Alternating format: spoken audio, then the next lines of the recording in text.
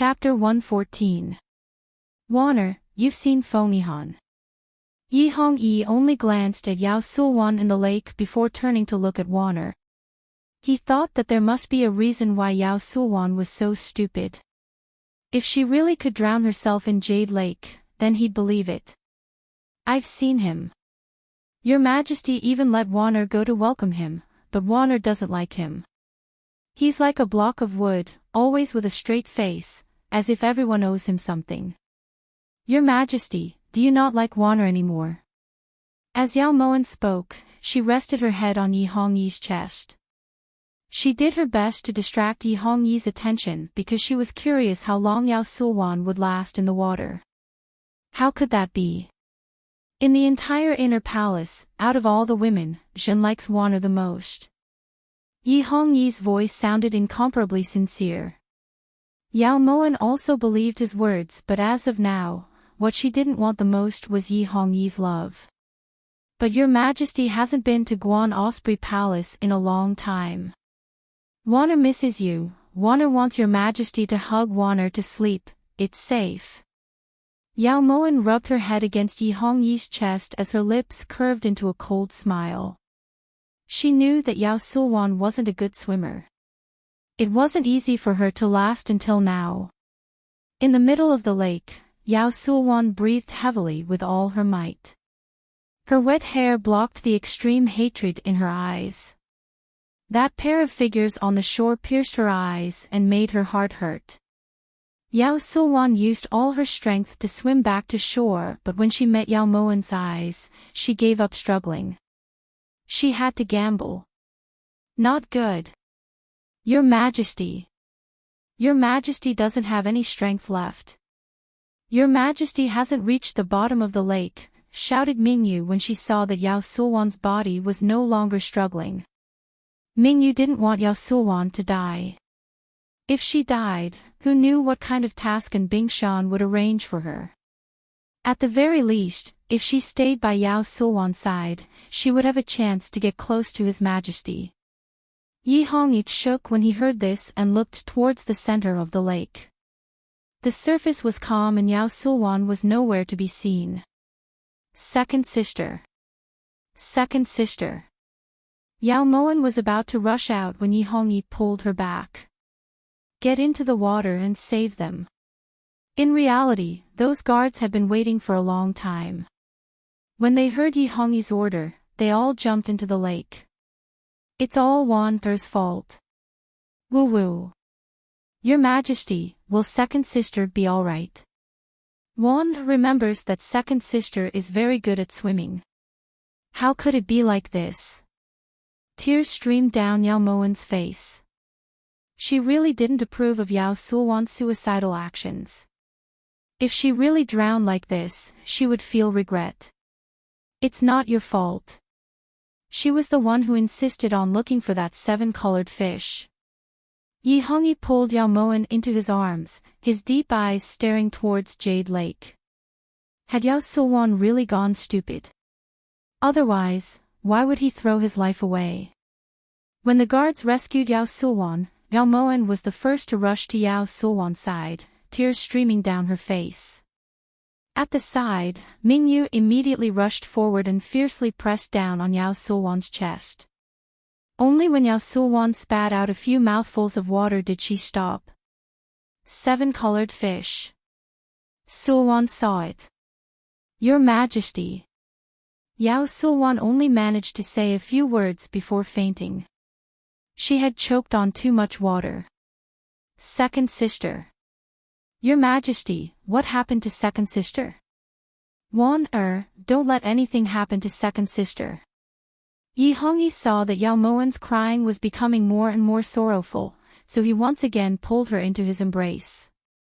The one who was going to die was Yao Sulwan, but Yao Moan's sorrowful cries seemed to steal the spotlight. What are you all standing there for? Hurry and carry consortly back and have Imperial Physician Xian treat her properly. Yi Hongyi roared in a low voice. Only now did Yao Sulwan get carried back to Pure Flower's palace by the guards. Your Majesty, wants to go accompany second sister, all right? Yao Moen wiped the corners of her eyes. Her tear-stained eyes were sparkling and translucent. Don't worry, she's fine. Didn't she talk just now? Yi Hongyi's hand stroked Yao Moen's fair cheeks as he carefully comforted her. In his memory, he had never been this gentle towards a woman. He also wanted to restrain his concern for Yao Moen. After all, she was an idiot and couldn't be made empress. However, the more he endured, the stronger the desire in his heart. But Wan-er doesn't feel at ease. Your Majesty, let Wan-er go, all right. Yao Moen tugged on Yi Hongyi's hand and swayed it lightly. Her coquettish appearance made Yi Hongyi not know whether to laugh or cry. All right, Tingyu, carefully serve your master. If anyone dares to bully her, come find us directly. Yi Hongyi still hadn't forgotten the scene in Guan Osprey Palace. Even though Yao Sulwan was currently unconscious, he still didn't feel at ease. This servant obeys. Tingyu bowed respectfully. Only when Yi Hongyi's figure disappeared from her line of sight did Yao Moen stop crying and turn to walk back to Pure Flower's palace. Your Highness, Consort Li couldn't have really gone stupid, right? Asked Tingyu as she followed behind Yao Moen with small steps.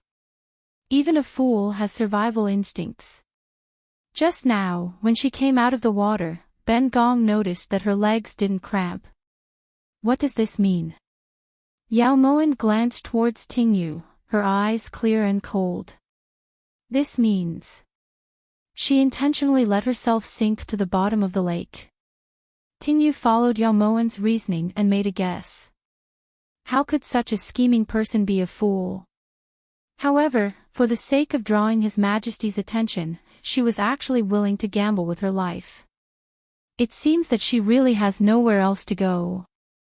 Yao Moen's lips curved into a cold smile, her eyes brilliant and dazzling. Your Highness, actually, this servant feels that His Majesty treats you very well. Tingyu had held back these words for a long time. Although she could feel Master's feelings for the esteemed prince and could faintly feel Master's indifference towards His Majesty, she just felt that compared to Yi Junqing, His Majesty really treated Master extremely well. Yao Moen abruptly stopped walking and her cold eyes were suddenly covered in frost. Her cold gaze was like two icicles that pierced Tingyu's body.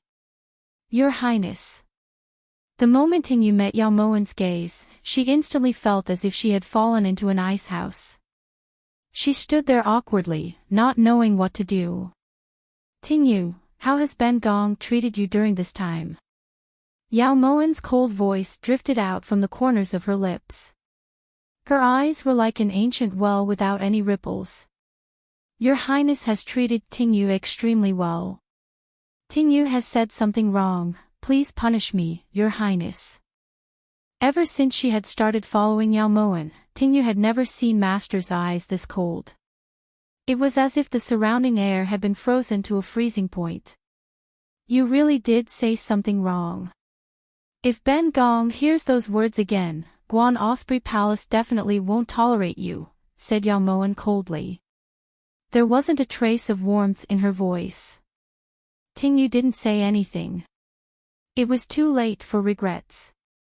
In Pure Flower's palace, when Yao Sulwan woke up, she saw that Mingyu was standing at the side with a bowl of ginger soup. Your Highness, the imperial physician instructed that you should drink this ginger soup as soon as you woke up to prevent catching a cold. Mingyu carefully handed the bowl to Yao Sulwan. Your Majesty. Yao Sulwan looked towards Mingyu with a pinched voice. His Majesty isn't here. Before Mingyu could finish, Yao Sulwan abruptly overturned the bowl of ginger soup and her expression abruptly became ruthless. Whenever Yao Sulwan thought about how she was struggling in the water while His Majesty was hugging Yao Moen and kissing her, she felt as if her heart was being burned by a soldering iron. His Majesty actually didn't come to see Ben Gong, shouted Yao Sulwan in a low voice. It doesn't matter if His Majesty didn't come, Wan-er came. Right at this time, Yao Moen leisurely walked over from behind Mingyu, her clear eyes filled with a teasing light. Mingyu. Yao Sulwan hadn't expected that Yao Moan would be in the room and immediately glared at Mingyu resentfully. Your Highness, this servant was just about to say. Mingyu felt wronged. This truly had nothing to do with her. Withdraw. Yao Sulwan didn't want to listen to Mingyu's explanation and waved her hand to dismiss her. Once Mingyu left, Yao Sulwan looked towards Yao Moan coldly. Don't get cocky too early. Moan didn't get cocky. She only felt astonished. Second older sister really has the root of wisdom. 7-colored fish. What a poetic name. How did you come up with it? Yao Moan clicked her tongue in admiration, the teasing light in her eyes not diminishing. Since His Majesty likes fools, Ben Gong is just catering to his liking. Aren't you also playing dumb in front of His Majesty? We're the same. Yao Sulwan's tone was cold as she said this hatefully. And, second older sister has a good idea.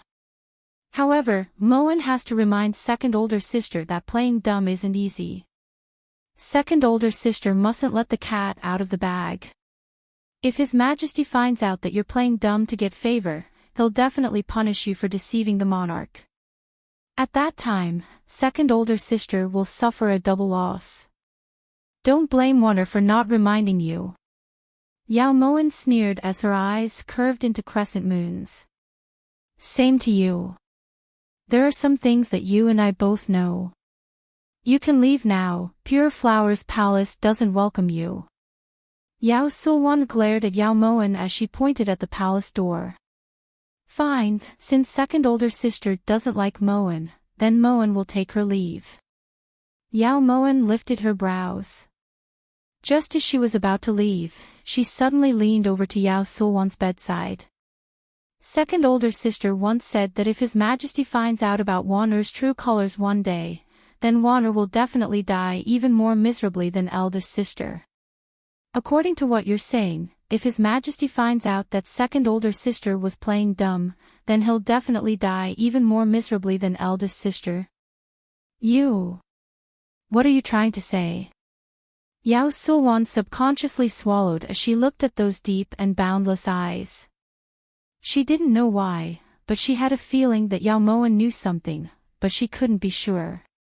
Nothing, I'm just reminding second older sister that playing with fire will only lead to self-destruction. You should be careful. Yao Moan said with a light smile, then swiftly left. The moment she looked back, Yao Moan swore in her heart that she would make Yao Sulwan experience all kinds of pain and die as humiliated as she had. When Yao Moan returned to Guan Osprey Palace, Yi Junqing was currently playing with the two kittens. His handsome face was pressed tightly against the kitten's pure white fur, and he seemed to be enjoying himself very much. If I didn't know better, I'd think that Prince is their father. This scene greatly improved Yao Moan's mood, especially since Yao Sulwan had started to play dumb according to her wishes. This really went according to her wishes. You came back just in time, this prince wants a kitten. Yi Junqing didn't mind Yao Moan's kind mockery. What does Prince want cats for? Yao Moan looked towards Yi Junqing in astonishment. Naturally to raise them. Yi Junqing continued to play with the kittens in his hands, not noticing Yao Moan's astonishment at all. But didn't Moan already agree to give one to Fenghihan? Yao Moan suddenly felt that Yi Junqing was very different today. If her joke had been any other time, it would definitely have caused black lines to appear on Yi Junqing's face. You only agreed to give him one, but isn't there another one? Moan agreed to Fenghihan because he saved Fluffy and her mother. Furthermore, he agreed to give Moan a generous gift in return. What did Prince do? What could Prince possibly give Moan? Yao Moan leisurely walked over to the chaise longue and slowly sat down next to Fluffy. She gently stroked Fluffy as she spoke. Chapter 115. Yao Moan, do you have the heart to let Quicksand know that he was swapped with a cat? She really didn't know if Fenghihan would still praise Yao Moan for being naive, straightforward, and extraordinary if he saw her like this. In any case, he didn't see how Yao Moen was refined, but he saw that she was very vulgar. Does Prince agree? Yao Moen lifted her eyes unhurriedly, her crystal-clear eyes sparkling brightly. She was truly curious why Yi Junqing, who had always viewed quicksand as his life, would suddenly be so willing to part with it. This prince has another condition. Yi Junqing finally got to the point. What? Yao Moen lifted her brows as she looked towards Yi Junqing. If the cat was just a cover, then what he was going to say next would probably be the main point. Feng Yihan invited you to drink tea and admire the moon tonight. This prince feels that it's necessary to be present, said Yi Junqing righteously. He also invited Prince. Yao Moen didn't expect that Feng Yihan would make such a request. It seemed like he wanted to break through this barrier. That's not the case, but this prince feels that it's necessary to go. Yi Junqing agreed. But Moen feels that there's no need. Moen can't agree to Prince's request, but Moen can give Prince a little kitten as a form of consolation. Yao Moen flatly refused. You don't want quicksand anymore. Yi Junqing was very surprised by Yao Moen's refusal. Moen has thought about it. In the end, Yan Nanxing gave quicksand to Prince out of sincerity. A gentleman should help others achieve their goals and not steal what others like. Moen has always thought of herself as a gentleman, so from now on, Prince doesn't need to worry about Moen stealing away quicksand. Yao Moen's righteous attitude made Yi Junqing feel defeated. In reality, he really wanted to know why Feng Yihan was asking Yao Moen out. He didn't think that Feng Yihan would be in the mood to enjoy tea and flowers. Don't leave. This prince feels like there's still room for discussion. When Yi Junqing saw that Yao Moen had gotten up to walk towards the inner chambers, he chased after her unwillingly. Is Prince preparing to have a proper discussion with Moen on the bed in the inner chambers? Yao Moen came to a sudden stop at the door of the inner room. When she turned around, she saw that Yi Junqing's handsome face was just inches away from hers. She could even feel a hot and humid breath on her face. The ambiguous words and the ambiguous posture caused the two calm hearts to be stirred up. Yi Junqing already knew that Yao Moen's eyes were very good at deceiving people. Whenever she played dumb, her eyes would always look so innocent. But at this moment, he also discovered that Yao Moen's eyes were very captivating. Her eyes were like two bottomless pits that urged him to desperately look down.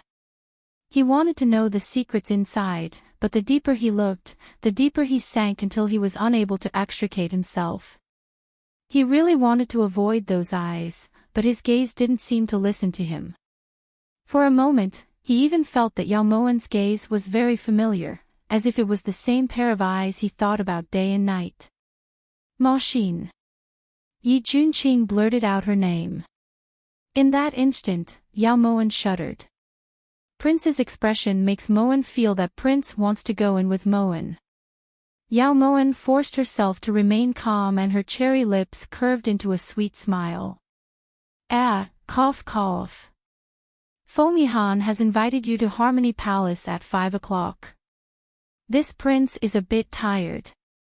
As Yi Junqing spoke, he walked around Yao Moen to push open the door to the inner chambers. Prince, what are you doing? Yao Moen looked towards Yi Junqing in shock.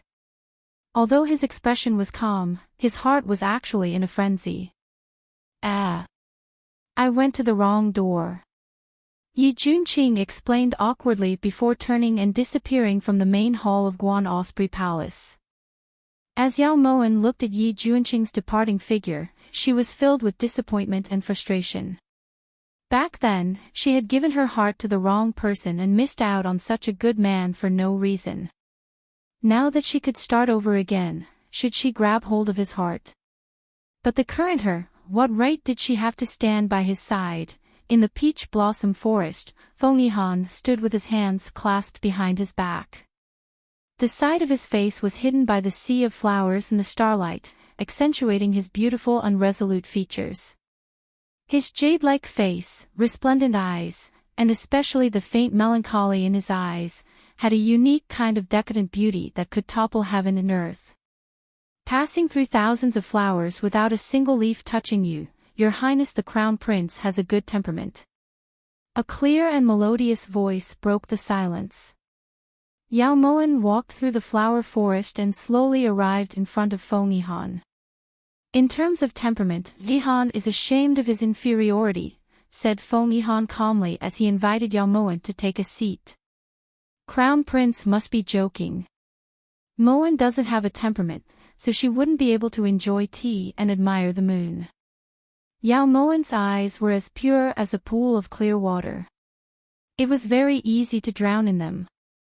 It seems that Consort Yao has guessed Yihan's intentions. Feng Yihan sat down in front of Yao Moen and gracefully poured her a cup of Longjing tea. Guessing is one thing, but hearing it from Your Highness Crown Prince's own mouth is another. Yao Moen took a small sip of the Longjing tea in the cup and instantly felt the fragrance linger in her mouth. She had to admit that Feng Yihan had put a lot of thought into this tea. But Yihan really wants to know if Consort Yao's thoughts coincide with Yihan's. Feng Yihan's slender eyes flickered with light. He was waiting for this woman to bring him an even greater surprise. Yin Shui. Yao Moen didn't waste words and just called out to Yin Shui. Subordinate Yin Shui kowtows in salute to master. Yin Shui's appearance was like a gust of wind, leaving no trace behind. Feng Yihan believed that his martial arts weren't weak, but he didn't know where Yin Shui had come from. Withdraw. Yin Shui suddenly disappeared as Yao Moen spoke. Her speed was so fast that it was as if she had never appeared. What does Consort Yao mean by this? Feng Yihan lifted his brows in shock as he looked towards Yao Moen. If Crown Prince wants to know this consort's strength, then this consort will show Crown Prince. Crown Prince also has hidden guards, so I'm sure you've heard of the Yin clan. Yin Shui's former master is Martial Alliance head Yan Nanxing. If they weren't best friends, does Crown Prince think that he would part with her?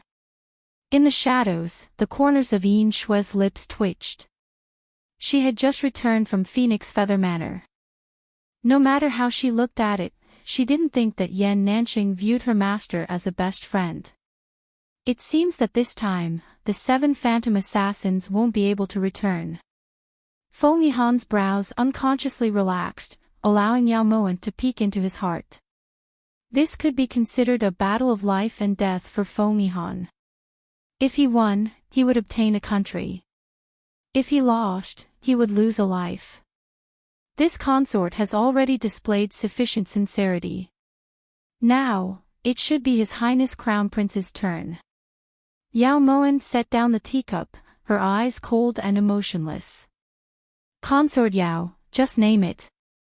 Yihan definitely won't haggle. Feng Yihan knew that if he didn't have Yao Moen's support, he wouldn't be able to resist the 7 phantom assassins.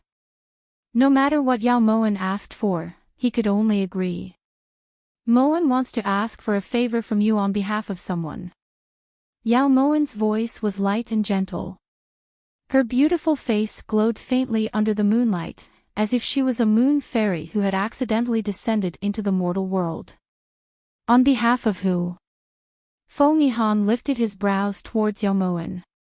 This answer surprised him. Moen also wants to know if Crown Prince and I are on the same page.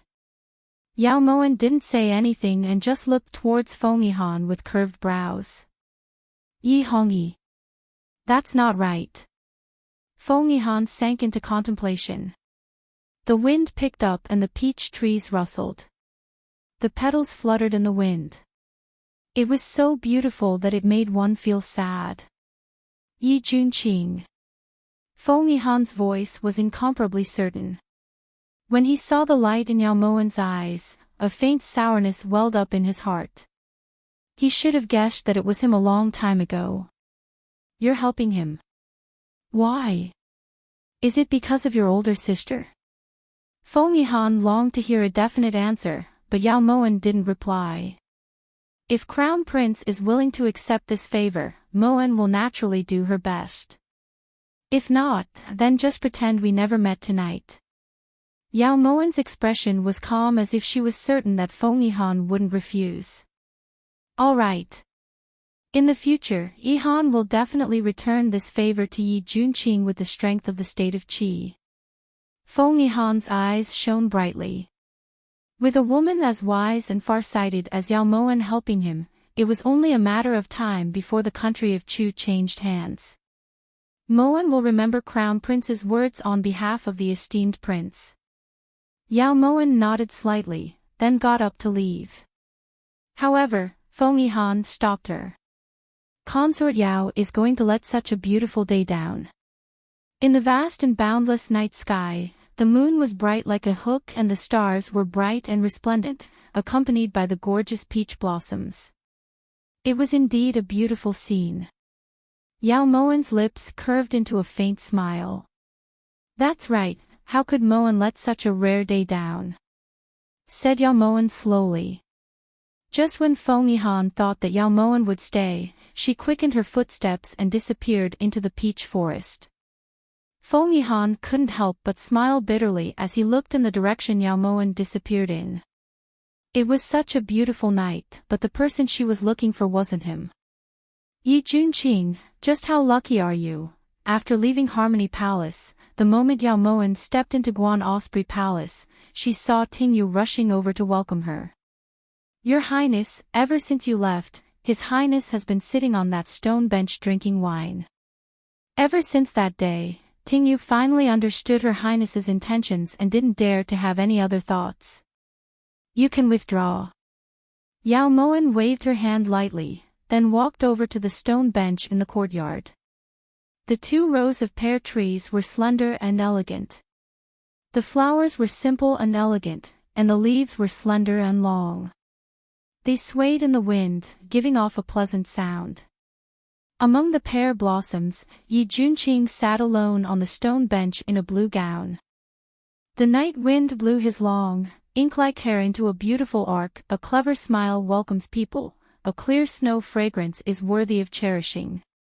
Comparing a clear snow to a pear blossom is very fitting. Yao Moan gracefully walked over like a fairy soaring through the clouds. She stopped on the swing next to Yi Junqing and tapped the ground with the tips of her feet. The swing swayed gently and her white skirt fluttered in the wind. It was an incomparably beautiful sight. When Yi Junqing heard this, the light in his eyes disappeared in an instant. Then he turned away in a huff and continued to drink his wine. Actually, with Prince's martial arts, it wouldn't be difficult to find out what Moan and Feng Yihan were talking about. Yao Moan broke the silence. Then why did you have Yin Shui stop this prince? The moment Yi Junqing spoke, he realized that he had let the cat out of the bag. So Prince has been there before.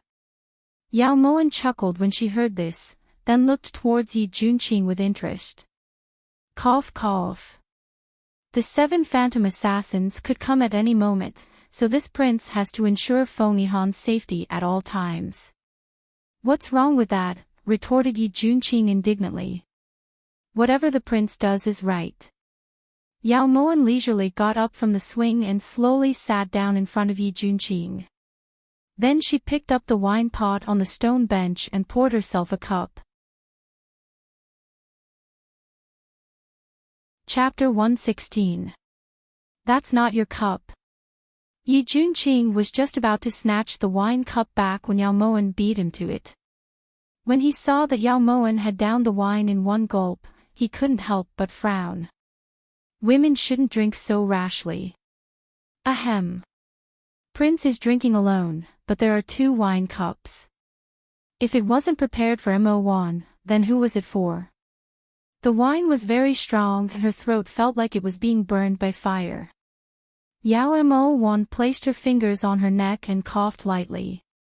It was prepared for Mo-shin.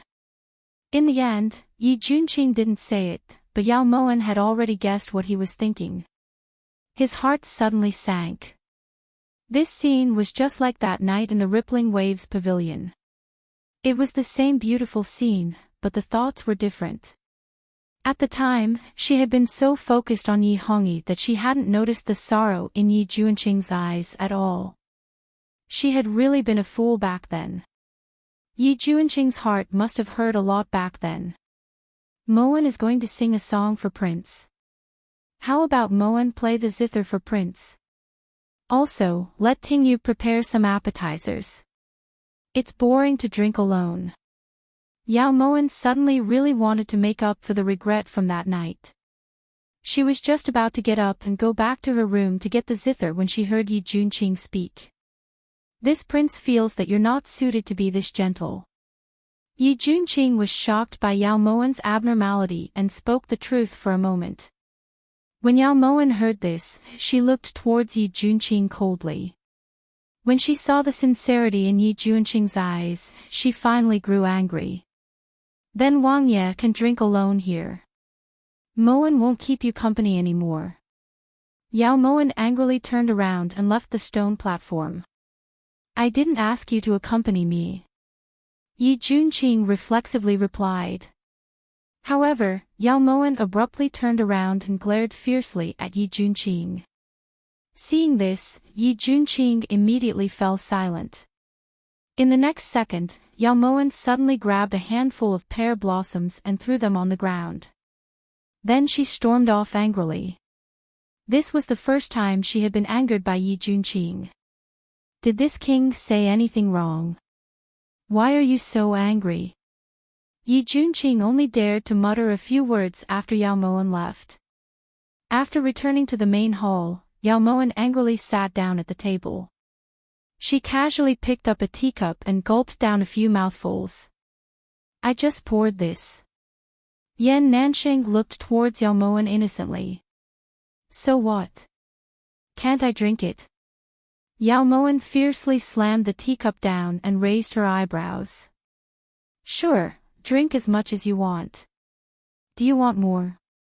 It's Nanxing's honor to be able to pour tea for Moen. Yan Nanxing's expression was sincere as he eagerly lifted the teapot. When did you come? Yao Moen let out a breath and returned to the topic at hand. When you told Fengmihan that we were best friends. When Yan Nanxing heard this, he almost fell off the branch. Is there a problem with Moen's words? Yao Moen looked towards Yan Nanxing innocently. Nanxing deeply agrees. Yan Nanxing firmly nodded his head. Yao Moen's temper wasn't right today, so it was best not to provoke her. This was what Yan Nanxing had learned. The 7 phantom assassins will arrive tomorrow night. Yin Shui can deal with 3 of them, but what about the remaining 4? Yao Moen restrained the irritation in her eyes and looked towards Yan Nanxing solemnly. Nanxing, I really didn't expect that you'd actually have Yin Shui find me for a mere 7 phantom assassins. Do you know that this is like using a butcher's knife to kill a chicken? Yan Nanxing had a helpless expression. His title as the dignified Martial Alliance Master wasn't something that could be bought with money. Are you sure you can deal with them? Yao Moen knew that Yan Nanxing was the Martial Alliance Master, but in the current world, there were far too many people who cheated sheep's heads while selling dog meat. Before she could see Yan Nanxing's true abilities, she naturally wouldn't have too much hope. In the blink of an eye, Yan Nanxing was incomparably confident, arrogant, and narcissistic. The next day, Yi Junqing continued to stroll around with Fengmihan while Yao Moen stayed in the main hall to keep Fluffy company. Everything went on as usual during the day, but as the clock approached, the atmosphere in Harmony Palace grew increasingly heavy.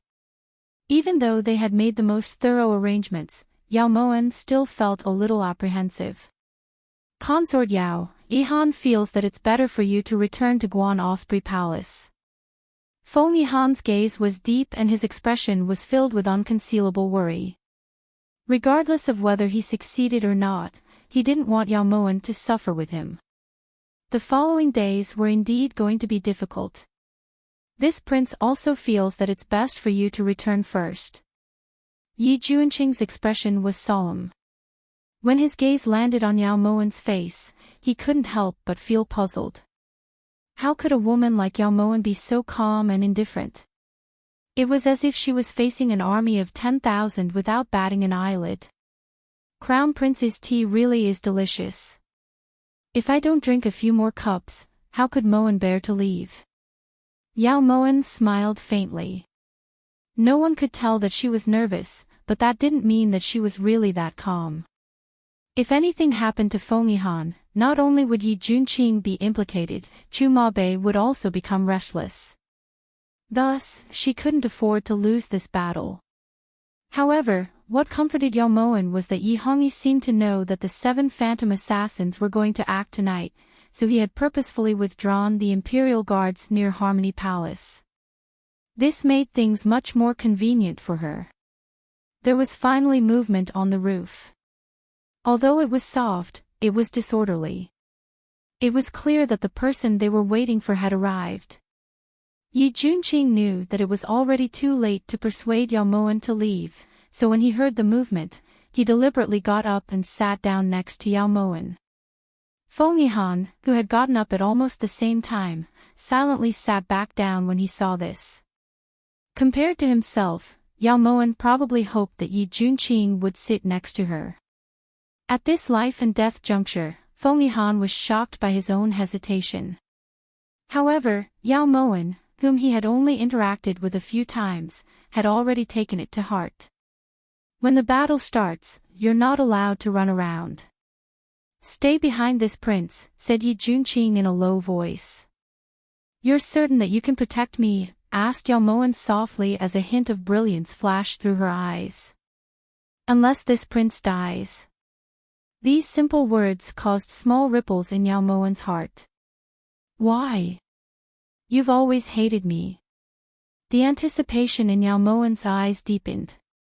Because you're Ma Xin's younger sister.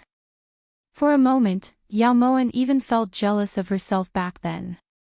Just what kind of fate had it been for him to miss her so much? Just as Yi Juanqing finished speaking, Ting Feng and Lu Sha crashed in through the window. Using the candlelight, Yao Moen could clearly see that both of their faces were deathly pale and that blood was seeping from the corners of their lips. They had most likely suffered serious internal injuries. Master, hurry and leave. Ting Feng abruptly jumped up from the ground and stood in front of Feng Yihan. Almost at the same time, 7 figures surrounded Yao Moen and the others. Kill everyone in this room without mercy. The cold voice seemed to carry the weight of metal as it hit the wall. Yao Moen subconsciously frowned. She saw that the 7 people in front of her were all wearing King Yama's masks and black cloaks, so it was impossible to distinguish them. Yin Shui. Yao Mo1 called out to Yin Shui in a stern voice. Almost at the same time, Yin Shui moved at the same speed and broke through the window with her double-edged sword. The tricky angle caught the members of the 7 phantom assassins off guard. Their weapons clashed, creating an ear-piercing screech.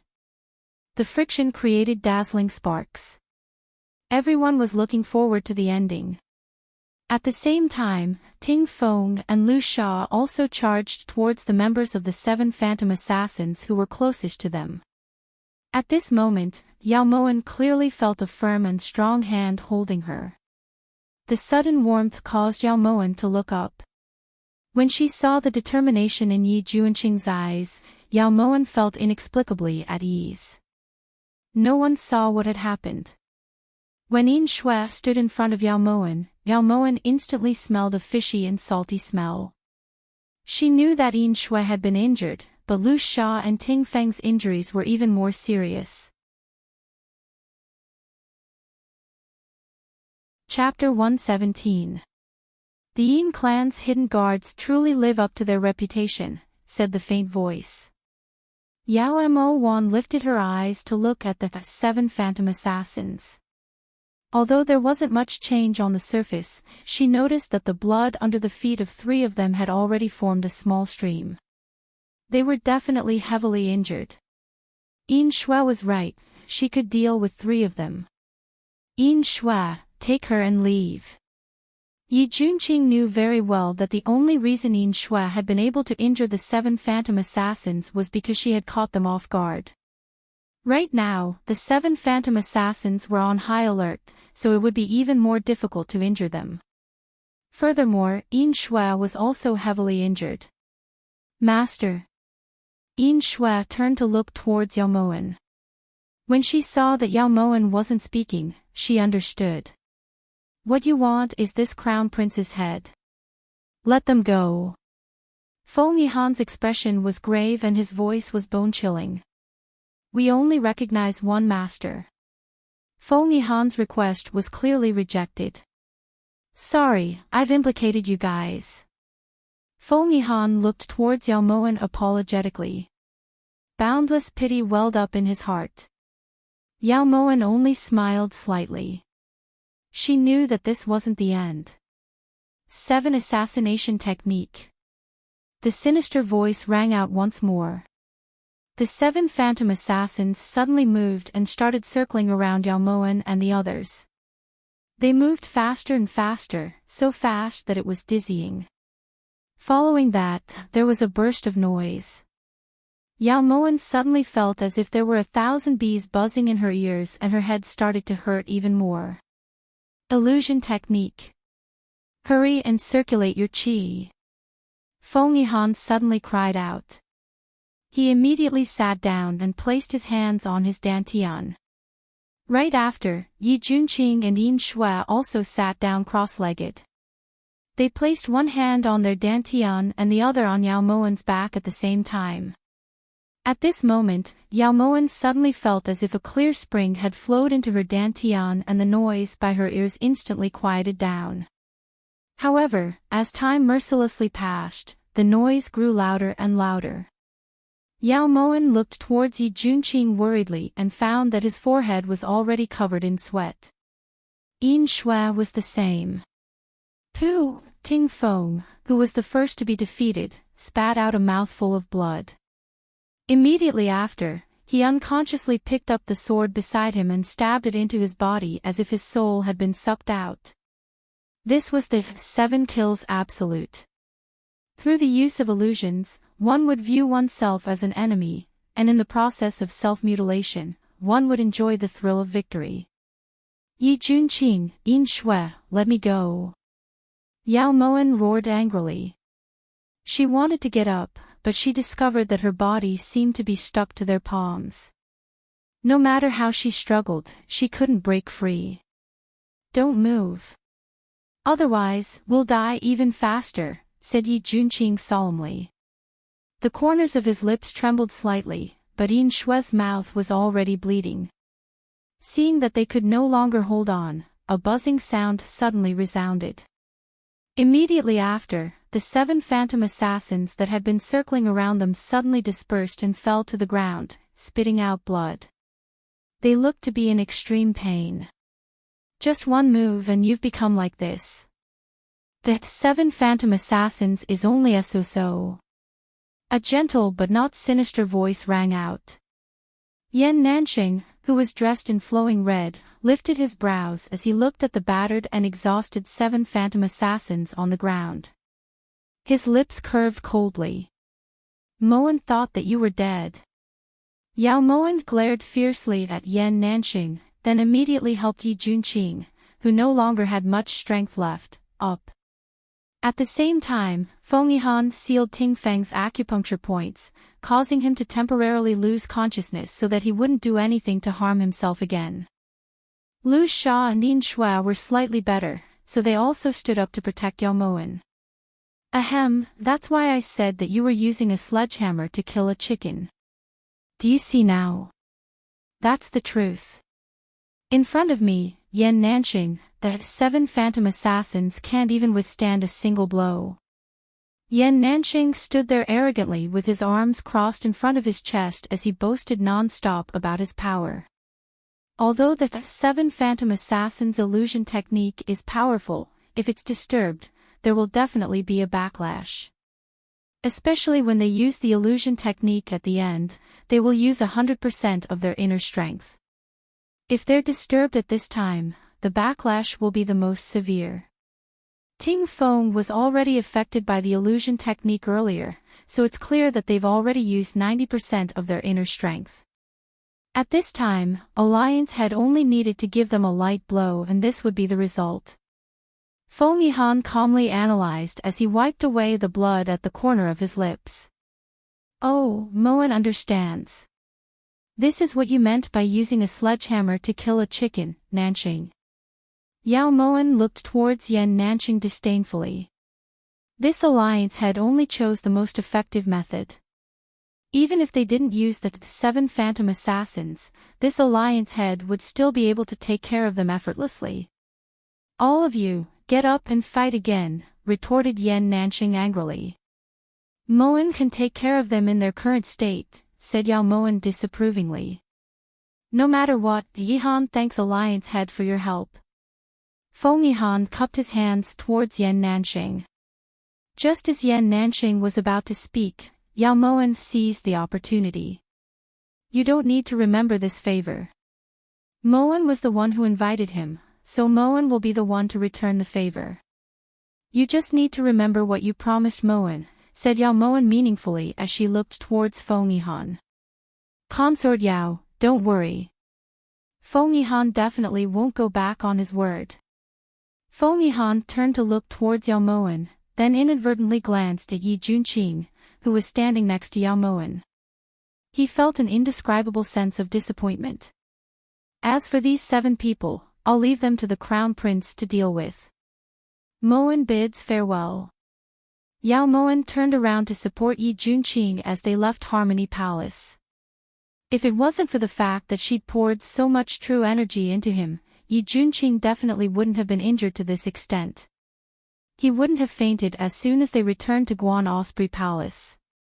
Yao Moen only walked out of the bedroom after she helped Yi Junqing onto her couch.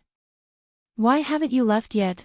Asked Yao Moen suspiciously when she saw Yan Nanqing sitting in the main hall.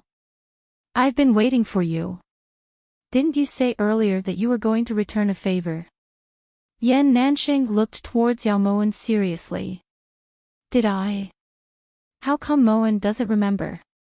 Yao Moen shrugged, then walked over to the table. Hey, so many people heard it, you can't go back on your word. Also, if you're like this, how are you going to beg people in the future? Yan Nanqing hurriedly walked over to Yao Moen. You still dare to ask me for a favor? If it weren't for you, would Yi Junqing have been so heavily injured? Yin Shue's injuries aren't light either, and Lu Sha will probably need to rest for a while. This was all caused by you, so you should naturally pay for their recovery expenses. Next time you come, remember to bring the money. Yao Moen grumbled as she picked up the teapot and walked towards the bedroom. Yao Moen, even if you're unreasonable, there should be a limit, right? If it weren't for me, you guys would have died a long time ago. Yan Nanqing was extremely speechless. How did he get to know such a snobbish and petty woman? How did they get to know each other? Who did Moen do all of this for? Yan Nanqing, in the end, Moen has always been helping you take care of that person inside. In terms of favors, you owe me countless times. 1,000 taels, not a single cent less. Now, please leave. Yi Junqing needs peace. Yao Moen lifted her brows towards Yan Nanqing. She truly felt that Yan Nanqing's beauty could overturn the heavens and earth. Even in this sinister state, he was still very good-looking. You. Gold or silver? Yan Nanqing said dejectedly. He finally understood one thing. In this world, the one thing he shouldn't do the most was reason with women, especially a crafty woman like Yao Moen. When he saw the strange smile on Yao Moen's face, Yan Nanqing suddenly realized that his mouth really was cheap. Gold. After throwing these 2 words down, Yao Moen had already pushed open the door and entered the bedroom.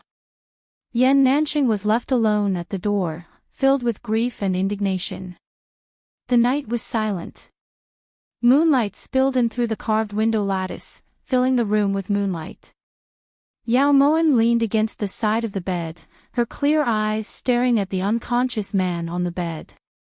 Junqing ah, you really are stupid to death. It's a good thing I'm still alive, otherwise what would you do? After an unknown amount of time, Yao Moan finally fell asleep.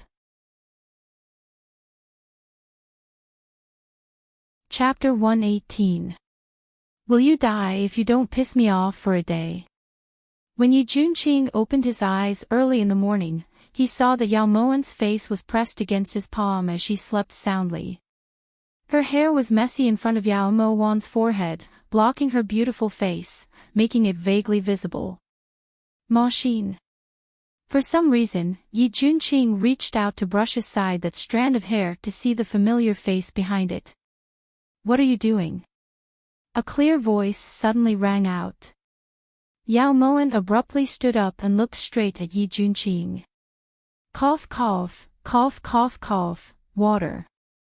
Yao Moan's actions were so sudden that Yi Junqing coughed violently in fright. His fingers paused in the air and turned to look at the blue porcelain teapot on the table. Yao Moan rubbed her eyes and walked to the table. This is your room. Why is this prince here? Only then did Yi Junqing notice where he was and immediately jumped off the bed. Did my bed grow thorns? Yao Moan was a bit bothered by Yi Junqing's reaction. No, it's just, cough, water. Yi Junqing didn't continue, but Yao Moan knew what he was worried about. If a prince was discovered lying on the bed of a noble consort, what would that mean? Right at this time, Tingyu knocked on the door and broke the awkward situation. Your Highness, the Crown Prince of Qi has sent someone to invite Your Highness and Prince to Harmony Palace for a meal. The food on the table clearly didn't come from the imperial kitchen of Chu Palace. Yao Moan didn't say anything. She knew that Feng Yihan was definitely on guard against Yi Hongyi, but he was overthinking things. Yi Hongyi wouldn't go looking for trouble. It's just breakfast, isn't it a bit too sumptuous? Yao Moan smiled. After last night, life and death had been decided. The current Feng Yihan was like a phoenix rising from the ashes. He would definitely accomplish great things in the future. These were all made by the imperial chefs that Yihan brought from the state of Qi. You don't have to say too much. If the two of you have the opportunity to visit the state of Qi in the future, Yihan will definitely treat you with great hospitality. Feng Yihan was handsome and spirited. His eyes were bright and his voice was powerful and resonant. Crown Prince is too polite. Yi Junqing cupped his hands in greeting with a smile. Compared to Feng Yihan, the light in Yi Junqing's eyes was less severe. Fame was like a fleeting cloud to him. Whether it was in the past or now, he didn't care about it at all. Perhaps Feng Yihan's miraculous survival had greatly shocked Yi Hongyi, or perhaps Yi Hongyi's spies in Qi had received some information, but on the 10th day of Feng Yihan's arrival in the Chu Palace, Yi Hongyi actually held a state banquet in honor of Feng Yihan. To Feng Yihan, this late banquet was already meaningless. However, he had a smile on his face throughout the entire banquet and appeared very magnanimous. The day Feng Yihan left, he made a special trip to Guan Osprey Palace to pick up Fluffy's baby. He also promised Yao Moan that he would definitely treat that little kitten like a national treasure. Fluffy, on the other hand, had practically searched the entire Guan Osprey Palace for the sake of finding her baby. It wasn't until the second day that her anxiety finally eased. Fluffy, don't worry. Feng Yihan will definitely treat your baby well. In Guan Osprey Palace, Yao Moan was currently comforting Fluffy when Yin Shui suddenly appeared. Master, Ben Lei sent news that the troops Great Shu had gathered in Mang Yuan have already retreated. Mang Yuan is temporarily safe. As Yin Shui spoke, she handed the purple letter to Yao Moan. It's safe this time, but what about next time? Yao Moan held the letter pensively. After this incident, Yao Moan could confirm one thing, and that was that Chu Mabei's desire to seize Mang Yuan had never disappeared. What a troublesome fellow. Send a letter to Ben Lei to move the money out. In the end, Meng Yuan is a troublesome place, ordered Yao Moen coldly. Yes. When Yin Shui received the order and turned around, she seemed to suddenly remember something. She casually took out a banknote worth 1,000 taels of gold and handed it to Yao Moen. This is from Yan Nanxing to Master. After reporting, Yin Shui turned and disappeared.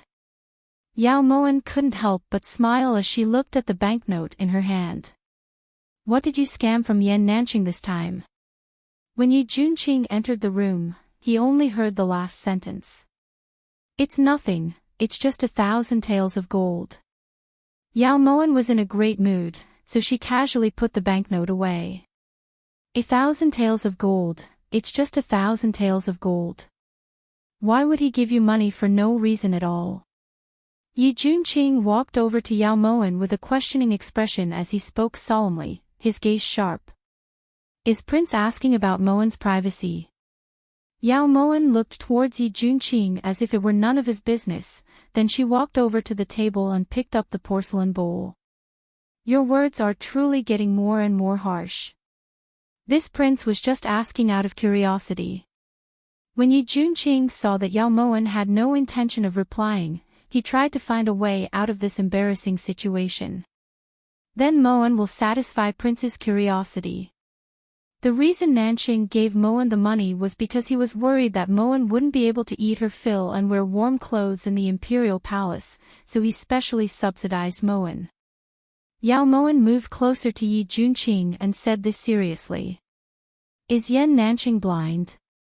Who on earth is the one that doesn't have enough to eat and wear warm clothes right now? Yi Junqing exhaled heavily. He was extremely speechless. Compared to Yao Moen, he was much more suitable to receive this sum of money. Yi Junqing had no idea that if it weren't for him, Yan Nanxing wouldn't have obediently given the money to Yao Moen. At this time, Yao Moen was smiling faintly and only focused on eating. Junqing, in the near future, the entire world will be yours. Why would you need to worry about not having enough to eat and wear warm clothes? Ever since Feng Yihan left, Yi Junqing began to investigate Nurse Sun, Eunuch Zheng, and Yunur's whereabouts. Now that he had Lu Sha's help, Yi Junqing quickly found out that Nurse Sun hadn't returned to her home in Heisei as recorded in the records. This speed made Yao Moen slightly worried. Thus, for the first time in his life, Yao Moen had Yan Nanxing act like a villain and forcefully take Lu Sha back from Yi Junqing's hands. Unlike Yin Shui, when Yan Nanxing had given Lu Sha to Yi Junqing, he hadn't allowed Lu Sha to change hands. Prince seems to be very unhappy. That night, Yao Moen started to tease Yi Junqing. This prince wants to sever all ties with Yan Nanxing, said Yi Junqing fiercely. As he spoke, he slammed his chopsticks into the bottom of his bowl. Why? Did he offend you? Asked Yao Moen even though she already knew the answer. He actually wanted Lu Sha back. Yi Junqing truly couldn't swallow this. He had just found out that there was something fishy about Nurse Sun's whereabouts, but Yan Nanxing wanted Lu Sha back at this critical juncture. This was too unkind. Most importantly, he had already made his relationship clear to Yan Nanxing, but Yan Nanxing didn't seem to be shaken in the slightest. He was truly heartless. Yao Moen suddenly fell silent and her expression turned solemn. Are you all right? Yi Junqing asked worriedly when he saw Yao Moen's abnormality. Before he knew it, his concern for Yao Moen had already surpassed his imagination. However, this subtle change was something that even Yi Junqing himself hadn't noticed. How do I say this? I've always felt that Yan Nanxing was indifferent towards me, but now it seems that he truly loves me to the core. Yao Moen put down her bowl and chopsticks, then looked up with a calm expression. Why? Yi Junqing looked towards Yao Moen in confusion. These words made him feel very uncomfortable. Lu Sha. Yao Moen's cherry lips parted slightly. By the time she finished speaking, Lu Sha was already standing in front of Yi Junqing. In this moment, Yi Junqing finally understood. Yan Nanxing had taken Lu Sha from him and now he was running over to Yao Moan to fawn over her.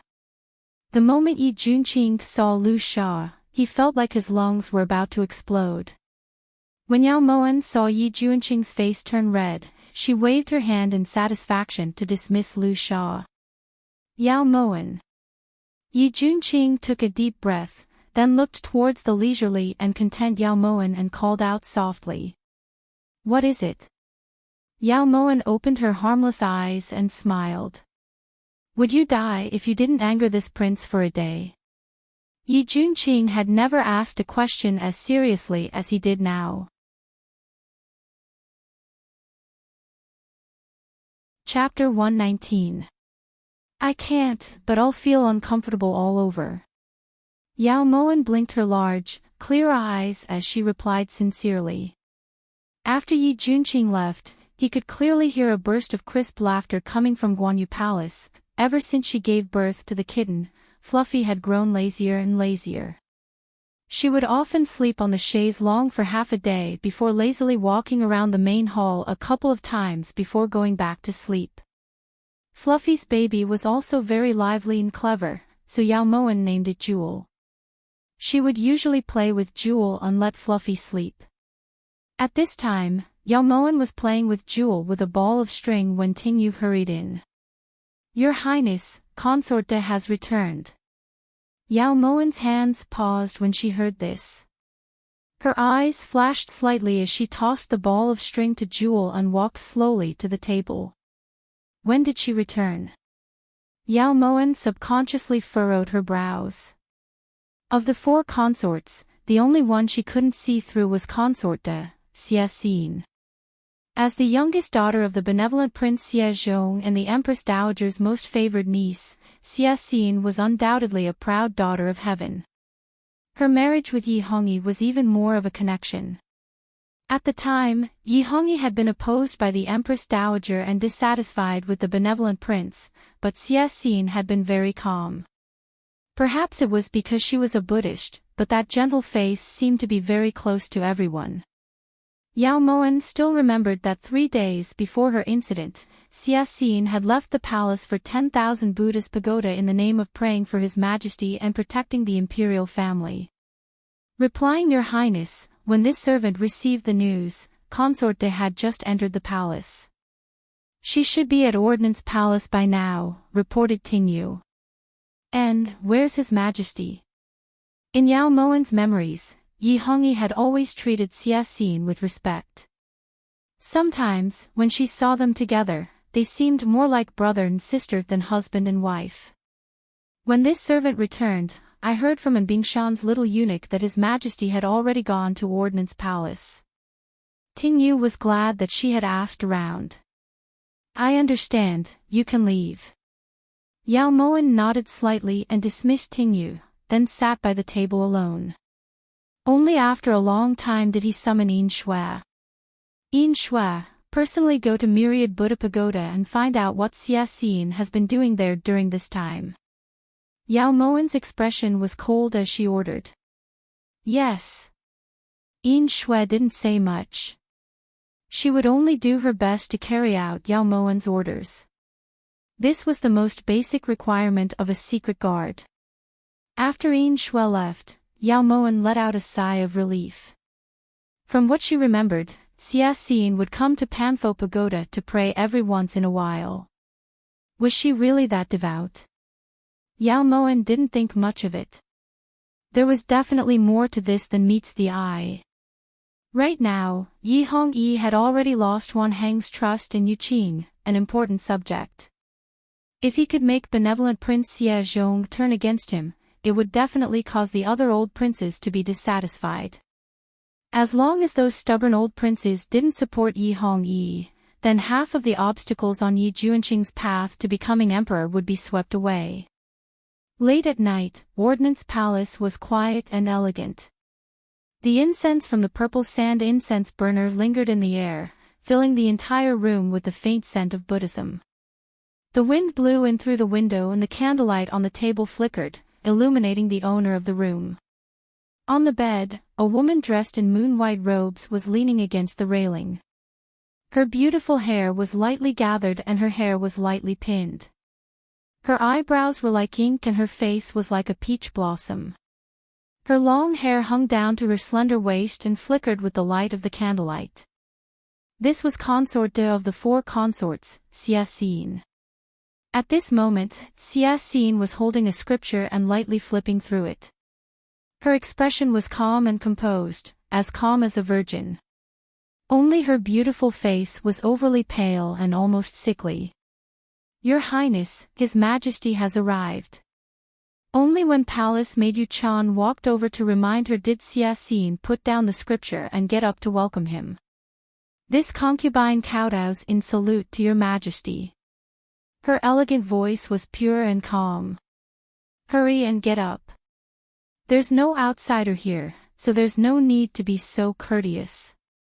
When Yi Hongyi saw Siasine bend over, he hurriedly walked forward to help her up.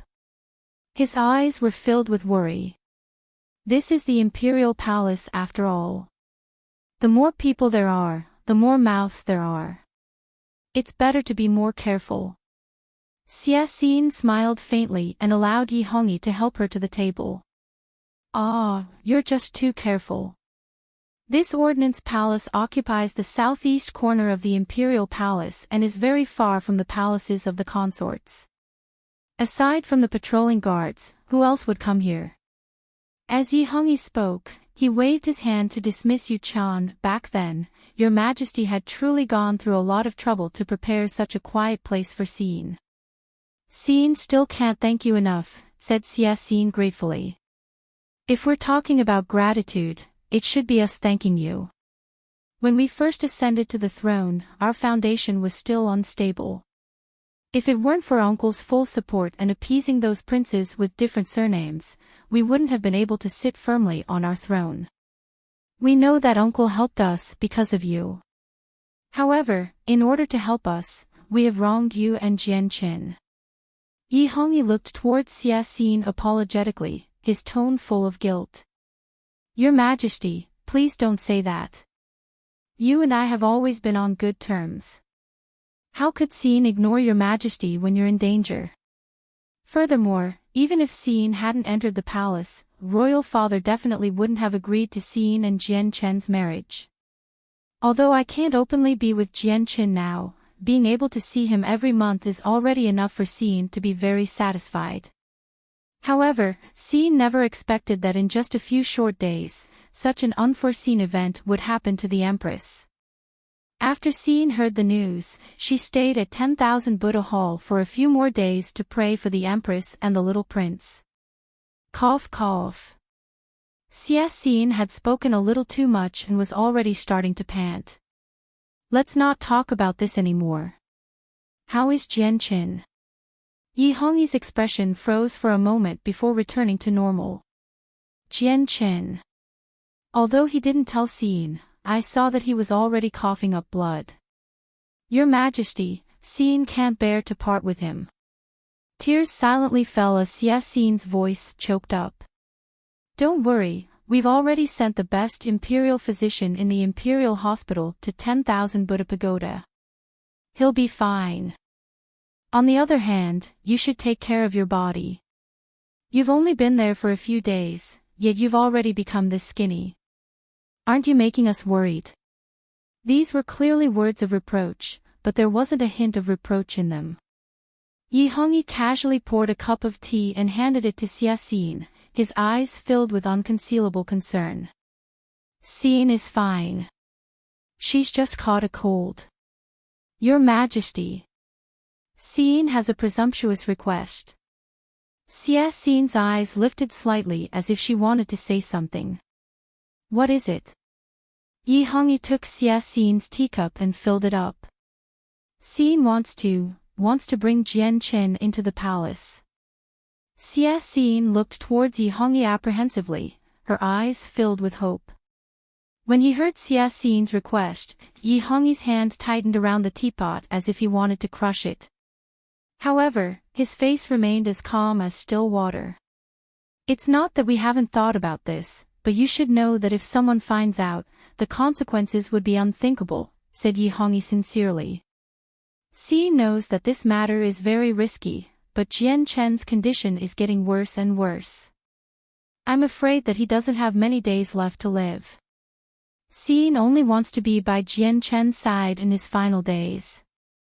Even if it's just to see him once a day, that's good enough. Your Majesty, Xi begs you. Cough cough. Perhaps because she was too emotional, Xi couldn't stop coughing and her face became even paler. Don't panic, let us think some more. Yi Hongyi put down the teapot and sat down on the chair. His thick eyelashes blocked the absolute coldness in his eyes. Your Majesty. Xi looked towards Yi Hongyi with teary eyes, waiting for his reply.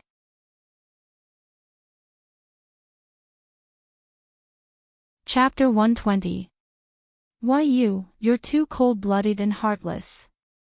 In the next 2 days, we'll think of a way to place Jian Chen in the Imperial Guard. However, you have to promise us that you definitely won't let anyone find out. Otherwise, you should know what the consequences will be. Warned Yi Hongyi solemnly. Xi kowtows in thanks your Majesty. When Xi heard this, she immediately got up and bowed in gratitude. There's no need to mention thanks between us. Hurry and get up, Yu Chan. Yi Hongyi helped Xi up from the ground and called Yu Chan over. This servant kowtows in salute to your Majesty, said Yu Chan respectfully as she ran in. Hurry and help your master back to her room to rest. Wait on her carefully. When Yu Chan heard this, she immediately got up and helped Xi back to the inner chambers. As Xi's weak figure disappeared through the inner chambers, Yi Hongyi's gentle gaze turned icy. After leaving Ordnance Palace, Yi Hongyi immediately called An Bingshan to the imperial study. An Bingshan, make a trip to Myriad Buddha Pagoda and have Imperial Physician Jing double the amount of medicine for Jian Chen. We want him to die of this disease within 5 days, said Yi Hongyi coldly, his icy eyes shining with a bloodthirsty light. Your Majesty wants to get rid of Jian Chen. Then Her Highness Consort does medicine. And Bingshan asked in surprise. Continue. All those who betray us must die. We gave her a chance, but she didn't know what was good for her. If it weren't for that old geezer Xie Zhong, we wouldn't have to go through all this trouble. You're dismissed. Yi Hongyi said ruthlessly. He only let out a sigh of relief after An Bingshan left, then leaned back on the dragon throne dispiritedly. In the entire inner palace, who truly loved him? And who did he love? Yi Hongyi repeatedly asked himself, but there was only one answer, Yao Moen. During dinner, Yi Junqing maintained his silence and only spoke when Yao Moen was about to get up. This prince found out that neither eunuch Xing nor Yuna returned home, and no one even saw them leave the imperial palace. Why would there be such a false record in the records? They're both the people closest to Ma Xin, so there must be a reason behind this, said Yi Junqing solemnly as he looked towards Yao Moen. What is Prince trying to say? Yao Moen slowly sat back down. Don't you find it suspicious? Not only eunuch Jing, Yun-er, but even Nanny's son's whereabouts were fake. If they had never left the imperial palace and couldn't be found in the imperial palace, it meant that they had probably met with misfortune. Who was the culprit? And what is their goal? Aren't you curious? Yi Junqing looked towards Yao Moen in surprise. This wasn't a reaction that Yao Moen should have. There's nothing to be curious about. Eldest sister must have offended quite a few people in the palace when she was alive. Now that she's dead, those enemies in the open and in the shadows will naturally vent their anger on the people around her. It's a pity that the 3 of them are dead. Yao Moen replied leisurely. Her eyes were calm, but her heart was suffering a piercing pain. Is that what you think? Have you ever thought that the three of them were killed to keep their mouths shut? Have you ever suspected the cause of Ma Xin's death? Yi Junqing furrowed his brows and asked sternly.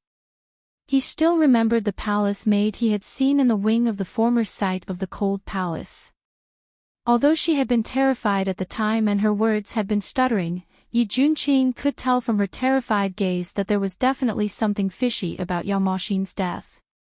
Prince wouldn't suspect that His Majesty killed eldest sister, right? Not to mention the fact that His Majesty almost had a falling out with the Empress Dowager and the benevolent prince because of eldest sister's infatuation with His Majesty. Just the fact that eldest sister is infatuated with His Majesty is enough to prove that His Majesty has no reason to harm eldest sister. In truth, if Prince has nothing better to do, you could just take Fluffy out for a walk and admire the flowers. Being so neurotic all day isn't the right way. Yao Moan looked towards Yi Junqing with a sad and pitiful expression. This prince has never thought that it was His Majesty, but perhaps it was one of the imperial concubines in the palace. How could he suspect Yi Hongyi? Ma Xin had done everything for Yi Hongyi, so no matter how many reasons he had, he wouldn't harm Ma Xin. Yi Junqing's eyes gradually darkened as bitterness flashed through his heart.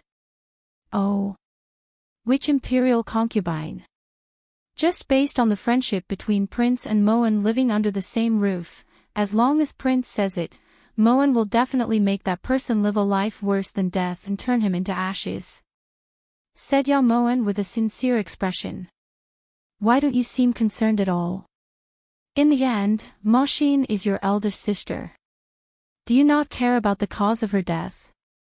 Yi Junqing was getting a little angry. He wasn't joking. It's not that Moan doesn't care, it's just that I firmly believe that there's nothing suspicious about eldest sister's death, replied Yao Moan indifferently. Then how do you explain Nurse Sun and the other two? Asked Yi Junqing. Putting aside the fact that Prince still hasn't found out whether they're dead or alive, even if they were dead, Moan wouldn't find it strange. There's no lack of vengeful spirits and ghosts in this boudoir. A few people dying isn't anything. Yao Moan's heart wasn't as relaxed as she made it sound. Everyone who died because of her wouldn't die in vain. These grudges were all branded in the bottom of her heart. There would come a day when she would make Yi Hongyi pay them back, one by one, mercilessly. But they're different from those people.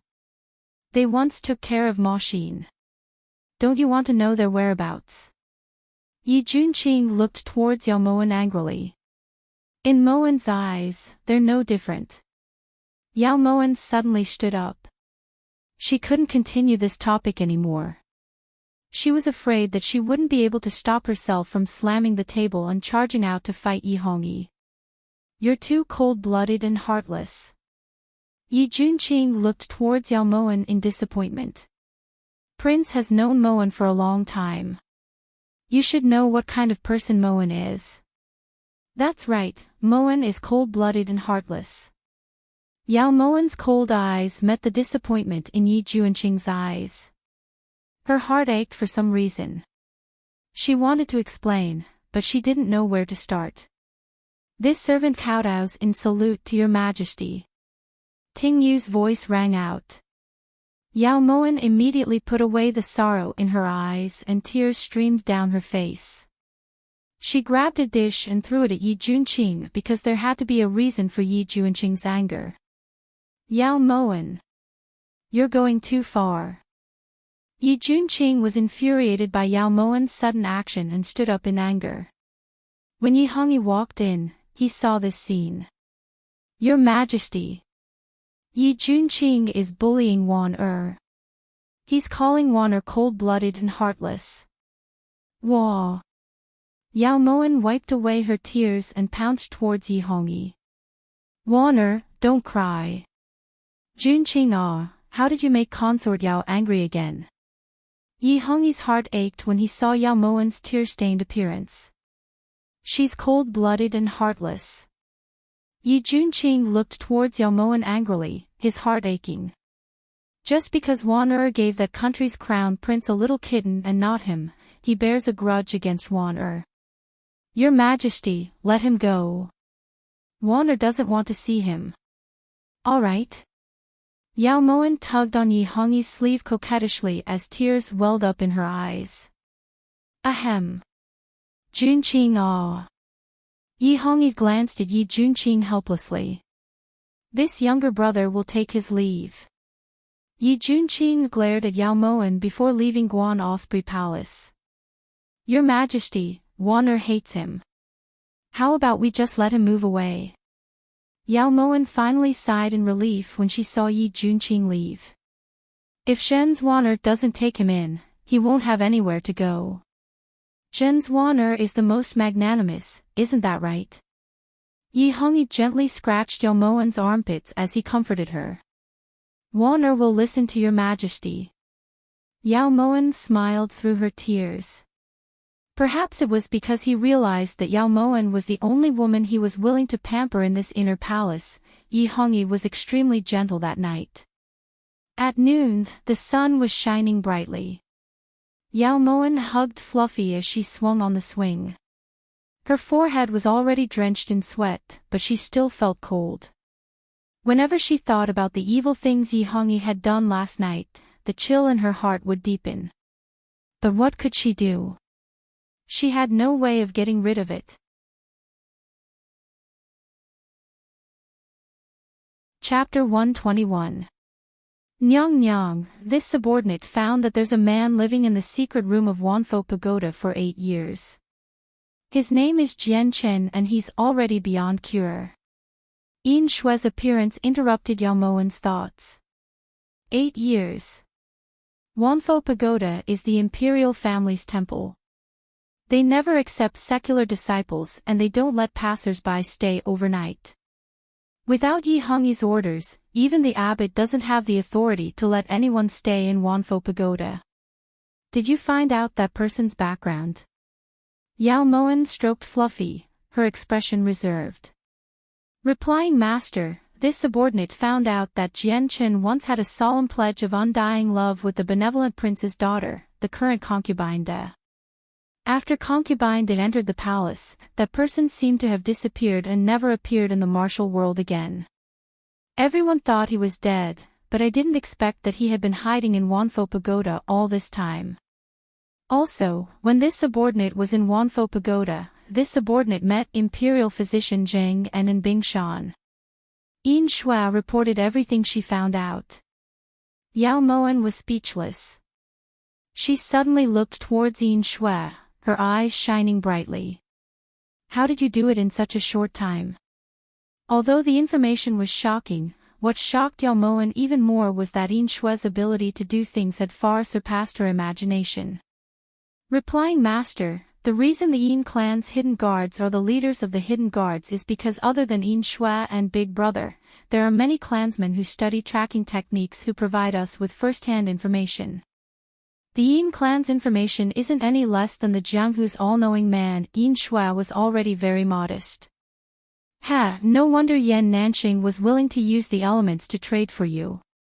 Oh right, you said you met Imperial Physician Zheng and in Bingshan at Wanfo Pagoda? Yao Moen returned to the main topic. Yes, and this subordinate heard in Bingshan instruct Imperial Physician Zheng to increase the dosage of Jian Chen's poison. Yin Shua always spoke the truth and never added her own subjective assumptions. In other words, Yi Hongyi knew of Jian Chen's existence from the beginning and secretly poisoned him. Xia Xin went to Wanfo Pagoda every month to pray for blessings, but in reality, she went to meet her lover. Most importantly, Yi Hongyi knew he was a turtle, but he endured it for 8 years and didn't fall out with Xia Xin. Interesting. Yin Shua, can Jian Chen still be saved? Yao Moen vaguely felt that there was something fishy about this matter. She needed to investigate it carefully. Master, Yin Shua is powerless, but Yan Nanxing can.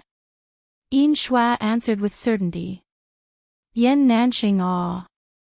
Go invite him over. Tell him that something big has happened to Yi Junqing. Yao Moan knew very well that if she didn't mention Yi Junqing, Yan Nanxing would never want to see her again. Yao Moan understood this very well. Yes. After Yin Shui left, Yao Moan held the swing with one hand and stroked Fluffy with the other as she sank into deep thought. When Yi Hongyi had just ascended to the throne, the older generation of princes had been very dissatisfied and had become restless. He had racked his brains over this but couldn't come up with a good plan. The turning point of this matter was Xie Xin's entry into the palace. Ever since she entered the palace, the benevolent prince had done everything he could to resolve this internal problem. From what Yao Moan remembered, Xie Xin's monthly visits to the 10,000 Buddhist pagoda started 3 months after she entered the palace. Yi Hongyi had long since known about the mysteries of the 10,000 Buddhist pagoda, so it wasn't hard to guess that Xie Xin's entry into the palace was most likely a deal between Yi Hongyi and her. Given the benevolent prince's temper, even if Xie Xin didn't enter the palace, he definitely wouldn't let her marry someone other than the imperial family. This way, the two of them would both get what they needed. It could be considered a good plan. However, Yi Hongyi, you can't change your bad habit of burning bridges after crossing the river. Yao Moan's lips curved into a cold smile as her eyes lit up. Good news arrived 3 months after Li Qingqing entered the Prime Minister's residence. Yao Moan couldn't help but feel a little happy. She really hadn't misjudged, Li Qingqing really was restless. Your Highness, since Master has already drunk that thing, how could Madam? Tingyu realized that she had asked the stupidest question in her life. What do you think? Lu Xing, go find out who that child's father is. Remember, you can't make it public, you can't let anyone know, understood? Yao Moan lifted her brows as she looked towards Lu Xing. She suddenly really hoped that the child in Li Qingqing's stomach would come into this world sooner. She also really wanted to know the limits of her father's tolerance. This servant understands. Lu Xing faithfully did everything for Yao Moan. Even though Yao Tu had hinted to him to persuade Master to let go of her hatred towards Master, Lu Xing knew that the current consort Yao was no longer the foolish third miss from back then. Once Master decided on something, no one could change her mind. Once Lu Xing left, Tingyu carefully moved closer to Yao Moan. Your Highness, the Imperial Kitchen's Qin Momo has come. The noon meal has already been prepared. Should this servant still take out the esteemed prince's meal and send it over? Ever since that day when Yao Moan had spilled a dish on Yi Junqing, it had already been 2 days since Yi Junqing had appeared in the main hall of Guan Osprey Palace. Go and prepare. This consort will go take a look in a bit. Yao Moan sighed inwardly. When she thought about it, she had indeed gone a bit overboard that day. However, if she hadn't done that, how would she explain Yi Junqing's anger to Yi Hongyi? When Yao Moan pushed open the door to the east wing, the silence inside made her a bit surprised. Yao Moan turned around and ordered Tingyu to stay outside while she walked in with the food box. Yao Moan lightly placed the food box on the side of the table and looked around with her watery eyes. The room was so simple that it was almost crude. There weren't too many furnishings. Aside from a table, chairs, and a tea set, there wasn't even a decorative bonsai. Was this what Yi Hongyi meant when he said that everything was prepared? Yao Moan couldn't help but feel a bit sad. Yi Junqing shouldn't have been treated like this. Yao Moan suppressed the sourness in her heart and slowly walked into the bedroom. The door wasn't closed, so Yao Moan easily entered the room. On the bed, that azure figure seemed to be sleeping lightly. When Yao Moan saw the embroidered quilt on the floor, she walked over to the bed with light steps and covered Yi Junqing with it. Almost at the same time, Yi Junqing suddenly jumped in and looked at the woman in front of him with shock and vigilance. What are you doing? Yi Junqing clutched the quilt to his chest and leaned back reflexively. This scene made Yao Moan extremely speechless. She was a woman, what could she do? You're sick. When Yao Moan noticed that Yi Juanqing's handsome face was slightly red, she immediately took a step forward and asked this worriedly. Don't come over. Yi Juanqing reflexively retreated as if Yao Moan who was charging towards him was a dreadful beast. Caught a cold. Why don't you call an imperial doctor? Yao Moan didn't care about Yi Juanqing's warning at all.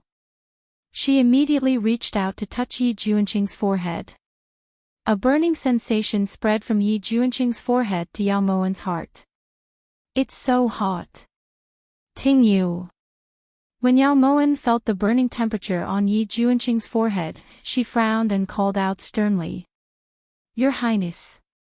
When Ting Yu heard this, she hurriedly ran in. Hurry and call an imperial doctor.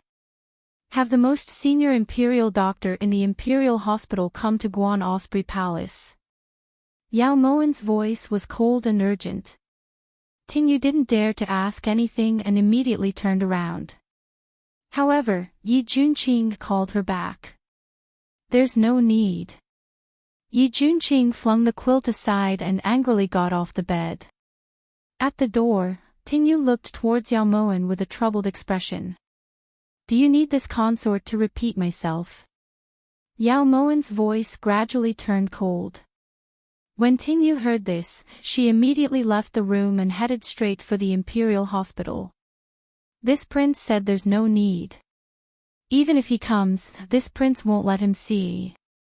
Yi Juanqing looked towards Yao Moan angrily before walking out of the bedroom.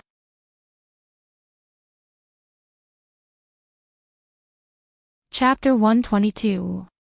Moan naturally has a way to make you obedient. Yao Moan withdrew the sternness in her eyes, lifted her brows, and followed him out. Yi Juanqing abruptly turned to look at Yao Moan disapprovingly. What? You don't believe me? Yao Moan's confident tone made Yi Juanqing feel both infuriated and amused. If he wasn't willing, who could force him?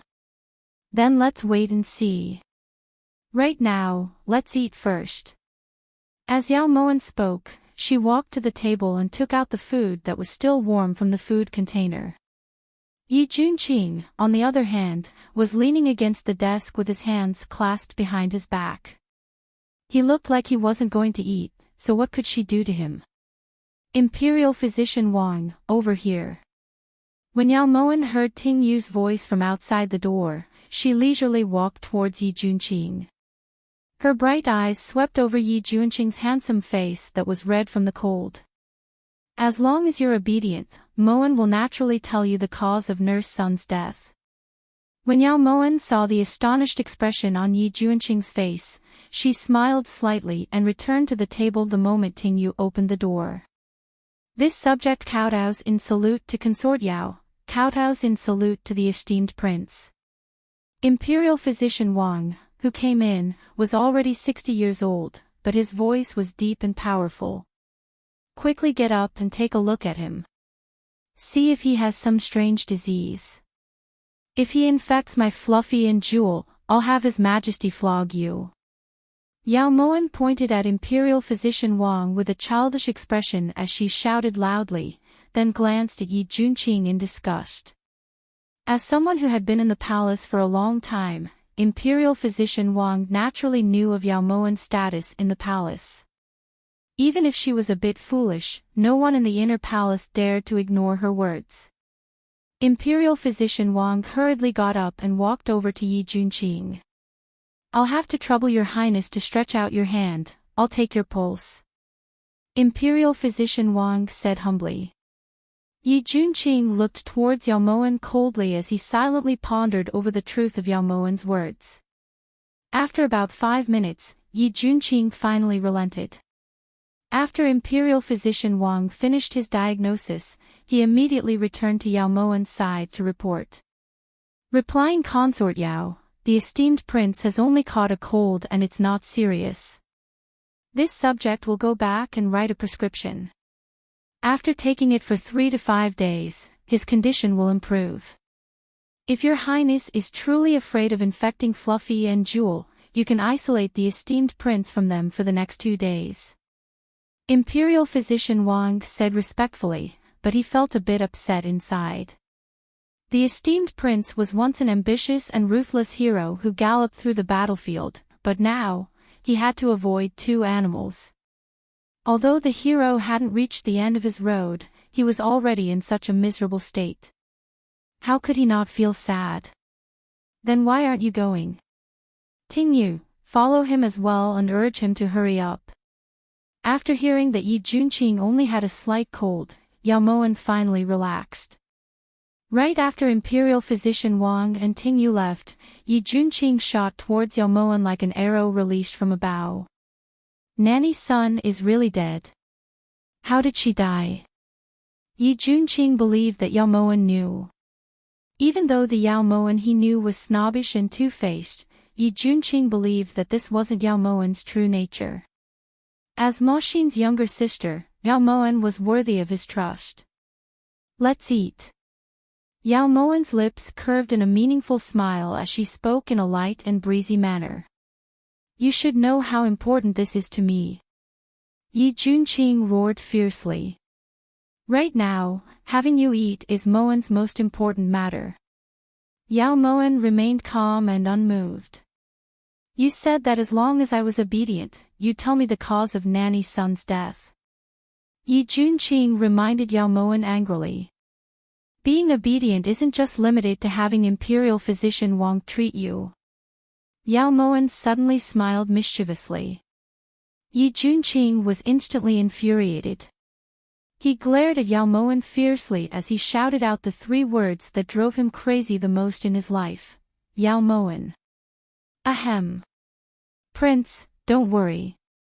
As long as Prince takes your medicine and eats on time, and as long as the Imperial Physician diagnoses that Prince is fine, Moen will naturally tell Prince what you want to know. Now, eat. Yao Moen placed the food in front of Yi Junqing as gently as she could. At this moment, Yi Junqing finally felt defeated. Yao Moen's craftiness was unparalleled. In this world, if anyone tried to reason with her, that person would definitely be courting death. He was the best example. Thus, in order to find out the truth behind Nanny's son's death, Yi Junqing silently picked up the porcelain bowl and began to eat in large mouthfuls. In his eyes, the food was Yao Moen's sinister smile. At dinner, just as Yao Moen was about to point at the medicine on the table and order Yi Junqing to drink it, a gust of wind blew and that red dress suddenly descended in front of Yao Moen and Yi Junqing. Junqing, you're really sick. Is it serious? What medicine is this? Is there a problem? As soon as Yan Nanqing appeared, he circled around Yi Junqing and asked all sorts of questions. Yao Moen knew that he was feeling guilty. He had asked Lu Sha back for no reason, so it would be strange if Yi Junqing didn't bear a grudge. Just as Yan Nanqing was about to pick up the medicine to check, Yi Junqing acted as if he didn't see Yan Nanqing at all. He suddenly picked up the medicine and drank it in one gulp. What's wrong with him? Yan Nanqing didn't believe it at first, but he was worried about Yi Junqing, so he came over to take a look. In reality, he really didn't want to see Yao Moen ever again. Ever since he met this woman, the treasures of his Phoenix Feather Manor had been decreasing. His illness is beyond cure and he urgently needs miraculous medicine. Yao Moen said concisely. Ahem. Ahem ahem ahem. Yi Junqing coughed violently when he heard this. He subconsciously glanced at Yao Moen and saw the word greed in those clear eyes. Is it really that serious? Yan Nanqing turned to look at Yi Junqing. Although he wasn't as energetic as he usually was, he didn't look like he was beyond cure at all. Ahem ahem ahem ahem. Just as Yan Nanqing's gaze landed on Yi Junqing suddenly started coughing violently and even seemed to be pounding his chest and stamping his feet. Little junior brother. Don't scare me like that. Master said that we share the same fate. If you die, I won't be able to live either. Yan Nanqing looked towards Yi Junqing nervously, his expression slightly flustered. At the side, Yao Moan's left eyebrow lifted slightly. It was very clear that Yi Junqing was helping her put on an act. Why are you wasting so much time talking? Did you bring the thing? Yao Moan seized the opportunity to speak up and looked towards Yan Nanqing seriously. What? What thing? Yan Nanqing suddenly trembled and his right hand couldn't help but touch his chest. Yao Moan was very satisfied with this action. It seemed that the thing she wanted was on Yan Nanqing. Of course it's the miraculous medicine. Don't tell Moan that you came empty-handed. If that's the case, then this trip of yours would have been completely meaningless. Yao Moan glanced meaningfully at Yan Nanqing. What miraculous medicine do I have? Didn't he drink medicine just now? Yan Nanqing didn't seem to care and his hand on his chest tightened. Didn't you see his reaction after he drank the medicine? Forget it, since even you don't care, what's the point of Moan worrying about this? Yao Moan stopped looking at Yan Nanqing and continued to eat. Is he really that sick? Or poisoned? Yan Nanqing carefully examined Yi Junqing. At this time, Yi Junqing was coughing so hard that he couldn't breathe. When Yan Nanqing saw this, although he wasn't sure, he still took out the 9 revivals pill. This pill could definitely be called an immortal pill. It could cure 100 poisons and 100 illnesses. There were only 3 pills in the entire Phoenix Feather Manor. At the time, Yin Shui had given him a vague description, so he was afraid that something would really happen to Yi Junqing, so he brought one with him just in case. What are you doing? The moment Yan Nanqing took it out, Yao Moan's eyes lit up as she reached out.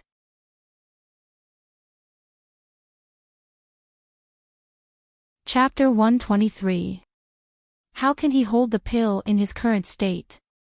Yao Moan ignored Yan Nanqing's doubtful expression and immediately snatched the 9 revivals pill from him. Then she turned her back to Yan Nanqing and walked over to Yi Junqing's side.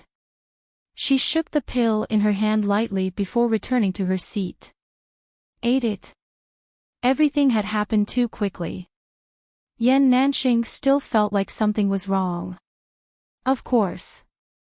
Moan isn't sick, so what's the point of having that lousy toy, said Yao Moan angrily. When she returned to her seat, she had already hidden the pill in her sleeve. Lousy toy. Money can't buy it. Yan Nanqing looked towards Yao Moan with a pained expression. However, when he saw that Yi Junqing wasn't coughing anymore, he felt a bit better. Junqing, are you feeling better? Yan Nanqing slowly walked over to Yi Junqing and looked him up and down. Other than the fact that he wasn't coughing anymore, he didn't seem to have changed much. When he saw that Yi Junqing had no intention of talking to him, Yan Nanqing could only shake his head and leave. Yin Shui. Once Yan Nanqing left, Yao Moan immediately summoned Yin Shui and handed the 9 revivals pill to her. Only after Yin Shui left did Yao Moan thank Yi Junqing. Who are you going to save? Yi Junqing couldn't help but ask curiously. Just a passerby, you don't know him. Yao Moan said this lightly, but inside, she hoped that the pill would be delivered in time. Jian Chen was a sharp weapon to expose Yi Hongyi's hypocritical face. If Yan Nanqing finds out that you used the 9 revivals pill to save a passerby, he'll be so angry that he'll kill you, said Yi Junqing without exaggeration. If Yan Nanqing finds out that you worked with Moan to swindle away his treasure, will he commit suicide? Yao Moan's feminine smile was especially glaring to Yi Junqing. He questioned himself more than 1,000 times. Was this black-bellied woman really Ma Xin's younger sister? Really? Really? The night before Yi Hongyi arranged for Jian Chen to enter the palace, Yao Moan finally saw the man consort de Xie Xin loved to the bone. His handsome face was especially pale. Even after taking the 9 revivals pill, Jian Chen still looked extremely weak. Why did you save me? Jian Chen was dressed in plain clothes and his hair was tied up with a silver crown. His cold eyes were filled with vigilance and hostility. Yao Moen didn't feel any gratitude towards the person who had saved her. If it wasn't for me, you would have already died. Are you willing to let someone break their heart for you?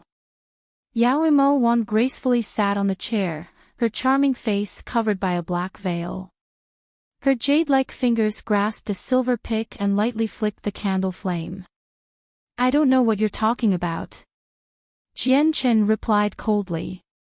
It's fine. I can remind you that the current emperor's concubine De is a great believer in Buddhism. Every month, she goes to the 10,000 Buddhist pagoda to take a bath and pray for blessings. Every time she goes for at least 5 days and at most half a month. She's very devout. A clear voice rang out. Yao Moen could clearly see Jian Chen's expression change through the black gauze. What do you want to say? Jian Chen charged at Yao Moen, but Yin Shui pushed him back into the seat. You know best what I want to say. You've never doubted the malady in your body. Yao Moen looked at Jian Chen sternly as her voice grew colder. Speechless, Jian Chen wanted to use silence to resist. If you want Xia Xin to end up like you can keep your silence. As Yao Moen spoke, she suddenly stood up. However, Jian Chen stopped her in the next second. Who exactly are you? What do you want? Jian Chen's eyes were cold as he spoke. I'm called Jing Xian. I want to save you and Xia Xin. Yao Moen slowly sat back down. Her clear voice was like rain pattering on porcelain, each word clear.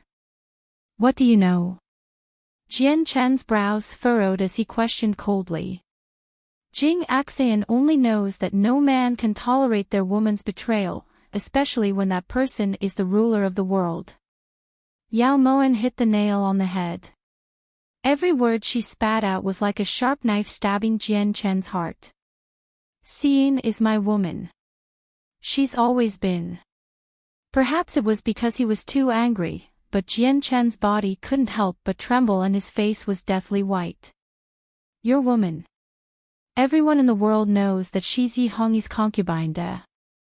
Who can testify for you? Yao Moen snorted disdainfully. Yi Hongyi is ungrateful. Back then, he personally promised me and Xin that as long as Xin was willing to enter the palace as a concubine and solve his problems, he would help us. I didn't expect. Jian Chen clenched his teeth, his knuckles cracking as he clenched his fists. I didn't expect that he would secretly poison you and try to kill you. It's just that I don't understand. It's been 7 years, why did he choose to only act now? And you, why didn't you expose him? Yao Moen had long since anticipated that Yi Hongyi and Xia Xin would make this kind of deal, but there were some details that she still couldn't understand. That's right, it's been 7 years. That Yi Hongyi who had just ascended the throne and was besieged everywhere has long since become fully fledged. He doesn't need to fear anyone anymore. Adding on the fact that the benevolent prince's body is gradually weakening, he no longer has any misgivings. So in his eyes, there's no room for Jian Chen. Jian Chen's words made Yao Moen sigh. That's right, wasn't she also a fully fledged sacrificial lamb for Yi Hongyi? Then why didn't you tell Consort De? Yao Moen looked towards Jian Chen suspiciously. If I told her, it would only harm her. The person Yi Hongyi can't tolerate right now is me. After all, Xin is his benefactor. I think that as long as I die, he'll treat Xin well. Also, our matters can't be brought to light. Even if Xin finds out, she can only endure it. No one can help us, said Jian Chen bitterly. His heart was filled with endless sorrow. That's why I said you're really stupid and naive. Since you know that Yi Hongyi is sinister, cunning, and narrow-minded, you should have guessed that since he wants to kill you, he definitely can't tolerate the woman you meet up with every month. As a monarch, there's no way he won't take your matters to heart. The best evidence is that all these years, the two of you have never had children of your own. Yao Moan's words were undoubtedly one disaster after another for Jian Qin. You're saying, he made a move against Xin a long time ago. His trembling voice was filled with extreme hatred. Jian Chen's eyes were scarlet red and his teeth were cold. Consort des Ordnance Palace has a carved red sandalwood square table. The craftsmanship is extremely exquisite, and the flying phoenix carved on the legs of the table is extremely lifelike. But did you know? Every tiny carving on the legs of that table contains musk powder. Because musk and red sandalwood smell similar, no one noticed it. However, even the smallest amount of musk powder can't withstand Consort des' constant exposure to it. The reason Consort des' body is getting weaker and weaker is all because of the red sandalwood table Yi Hongyi had meticulously prepared for her. If Yin Shui hadn't discovered this secret, Yao Moan wouldn't have known that Yi Hongyi was actually so scheming. He actually thought of such a sinister method to deal with Xia Xin, who he owed a debt of gratitude to. That ordnance palace was specially built by Yi Hongyi for Xin 7 years ago. In other words, Jian Chen's weak figure couldn't stop trembling. His eyes were filled with anger. In other words, the moment Yi Hongyi agreed to make this deal with Consort des, he already couldn't tolerate you two anymore. Yao Moan stated a cruel truth. But what can we do? What should we do? Jian Chen abruptly unclenched his fists and slumped dejectedly into the chair. So what if he was filled with hatred? They were facing the monarch, the most authoritative existence in this country. Go far away. Yao Moan's words were concise and comprehensive. Her clear eyes were filled with determination. Easier said than done. Yao Moan's suggestion was like a heavenly steed soaring through the sky to Jian Qin. It's very easy, as long as you're willing to listen to me. Yao Moan inwardly sighed in relief. In the end, she'd managed to convince Jian Qin. The rest would be much simpler.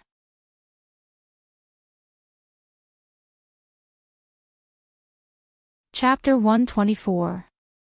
I can promise you anything, but I have one condition. Yao Moan's words didn't bring Jian Qin any joy.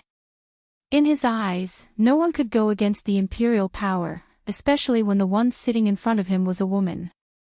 Yao Moan was speechless as she waited for him to state his conditions.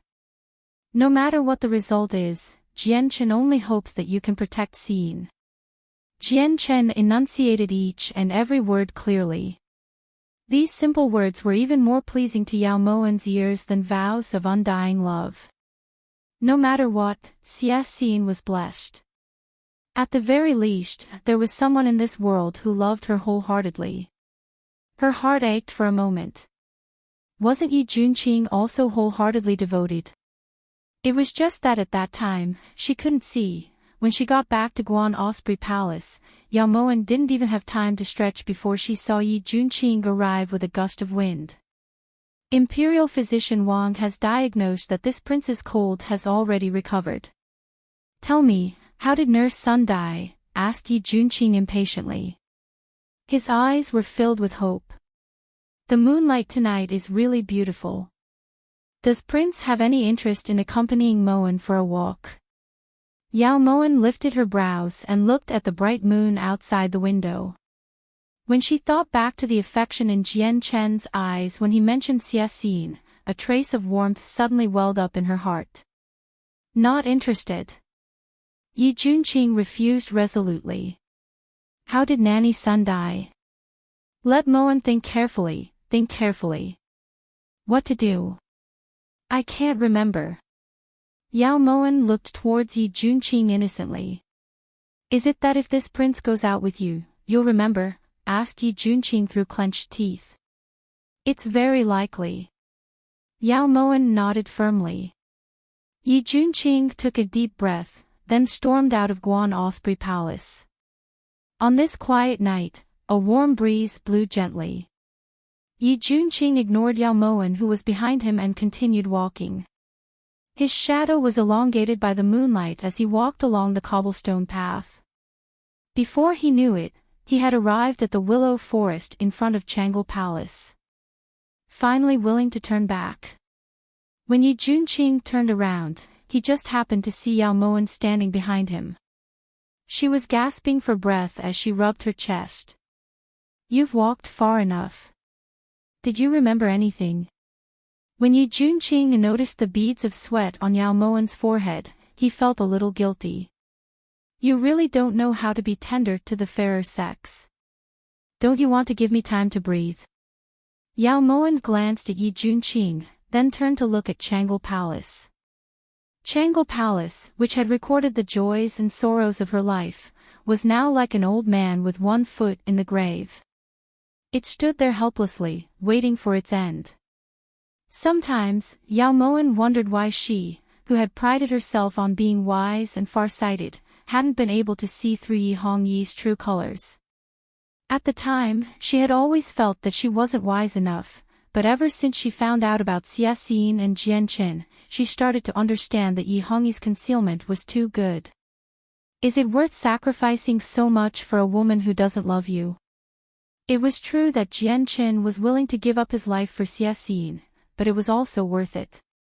At the very least, Xie Xin would return the favor. But what about Yi Junqing?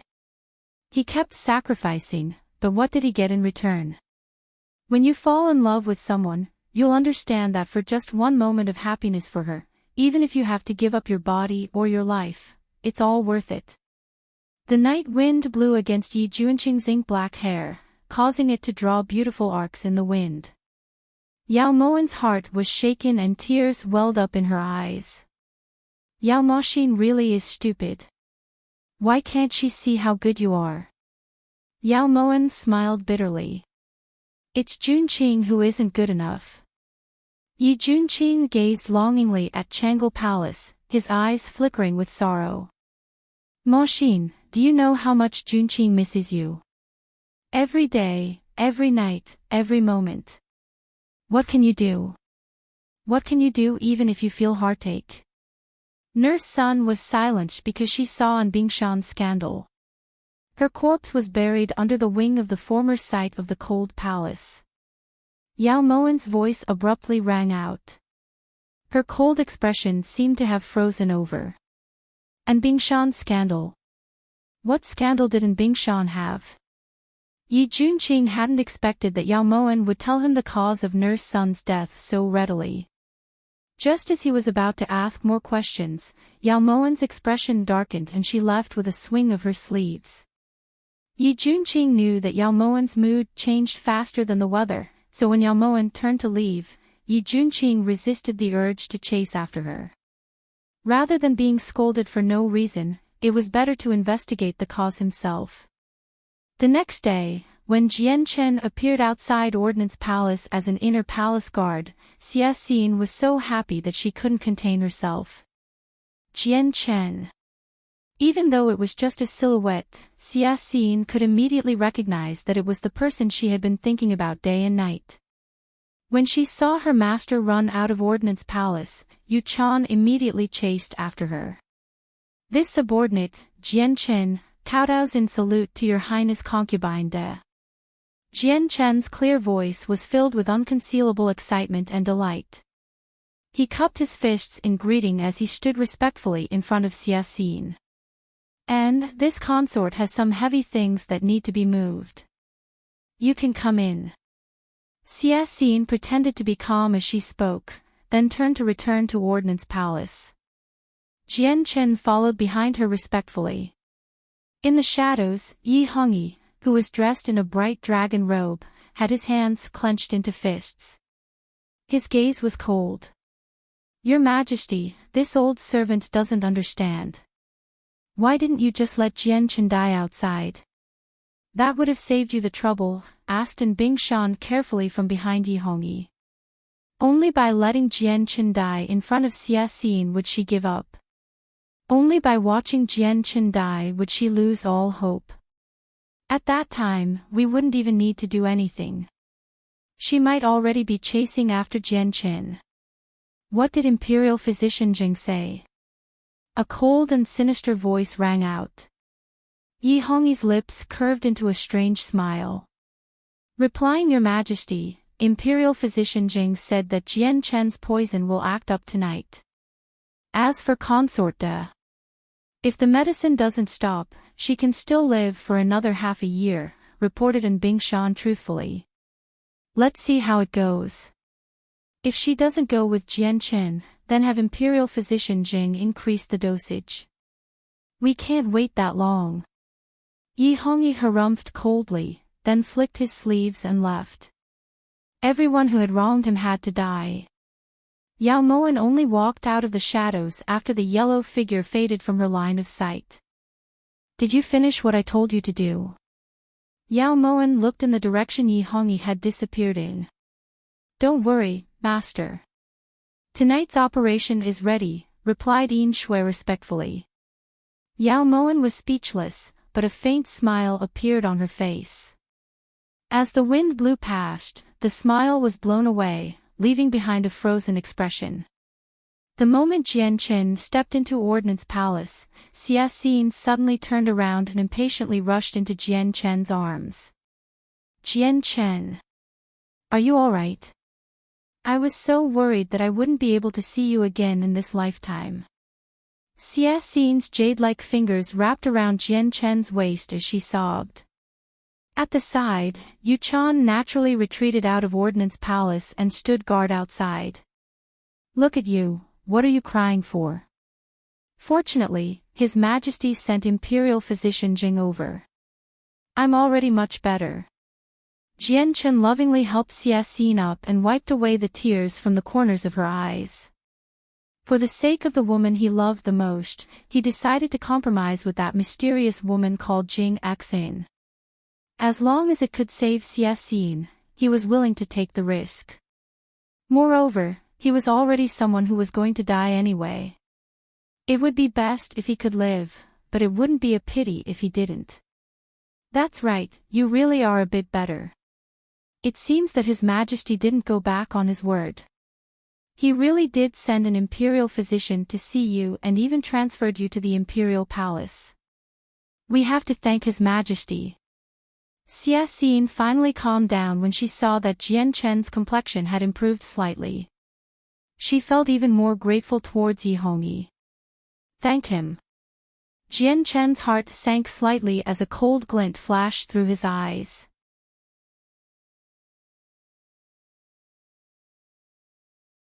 Chapter 125. That's right, if it wasn't for His Majesty, we wouldn't be together at all, cough cough.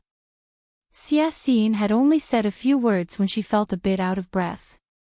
It's all my fault. I forgot that your body isn't well. I'll help you into the room to rest. Jian Chen restrained the coldness in his eyes and worriedly helped her into the room. As soon as he entered the inner room, Jian Chen noticed the red sandalwood table in the center. Just as Jing Xin had said, the table was carved meticulously and the legs were exquisite. I'm fine. I'll be fine after sitting for a while. Jian Chen, since you've already entered the palace, don't leave. From today onwards, we'll never be apart again. Xin won't be willing to part with you even for a single day. Xia Xin pulled Jian Chen over to the table. Although her voice was weak, it was brimming with happiness. All right. I'll listen to you. Jian Chen poured a cup of tea for Xia Xin. While Xia Xin was drinking her tea, Jian Chen suddenly took out a silver needle from his sleeve and stabbed it into the leg of the table. Looking down, he was shocked to find that the needle had been dyed red. Even though he knew the truth, seeing it with his own eyes still made Jian Chen furious. Yi Hongyi, you're so cruel. Jian Chen. Xia Xin called out worriedly after sensing Jian Chen's abnormality. Ugh. It's nothing. I'll be leaving first. If I stay too long, I'm afraid I'll attract suspicion. I'll come back to see you when I'm patrolling the Ordnance Palace tonight.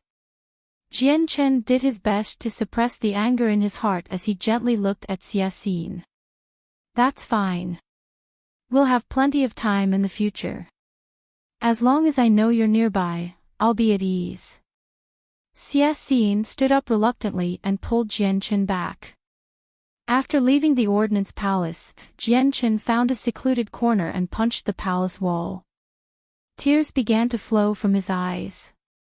Just how much had Xie endured just to be with him? He owed Xie too much in this life. But Yi Hongyi, how much do you owe us? Since I, Jian Chen, don't have the ability to take revenge, I'm willing to become a stepping stone for others to take revenge on you. Good will be rewarded with good, evil will be repaid with evil. Yi Hongyi, even if Jian Chen dies, I'll turn into a malicious spirit and watch as you receive your retribution. At dinner time, Yi Junqing didn't show up. Yao Moan knew that he was investigating in Bingshan. Fortunately, Lu Sha was secretly protecting him, so she wasn't worried. Thus, Yao Moan picked up her bowl and chopsticks, preparing to watch a good show after eating. Unfortunately, Yao Sulwan's sudden appearance interrupted her plans. Fortunately, she was just an audience member. Even if she didn't go, the show would still start. Warner, older sister, missed you. As soon as Yao Sulwan entered the palace, she threw herself at Yao Moan. Her expression was sincere and flawless, her acting was remarkable. What is second sister thinking of Warner? Was it the mouth? Or is it your heart? Yao Moan greeted him affectionately, her eyes full of smiles. The only reason why Yao Sulwan would play dumb the moment she walked in was because of Yi Hongyi. As expected, before Yao Sulwan could reply, Yi Hongyi had already walked in. Your Majesty, you've come to see Warner. Yao Moan subconsciously glanced at Yao Sulwan, then happily threw herself into Yi Hongyi's embrace. Although she'd missed the good show in Ordnance Palace, the show in Guan Osprey Palace seemed to be interesting enough, Yao Moan thought. That's right, Warner made Jin yearn for you. If Shen doesn't see Warner for a day, Jin can't sleep. Don't you think you deserve to be punished? Yi Hongyi casually pulled Yao Moan into his arms and lightly scratched her delicate nose. His eyes were filled with pity. In the entire inner palace, this was the only place where his heart could be at peace. Yi Hongyi would occasionally laugh at himself. His inner palace was actually this unbearable. The only person he could trust was this idiot. But that's not Warner's fault. Your Majesty is yearning for you, second sister is also yearning for you. If both of you want to punish Warner, then Warner is so pitiful. Yao Moan pouted as she abruptly buried her head into Yi Hongyi's embrace. Ha! Zhen's Warner ah! Yi Hongyi felt helpless at Yao Moan's actions. When he turned to look, he finally saw Yao Sulwan, who was standing timidly at the side. Consort Li is also here. Yi Hongyi's voice instantly grew colder, his gaze as sharp as a blade. Your Majesty. Sulwan just misses Warner, so I came to see Warner. If your Majesty doesn't like Sulwan, Sulwan will return right now. Yao Sulwan subconsciously retreated a few steps, her expression fearful. However, when she saw that Yi Hongyi didn't say anything, she immediately turned around. What a good move of loosening the reins only to grasp them better. In Yi Hongyi's embrace, Yao Moan's lips curved into a cold smile as she silently cursed. As expected, the moment Yao Sulwan stepped out of Guan Osprey Palace, Yi Hongyi spoke. Since you've come, let's eat together. Yi Hongyi's voice was still so cold that it made people tremble. Unfortunately, Yao Sulwan didn't hear it. Ken Sulwan. Yao Sulwan nervously leaned against the palace door as she timidly looked towards Yi Hongyi. Why can't I? Second sister, quickly come over. Yao Moan looked towards Yao Sulwan with interest, her heart filled with emotion. That day, she colluded with Yi Hong-yi to get rid of her, but what did she get in the end? Wasn't she still abandoned by Yi Hong-yi? During the entire dinner, Yi Hong-yi continuously put food in Yao Moan's bowl. Even Fluffy, who had strolled over, received his favor. Yao Sulwan was the only exception. Countless thorny vines seemed to grow out of her heart, piercing her body until it was drenched in blood. Yao Sulwan felt like she was chewing wax, it was hard to swallow. Yi Hong-yi, you're really blind. Could it be that you can't see how terrifying the woman sitting next to you is? She's a devil. She's here for revenge. If you continue to spoil her, you'll definitely be consigned to eternal damnation. But how was she supposed to say these words? How was she supposed to make Yi Hong-yi believe her? Second sister, are you alright? Your hand is trembling. Yao Moan paid attention to every detail of Yao Sulwan's and inwardly knew that she must be enduring very hard. I'm fine. Yao Moan nervously looked towards Yi Hong-yi as she stammered. You're afraid of Jin. Yi Hong-yi's sword-like brows were tightly furrowed as he looked towards Yao Sulwan suspiciously. Even though Yao Sulwan had sunk to the bottom of the lake that day, Yi Hong-yi still didn't believe that Yao Sulwan had truly gone stupid. The reason why he didn't investigate further was because there were some things that Yi Hong-yi felt he couldn't let Yao Sulwan die before he confirmed them. Otherwise, with his personality, people who knew too many of his secrets would either become his trusted aides or become ghosts in hell. Sulwan isn't afraid of your majesty, I just feel that I've let your majesty down. Yao Sulwan finally got the chance to talk to Yi Hong-yi and immediately put her acting skills to good use. Why? Yi Hong-yi lifted his brows as he looked towards Yao Sulwan. Sulwan wasn't able to catch the 7-colored fish for your majesty. Yao Sulwan mimicked Yao Moan and replied somewhat vexed and wronged. If you weren't able to catch it, then continue. Yao Sulwan's words almost made Yao Sulwan rush over to strangle her to death. Wan is right. If you're truly sincere, Jin can wait. Yi Hong-yi sighed lightly, then got up and patted Yao Sulwan's shoulder. Wan Jin still has some memorials to read through, so Jin will return to the Imperial study first. Jin will come back later. If you're tired, then go to sleep first. After Yi Hong-yi warned her, he strode out of Guan Osprey Palace. Even after he left, he didn't look at Yao Sulwan once. Tingyu, leave. Yao Sulwan glanced at Tingyu after Yi Hong-yi walked far away. Tingyu understood and immediately left Guan Osprey Palace, closing the door tightly behind her. Yao Sulwan, you did this on purpose. The moment the palace door closed, Yao Sulwan suddenly stood up and glared at Yao Sulwan angrily. Second older sister, aren't you afraid that His Majesty will suddenly return?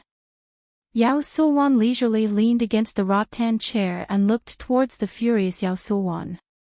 A trace of disdain flashed through her heart. As expected, the moment Yao Sulwan spoke, Yao Sulwan reflexively looked towards the palace door.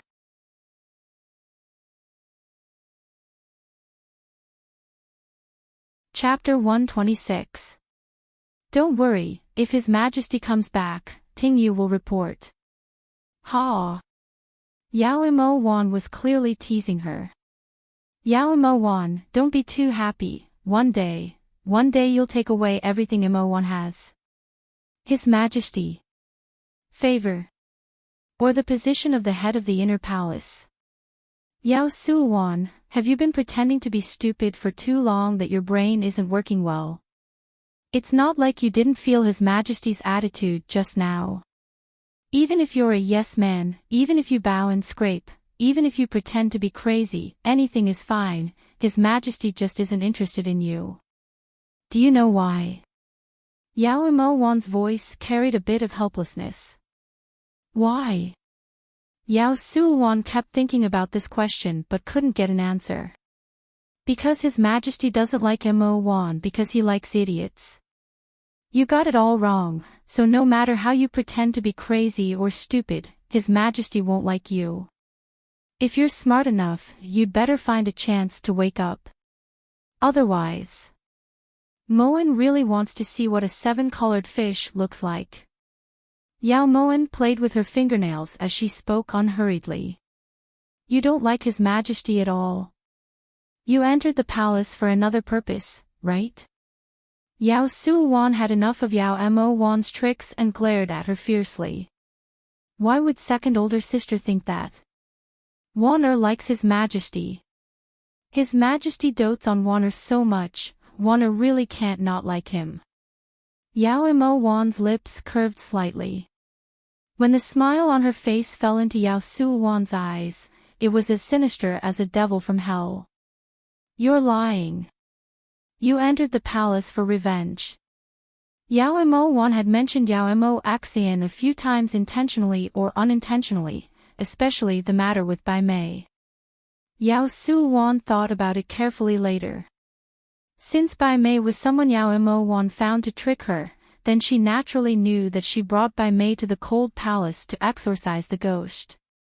Revenge? Revenge against who? The beautiful smile suddenly disappeared. Yao Mo-wan stood up with an icy expression and walked step by step in front of Yao Su-wan. The coldness emanating from her body caused Yao Su-wan to subconsciously retreat. Revenge against the person who killed Yao Mo-axian. Yao Su-wan swallowed hard. No matter what, she had to find out how much Yao Mo-wan knew today. Oh. Big sister was killed by someone. Then Moen has to go tell His Majesty. Yao Moen suddenly understood and immediately turned around. However, she was pulled back by Yao Su-wan at lightning speed. You're crazy. Yao Su-wan cried out in alarm. The hand that was holding Yao Moen's hand trembled uncontrollably. If Yao Moen went to tell His Majesty right now, then she would undoubtedly die. Why is Wan crazy? Eldest sister died from a difficult birth, everyone knows that. Now second older sister is actually saying that eldest sister was killed by someone, so what's wrong with Wan asking Your Majesty to investigate? Yao Moen looked towards Yao Su-wan innocently, burying the hatred in her heart. If you tell His Majesty, you'll be the first to die. Yao Su-wan clearly knew that Yao Moen was playing dumb, but there was nothing she could do. Furthermore, if she told the truth, she would definitely not have a good ending. Really? Then Moen really wants to try and see if the first to die will be Moen or second older sister. Yao Moen snorted coldly, then abruptly shook off Yao Su-wan's hand and strode towards the palace gates. Don't! Yao Su-wan suddenly pounced over to grab Yao Moen. Perhaps because she was too anxious, Yao Su-wan lost her footing and fell to the ground. However, her hand still struggled to hold on to Yao Moen's ankle. TSK. Second older sister for better or for worse, you were once an influential imperial Gui Fei in this palace. How could you not pay attention to your own image? Looking like this, is there any difference between you and a dog wagging its tail and begging for pity? Tingyu, come in. Yao Moen lowered her eyes to look towards Yao Su-wan. Her charming smile was as bright as a spring flower. Yao Su-wan's blood rushed up and her face was completely red. Just as she was about to climb up, Yao Moen stepped on her wide sleeve embroidered with rich and noble peonies. Your Highness consortly, what are you doing? Tingyu knew very well why her master had let her in and immediately cried out exaggeratedly. Then, she hurried over to Yao Moen's side. Still spacing out. Quickly help second older sister up. Ben Gong can't accept such a big greeting. Yao Moen snorted coldly and then lifted her feet to let go of Yao Su-wan's sleeve. Yao Moen, you'll regret treating Ben Gong like this. You. Yao Su-wan's eyes spat fire as she warned through clenched teeth. However, when she met Yao Moen's ice-cold gaze, her words instantly choked on her throat. Second older sister, have a safe journey. Forgive me for not sending you off. Yao Moan suddenly restrained the coldness in her eyes and smiled brightly. Yao Sulwan suddenly felt that the woman standing in front of her was simply a demon. No matter how hard she tried, she still couldn't guess what she was thinking. However, there was one thing that Yao Sulwan could be sure of, and that was that Yao Moan had come for revenge. She had to get rid of this woman. When Yao Sulwan's figure faded from her line of sight, the smile on Yao Moan's face suddenly disappeared. Yao Sulwan, do you know that I've always regretted it? How could I have treated you so wholeheartedly back then?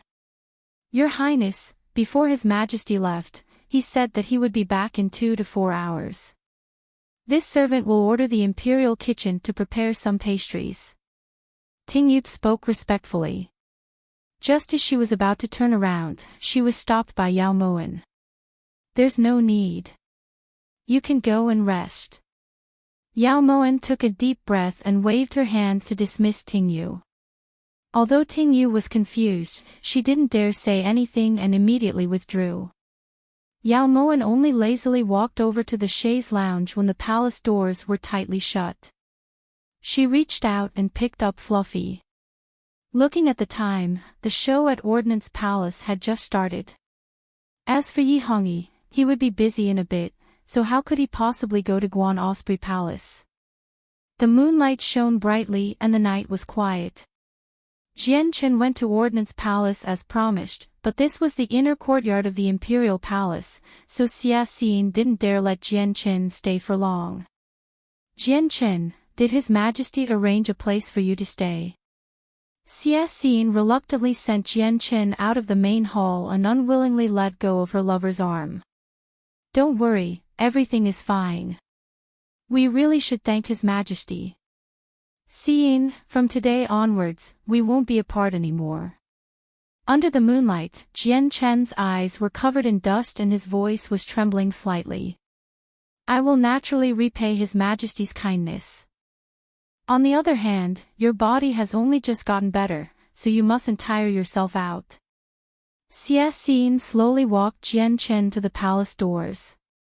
She still wanted to leave, but Yu Chan pulled her back. Your Highness, this place is enough. If you go out again, I'm afraid it won't be appropriate, reminded Yu Chan carefully. Xin, I'm leaving first. I'll come see you tomorrow. Jian Chen's Adam's apple bobbed up and down as his expression turned sorrowful. Fortunately, it was nighttime, so Xia Xin didn't sense anything wrong with Jian Chen. At this time, Xia Xin was thinking that if she had known what would happen next, she would have sworn that she wouldn't have let go of Jian Chen's arm even if she had to die. He was the only man she loved in this world. Jian Chen stood silently at the palace doors. He only turned around when Yu Chan helped Xia Xin back into the main hall. In a split second, the thrum of a sword pierced through the air and several figures appeared around Jian Chen with a swish. The sound of weapons clashing could be heard. Xia Xin rushed out of Ordnance Palace when she heard it. When she saw the 4 black-clothed men fighting Jian Chen, Xia Xin's heart skipped a beat and she rushed over recklessly. Your Highness. Be careful. Yu Chan didn't dare to let her master get close. She immediately grabbed onto Xia Xin with all her might. At this moment, the patrolling guards heard the commotion and rushed in from outside Ordnance Palace. However, they were too late. The black-clothed men attacked viciously. Jian Chen was outnumbered and was struck in the chest.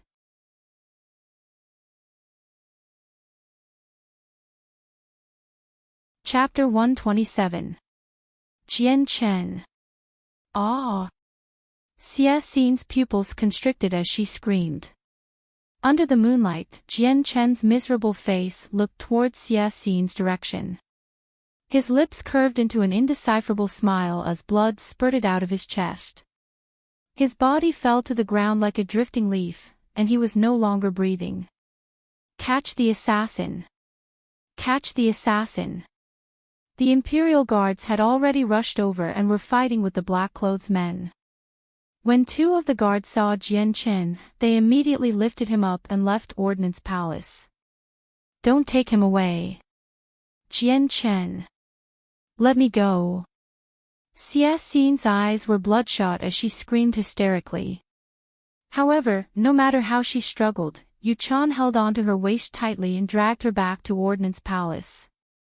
"Let me go. I want to go find Jian Chen." Xia Xin's tears flowed like a flood.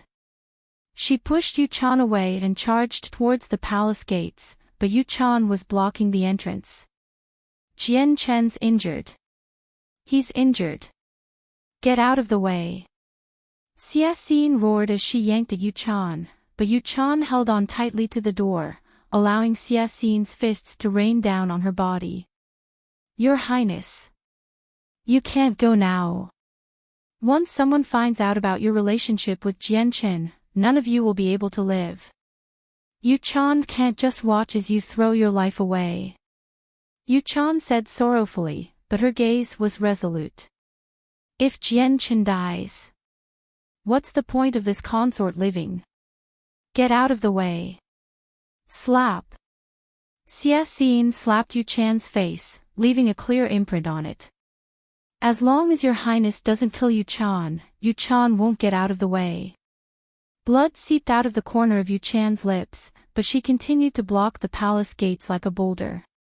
She knew very well that if her master were to see Jian Chen, regardless of whether he was dead or alive, their relationship would be exposed. At that time, even if the emperor didn't want to punish them, he wouldn't be able to stop the public from gossiping. Why? Why is it like this? We've only just gotten together. Yue-chan. I'm so scared. Do you think Jian Chen will? Xia Xin collapsed to the cold ground as tears streamed down her face. That won't happen. Jian Chen is blessed by the heavens. He'll definitely be fine. Don't be like this, lady. Jian Chen will be fine. Yu Chan immediately knelt on the ground when she saw Xia Xin's terrified expression. She hugged Xia Xin and tried her best to comfort her. Under the moonlight, Yin Shue's figure appeared and disappeared like a ghost. At this moment, she was pouring a bottle of powder where Jian Chen had fallen. Inside Guan Osprey Palace, Yao Moan gently stroked Fluffy as she glanced out the window from time to time. The moonlight shone brightly and the shadows of the trees danced in the wind. However, in her current state of mind, she really couldn't care less about this beautiful scenery. "Master, this subordinate has finished." When Yin Shui landed in front of Yao Moan like a gust of wind, Yao Moan finally let out a sigh of relief. "Where is Jian Chen?" A short period of pain had been exchanged for a long period of happiness. Although Yao Moan could guess that Xia Xin was feeling extremely heartbroken right now, she guaranteed that she would make it up to Xia Xin. He's already been sent out of the Imperial Palace. Although his injuries are serious, with the 9 revivals pill protecting his heart, his life won't be in danger, said Yin Shui truthfully. You've worked hard. Go and rest. Yao Moan nodded slightly, then put down Fluffy. She should also get a good sleep. There were still a lot of things waiting for her. In Ordnance Palace, Xia Xin held Yu Chan's hand tightly as tears streamed down her face. Yu Chan, no matter if Jian Chen is dead or alive, don't lie to this consort, alright? Xia Xin's voice became even more hoarse when she saw Yu Chan return from asking around. Nyang nyang. Yu Chan choked as tears welled up in her eyes and her lips trembled uncontrollably. Is it Jian Chen? No, this consort wants to see Jian Chen. Even if it's for the last time. This consort wants to see him. Yu Chan's silence confirmed Xia Xin's suspicions. She had seen that sword pierce through his chest with her own eyes, but she didn't dare admit it. She didn't believe that Jian Chen would leave her to suffer alone in this world. Nyang nyang. Jian Chen's corpse has already been sent out of the imperial palace. You won't be able to find him. Yu Chan sobbed as she wrapped her arms tightly around Xie Xin's waist. This consort will find him even if he has to go to the ends of the earth. In life we live together, in death we die together. Xie Xin roared madly as she pushed Yu Chan away. Just as Xie Xin reached the palace gates, she bumped into Yi Hongyi, who was walking in hurriedly. Xin! Where are you going? Yi Hongyi grabbed Xie Xin with both hands and forcefully pulled her back into the bedroom. When Yu Chan saw Yi Hongyi appear, she endured the pain and retreated. I want to see Jian Chen. Get out of my way. Xie Xin's eyes were bloodshot as she kicked at Yi Hongyi in an attempt to break free. We've already asked. Jian Chen is already dead and his corpse has already been sent out of the imperial palace to be cremated. How are you going to see him? Yi Hongyi grabbed onto Xie Xin with all his might. Impossible.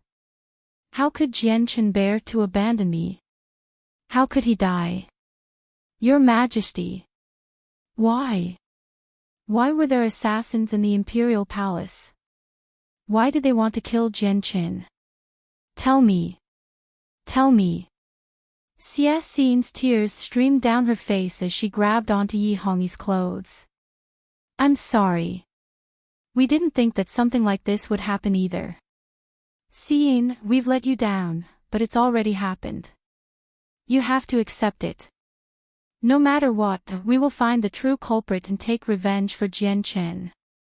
Yi Hongyi wanted to know who those black-clothed people were and why they wanted to kill Jian Chen even more than Xie Xin. If they hadn't messed things up, Jian Chen would have died from poison tonight. At that time, all he had to do was have Imperial Physician Jing explain the cause of Jian Chen's death to Xie Xin and the matter would be over. But now that something like this had happened, he didn't know how much time he would have to waste. Your Majesty. Xin begs you, have them bring Jian Chen back.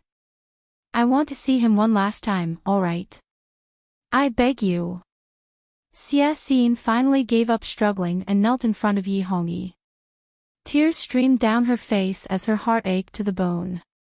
Xin, it's not that we don't want to help you, but you should know that if the matter between you and Jian Chen is exposed, even if he's already dead, he won't be able to escape the fate of having his corpse whipped.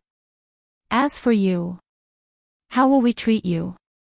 Yi Hongyi suppressed his anger as he consoled her in a low voice. I don't care, I just want to see Jian Chen one last time. Your Majesty. Xie Xin fiercely tugged on Yi Hongyi's imperial robe as she begged with tears in her eyes. Enough. Where do you all put our face? Yi Hongyi finally reached his limit and roared angrily. When he felt Xie Xin's shocked gaze, Yi Hongyi quickly retracted the coldness in his eyes and slowly bent down to help her up from the ground. Don't worry, we will properly take care of Jian Chen. When the time comes, we will arrange for you to pay respects at his grave. Xin, you have to believe us. Our hearts ache even more than yours when something like this happened. We still remember that in order to help us back then, you sacrificed your own happiness. Now that Jian Chen is no longer here, we will treat you well. Yi Hongyi pulled Xie Xin into his embrace, his deep eyes suddenly turning cold. This woman couldn't be allowed to live. The restless night finally passed. Early in the morning, Yao Moan had just finished eating breakfast when she saw Yi Hongyi hurriedly walk in. Your Majesty, Wanner waited for you for so long last night. Yao Moan lightly tugged on Yi Hongyi's robe as she spoke in an aggrieved tone. It's precisely because we wanted Wanner to wait for an entire night in vain that we came to apologize to Wanner early in the morning. How was it? Did you sleep well last night? Yi Hongyi pulled Yao Moan to sit at the table. He still felt that it wasn't enough, so he just pulled Yao Moan onto his lap. It wasn't good without your Majesty to accompany me. Yao Moan pouted as she acted spoiled. Ha, we promise Warner that we won't lie to Warner anymore, alright? Yi Hongyi lightly pinched Yao Moen's nose as he said dotingly.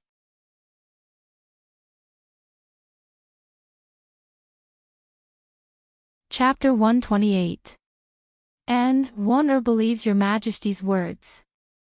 Yao Moen nodded firmly before shoving a piece of pastry into Yi Hongyi's mouth. Why don't I see Junqing? Yi Hongyi had been here for a while, but Yi Junqing didn't appear. He got angry when Warner flipped the plate that day, so he's been angry with Warner for the past 2 days.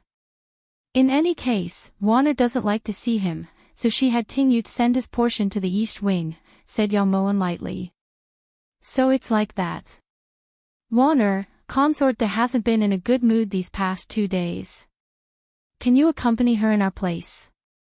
Yao Moen hadn't expected this request from Yi Hongyi. Even if Yi Hongyi hadn't asked, she would have tried to find a chance to get close to Xia Xin. She hadn't expected Yi Hongyi to know her intentions so well. Who's consort De? Warner doesn't want to accompany her, muttered Yao Moen as she moved out of Yi Hongyi's embrace. But we really don't have time to accompany her. Just take it as us begging Warner, alright? Yi Hongyi pulled Yao Moen back and coaxed her softly. Alright, Warner will do whatever your majesty tells Warner to do, but can your majesty promise Warner one thing? Yao Moen looked towards Yi Hongyi. What is it? Yi Hongyi lifted his brows towards Yao Moen. Get Yi Junqing out of here, he's so annoying. Yao Moen sighed and shrugged before returning to her seat. Yi Hongyi couldn't help but laugh when he saw how sad Yao Moen was.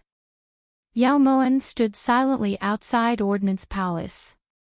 The reason Yi Hongyi had sent her to Ordnance Palace to accompany Xia Xin was so that she could keep an eye on her every move. If he sent another consort over, it would definitely arouse Xia Xin's suspicions. Only a fool would make everyone let down their guard and let down their guard. Tingyu, what is this? Whoa. I'm scared. The moment she stepped into Ordnance Palace, Yao Moen suddenly saw a pool of blood on the left side of the palace doors.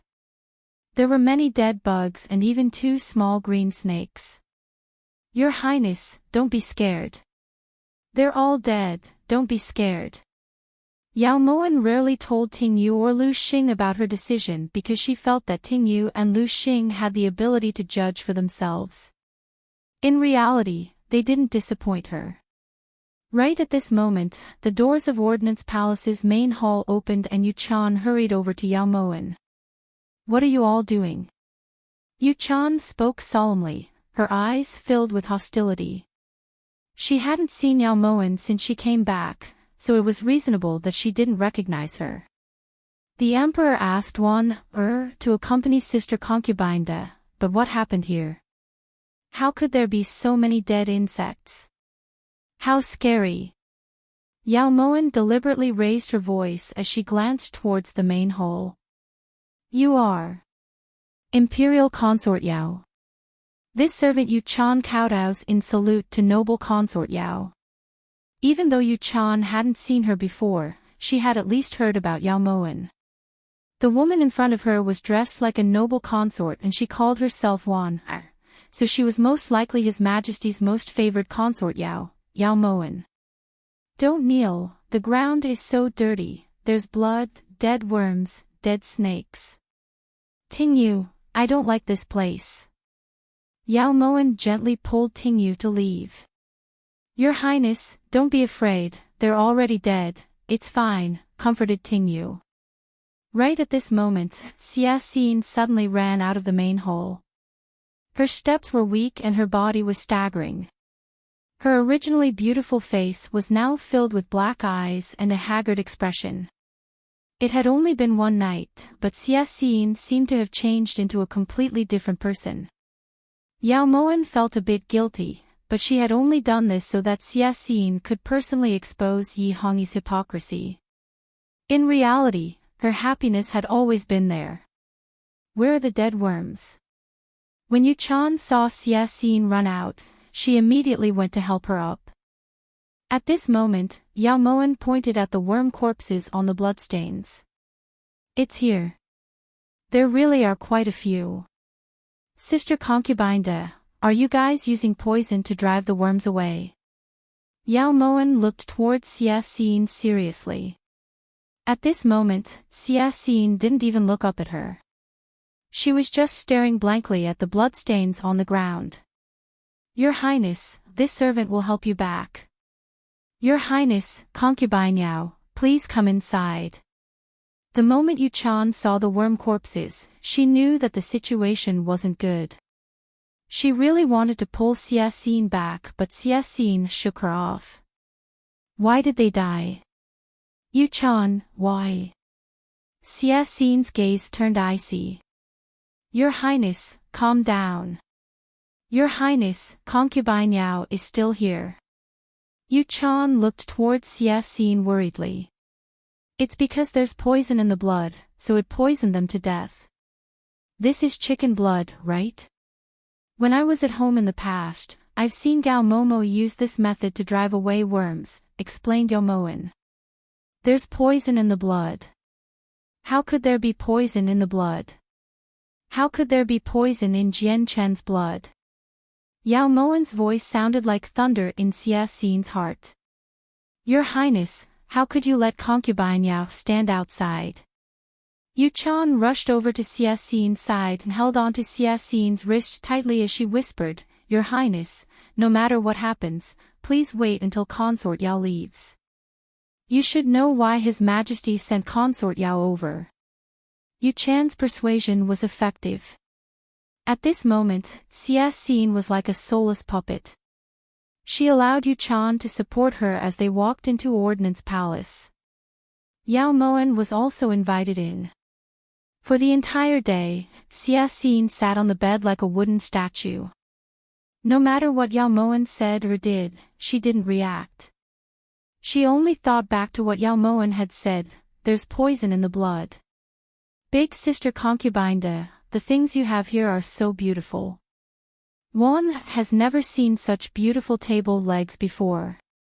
Yao Moen held the red sandalwood table leg like a child, her eyes filled with envy. The table leg is bleeding. Ting Yu, quickly come look, the table leg is bleeding. Yao Moen left the table in a fluster, her eyes filled with fear. On the bed, when Xia Xin heard the word blood, she immediately rushed over to Yao Moen. She saw that Yao Moen's hand was covered in red powder. It's all this servant's fault. I forgot to have someone from the Ministry of Internal Affairs come over to paint this table yesterday. Perhaps the paint wasn't dry yet, so Your Highness's hand got stuck to it. This servant knows her wrongs. When Yu Chan saw the red powder in Yao Moen's hand, she immediately found an excuse to cover it up. Oh, it's fine. Ting Yu, let's return to the palace. I'm hungry. Yao Moen shrugged, then turned around and left Ordnance Palace with Ting Yu. Xia Xin had seen everything she wanted Yao Moen to see. That was enough. The second after Yao Moen left Ordnance Palace, Xia Xin suddenly knelt in front of the table leg and grabbed it with one hand. When she opened her palm, she saw that her hand was covered in the same powder as Yao Moen's. Your Highness, this servant will call Imperial Physician Jing over right now. Yu Chan turned to leave, but Xia Xin called her back. Yu Chan. Don't go find Imperial Physician Jing, go find Dr. Li from the prince's residence. Also, clean up those bug corpses outside and bring them to Dr. Li. Have him determine what poison those bugs died from. Be careful of the Li Palace, don't let anyone find out. As Xia Xin spoke, she gathered the powder in her hand onto a piece of xian paper, then wrapped it up and handed it to Yu Chan. Xia Xin endured her bone-piercing grief and spent the entire day thinking about everything. Jian Chen had left Jianghu 7 years ago, so it was impossible for him to have any enemies. Why did those 4 black-clothed men surround and attack him? And why was his blood so poisonous? Why was there red powder on the table leg? There were too many inconceivable things, too many unimaginable things. Yi Hongyi, you mustn't disappoint Scene.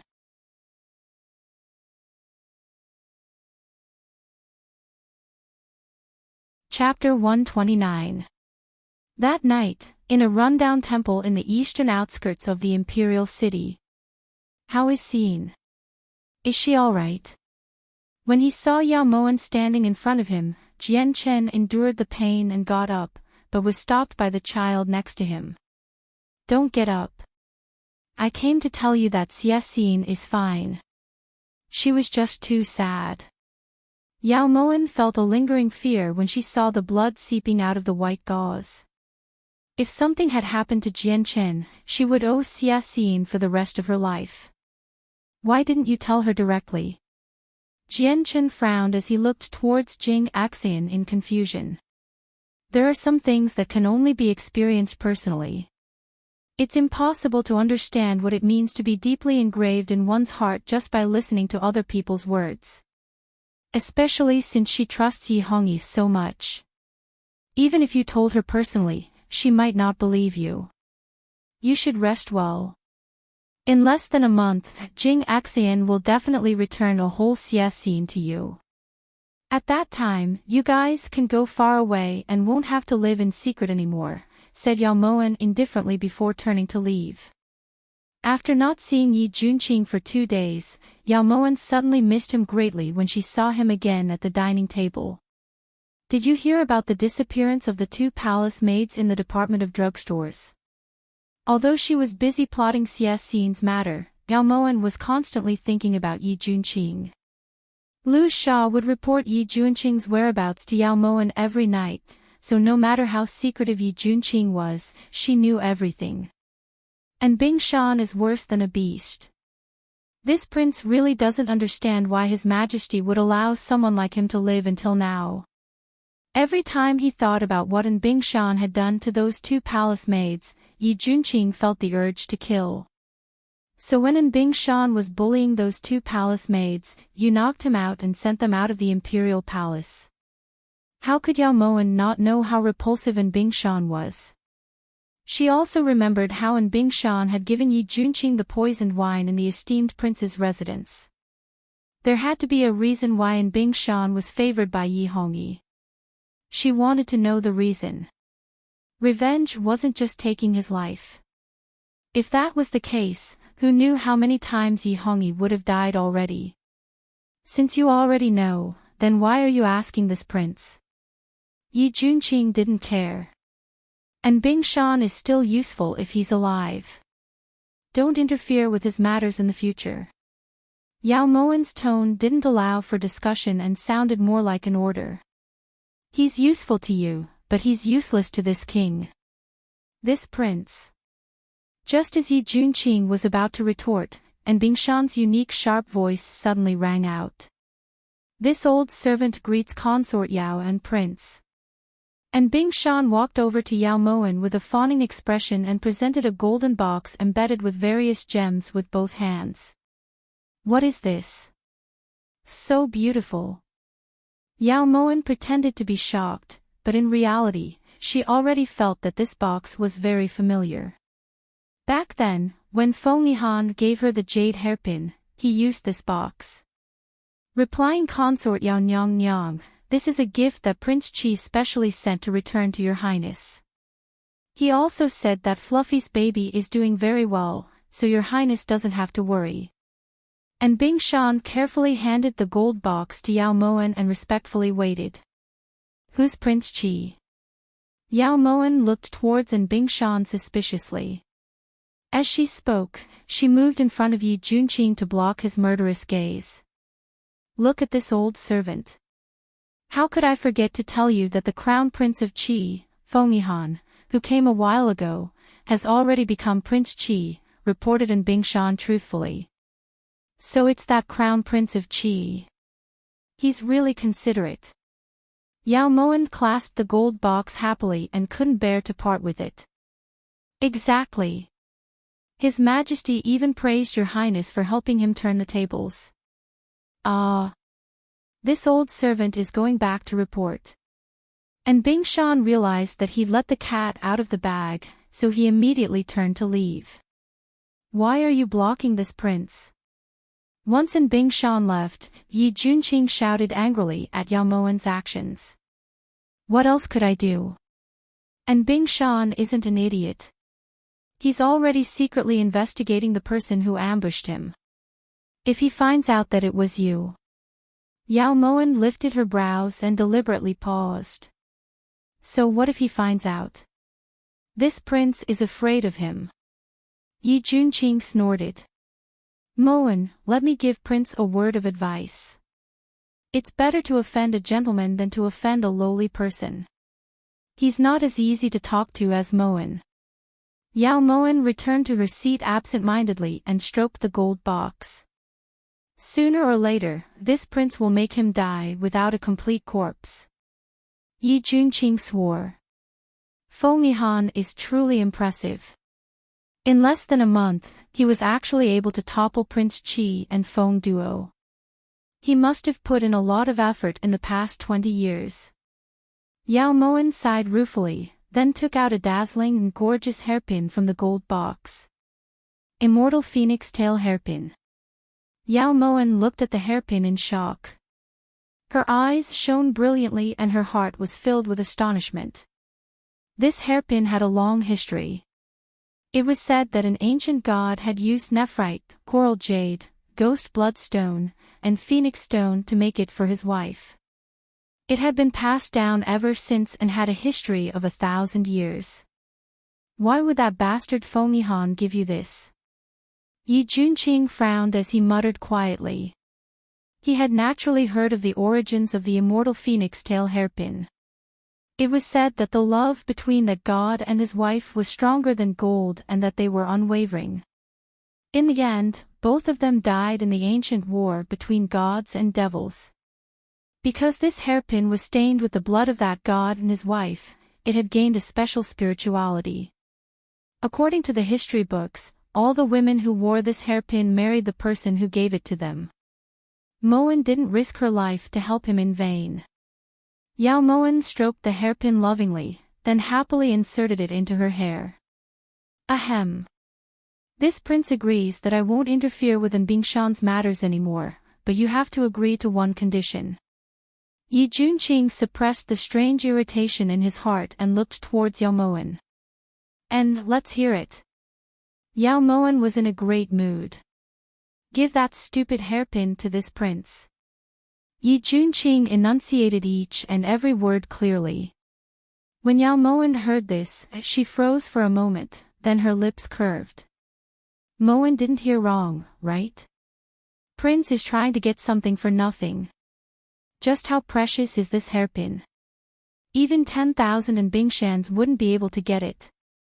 It doesn't matter what Prince wants to do with Bing Shan, Mowen won't be able to do anything about it. Yao Mowen was playing hard to get. In her eyes, Yi Junqing was so important that even 10,000 immortal phoenix tail hairpins couldn't compare. How precious is it? This prince will add another 1,000 taels of gold. Yi Junqing raised the price fiercely. For some reason, just looking at Yao Mowen swaying that hairpin gave him a headache. Does Prince think that Mowen lacks money? She had just swindled 1,000 taels of gold from Yan Nanqing, and with the money from Meng Yuan, she really wasn't that tight on money. Then what do you lack? Asked Yi Junqing. 9 revivals pill. Yao Mo Wan enunciated her words clearly. Ahem. Shouldn't you find someone else to swindle? That thing is even more important than Yan Nanqing's life. You've already swindled one out of him, is that still not enough? Yi Junqing was extremely speechless.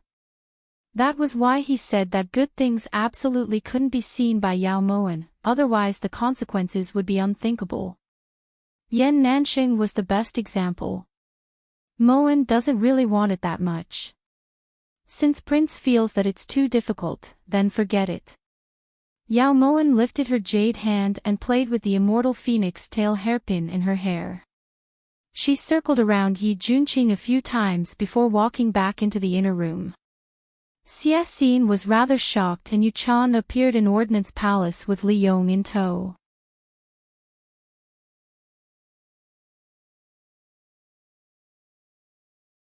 Chapter 130. Your Highness, Dr. Li said that it is necessary to personally take your pulse, said Yu Chan solemnly after closing the palace doors. This old man kowtows in salute to concubine de. Xie helped Li Yong up as he bent over. Dr. Li, there's no need to be so polite. You've watched Xin grow up. Now, other than you, Xin really doesn't know who else she can trust. Tell me, did those bugs die of poisoning? Also, what's with the red powder? Xie pulled Li Yong to the table and asked impatiently. Your Highness, don't be anxious. Let this old man take your pulse first. Li Yong's expression was solemn as he placed his hand on Xie's wrist.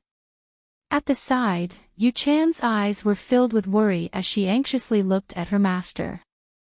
After a short while, Li Yong slowly withdrew his hand and revealed a worried expression. Dr. Li, how is Her Highness's health? Yu Chan asked nervously. Li Yong's brows were tightly knit as he asked, may this old man ask Her Majesty, where did that red powder come from? It's here. Xie hesitated for a moment before pointing at the table leg. Li Yong immediately bent over and stroked the edges of the table leg with his rough palm. Then, he placed his hand under his nose. Your Highness.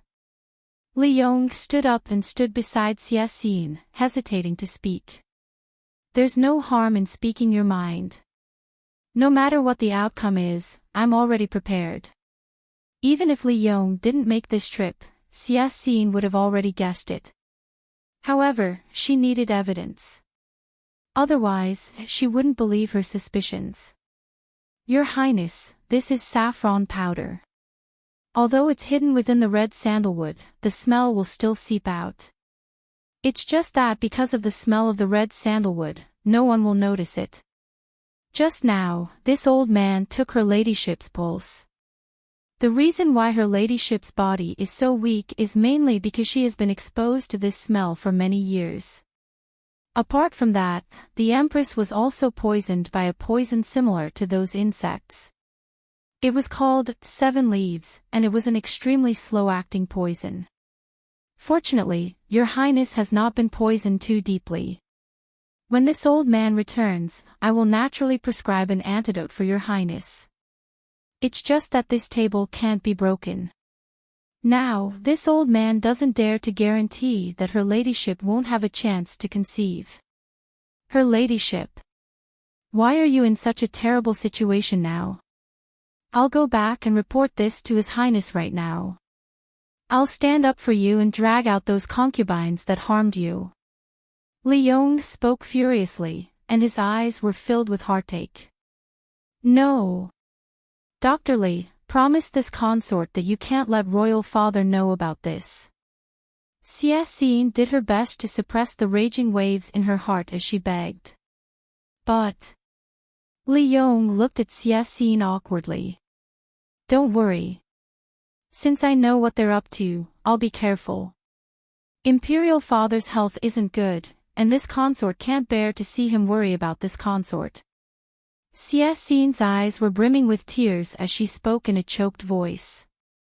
This old man only knew that once you entered the palace, it would be as deep as the sea, but I didn't expect that it would be so treacherous inside. It's been hard on Your Highness. If Your Highness had. Li Yong sighed sorrowfully.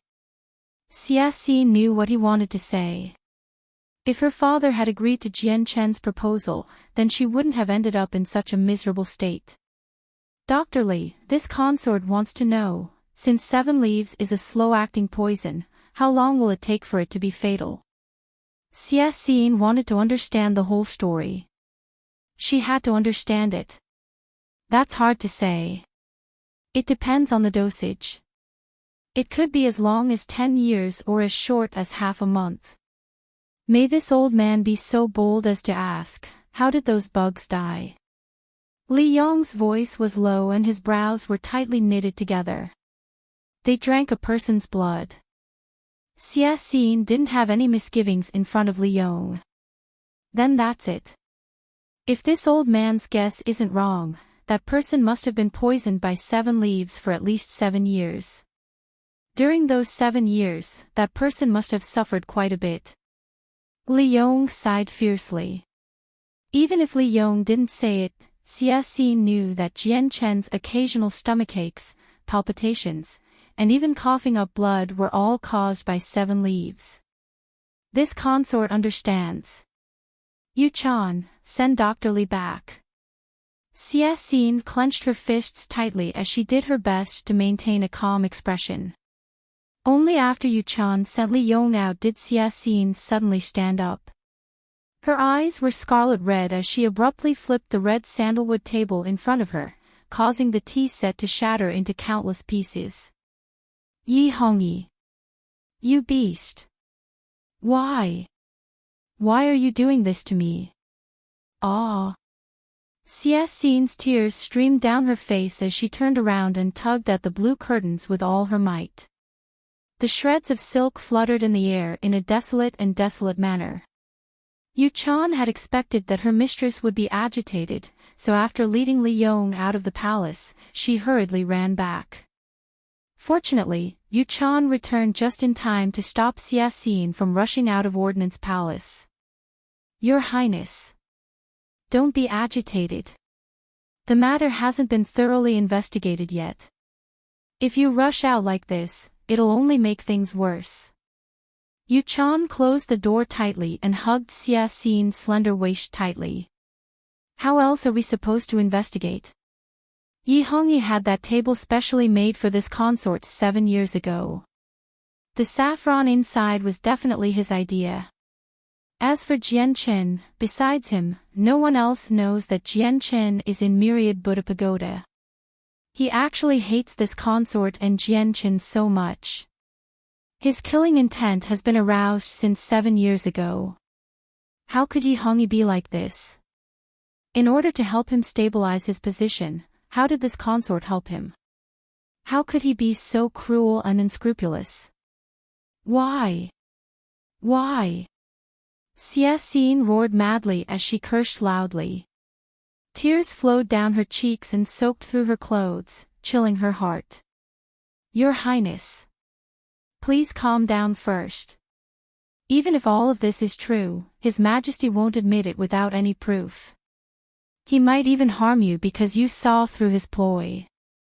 No matter what, you need to endure it. Yu Chan had already guessed a few things from the moment she discovered that Jian Chen's blood was poisoned. Even if this consort dies, I'll drag him down to hell with me. This consort wants him to kneel in front of Jian Chen and atone for his crimes. Let go. In a moment of desperation, Xie Xin bit down on Yu Chan's wrist. If Jian Chen was still alive, he definitely wouldn't allow your highness to commit suicide like this. The one in the wrong isn't you, so why did you have to die? Yu Chan endured the pain in her wrist as she did her best to comfort her. Could it be that Jian Chen was wrong? Why did he have to die? Xie Xin wailed in grief.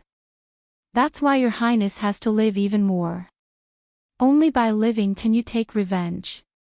Only by living can you take revenge. Yu Chan didn't seem to have any intention of letting go of her wrist.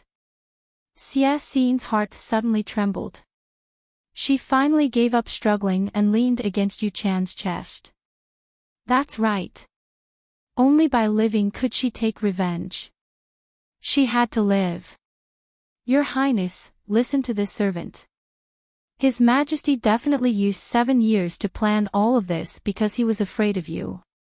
Otherwise, why would he go through so much trouble? Since His Majesty is afraid of you, you should make good use of it. Instead of rushing out to argue with His Majesty, why don't we take our time to think things through? That way, we can take revenge for Jian Chen and we won't lose our lives here. Yu Chan clenched Xie Xin's shoulders tightly as she spoke each word firmly. How could he be so heartless? Back then, we agreed that I would help him get royal father's help and he would grant me and Jian Qin a lifetime of love. But why did he do this? Why? Xia Xin's tears fell like rain. Even now, she still couldn't believe that the gentle Yi Hongyi in front of her actually harbored such a cruel heart. Your Highness, since ancient times, emperors have always been heartless. Perhaps we shouldn't have trusted him from the start. Yu Chan wiped away Xia Xin's tears as she spoke. Her heart ached for Mistress. In order to be together with Jian Qin, Mistress had suffered so much. But in the end, it was all just an illusion. How cruel was the heavens? Why didn't they have a chance? So those 4 black-clothed men were definitely sent by Yi Hongyi. He couldn't wait for Jian Chen's poison to act up, but he also couldn't bear to see Jian Chen appear in front of him. Yi Hongyi. This consort is irreconcilable with you. Xia Xin's tearful eyes were covered in frost as she gnashed her teeth.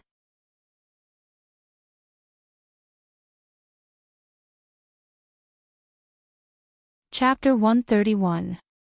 Your Highness. Yu Chan looked up worriedly when she felt Xia Xin's body tremble. He killed the person this consort loved the most, this consort has to return the favor.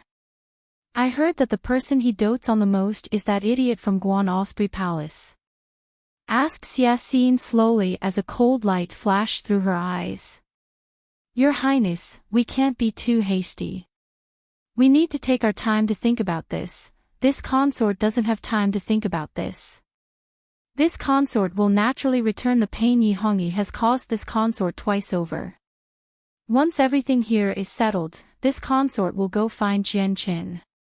This consort can't bear for Jian Qin to wait for too long. Tears streamed down Xia Xin's face once more as she sobbed. In the end, she fainted and was helped back to the bedroom by Yu Chan. As expected, Xia Xin was decisive. After a few days of planning, she sent a plate of poisonous pastries to Yao Moen's table. She looks like a smart person, how could she do something so stupid? Yao Moen couldn't help but shake her head as she looked at the pastries on the table. As expected, Xia Xin's way of thinking is different. Yin Shui agreed with Yao Moen. Now that Xia Xin knew the truth, she should know that her enemy was Yi Hongyi. Even if she didn't do anything to Yi Hongyi, she should at least not let Imperial Physician Jing, who had poisoned Jian Qin, get away with it. However, she pointed the spearhead at her master. It seems that I still need to give her some pointers. This consort will see her tonight. Go prepare. Yao Moen took a deep breath and dismissed Yin Shui. Ting Yu, get rid of the pastries. Called Yao Moen after Yin Shui left. However, the one who entered was Yi Junqing. What's wrong with the pastries? They look very appetizing. Yi Junqing was dressed in a blue robe. He had sharp brows and bright eyes. He was clearly in a good mood as he walked over to the table and reached for the pastries. There are crane's crown red and fallen goose sand in this. If Prince is interested in these two, you can try them, said Yao Moen. Poisonous. Who are you planning on doing this time? Yi Junqing instinctively withdrew his finger and looked towards Yao Moen. Can't Moen be the one who was poisoned?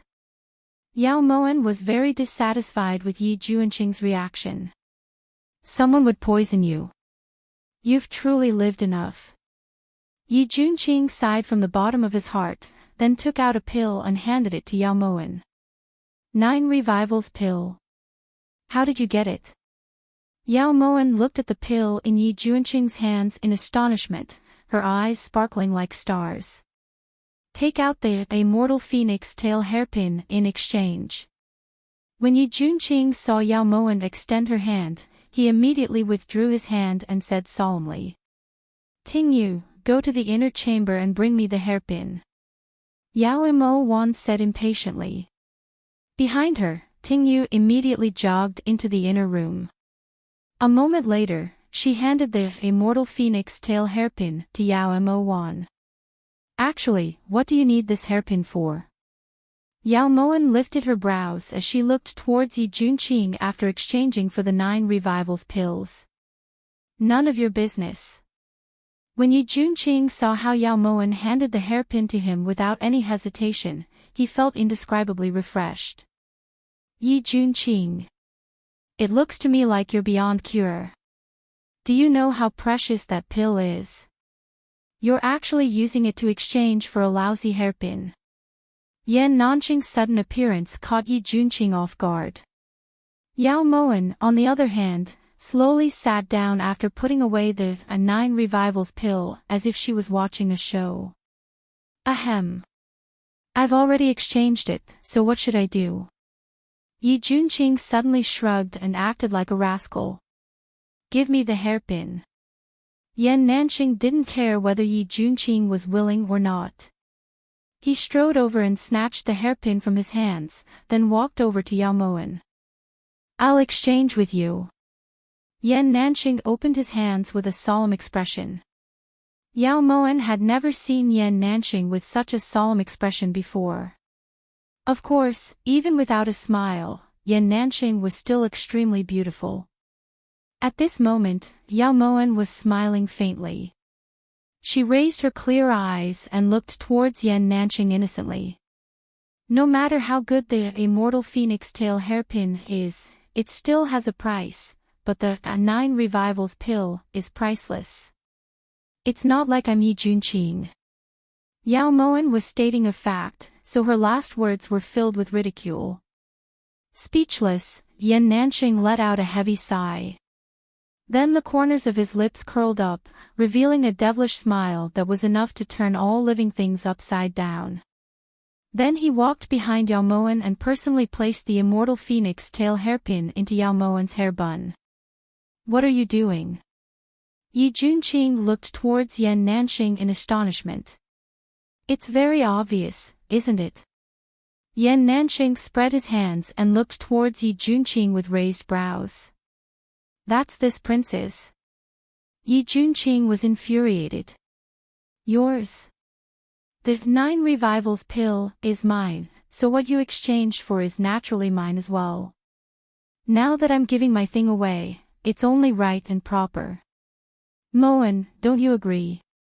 Yan Nanqing was just trying to anger Yi Junqing. He was actually trying to trick him over a lousy hairpin. Did he not know how worried he had been when he found out that he was beyond cure? That makes sense. Yao Moan nodded slightly as her eyes curved. Yi Junqing practically stormed out of Guan Osprey Palace. As Yan Nanqing watched Yi Junqing's figure fade out of Guan Osprey Palace, the smile on his face suddenly disappeared. He then walked in front of Yao Moan with a solemn expression. If there's a day when you're no longer a noble consort, you can go become a bandit, suggested Yan Nanqing sincerely. You were the one who personally put this hairpin on Moan, reminded Yao Moan out of goodwill. Yan Nanqing choked speechlessly and stormed out just like Yi Junqing. The night wind was warm and the crescent moon hung like a hook. When Yao Moan appeared in Ordnance Palace, Xia Xin was waiting for news. Who are you? Xia Xin subconsciously took a few steps back when she saw the black-veiled Yao Moan. Her gaze was as cold as ice. There's no need to wait. Yao Moan isn't dead. Without the red sandalwood table, the inner room seemed a bit empty. Yao Moan found a chair to sit down on and looked straight at Xia Xin. You know everything. Perhaps it was because Xia Xin was already prepared to die for love, but she wasn't too afraid of Yao Moan who had suddenly appeared. Right now, the thing she wasn't afraid of the least was death. The main culprit behind this situation is Yi Hongyi. Why do you want to harm an idiot who doesn't know anything? Yao Moan had always been puzzled by this question. Because Yi Hongyi cares about that idiot. If she dies, Yi Hongyi's heart will ache. Xia Xin suppressed the panic in her eyes and shouted angrily. What kind of logic is that? Yao Moen expressed her confusion. Who exactly are you? What are you doing here? If you've come to threaten this consort, then you've come for nothing, said Xia Xin coldly. There's a good saying, the enemy of my enemy is my friend. You and I have the same goal, so I have no reason to threaten you. Look at this. Do you recognize it? As Yao Moen spoke, she took out half a jade pendant and handed it to Xia Xin.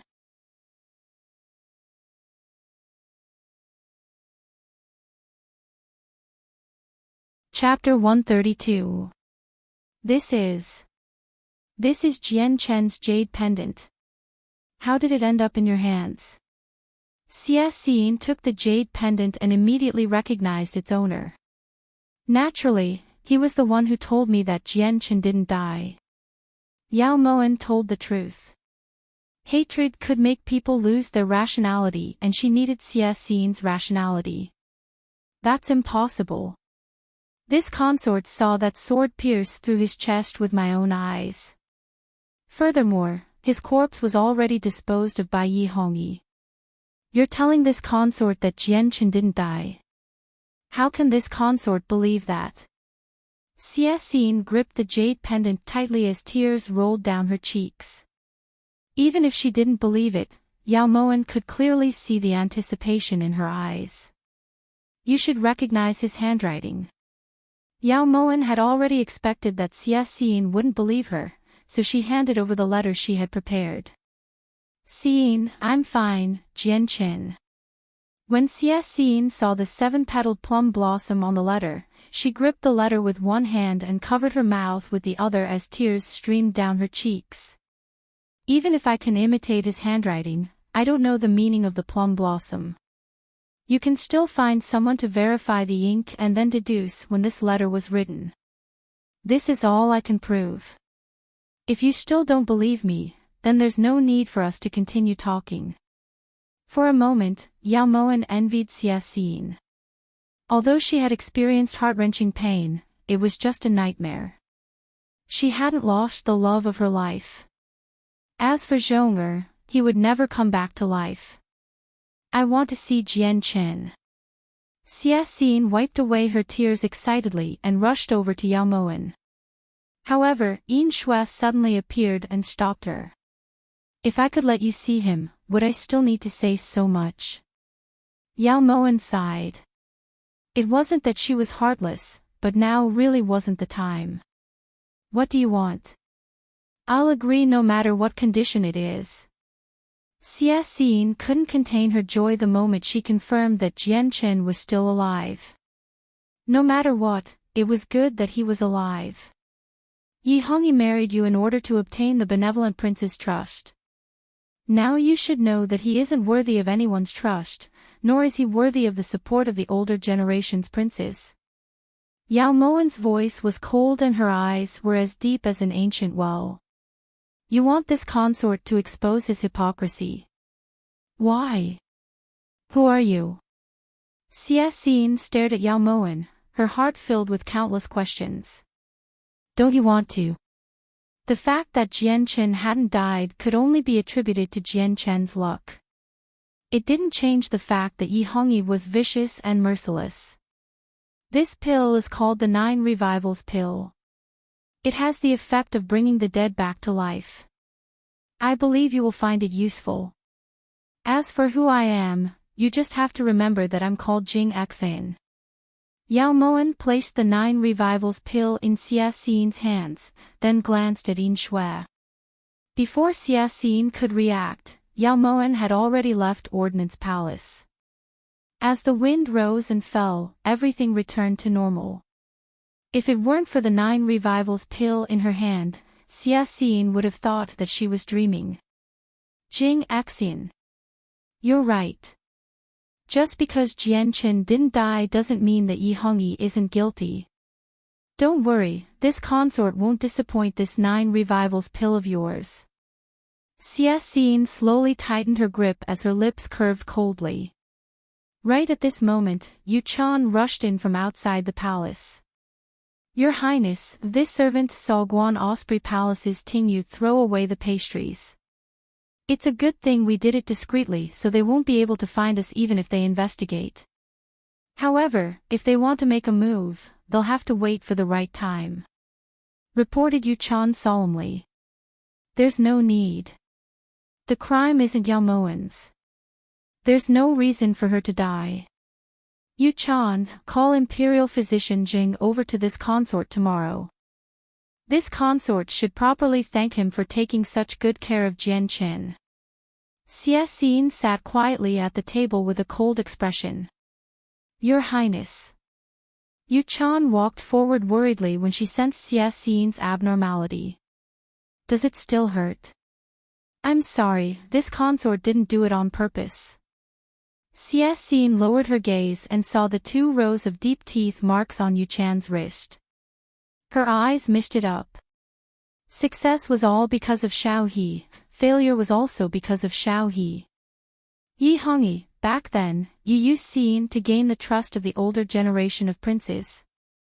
Now, Xin wants to get back at them. Imperial Physician Jing had died a very tragic death. It was already 2 days later when he was discovered. According to Ting Yu's description, when Imperial Physician Jing was dragged out of the well, his entire body had rotted and he was beyond recognition. If it wasn't for the medicine box next to him, no one would have been able to recognize his identity. Yi Hongyi placed great importance on this matter and ordered a thorough investigation.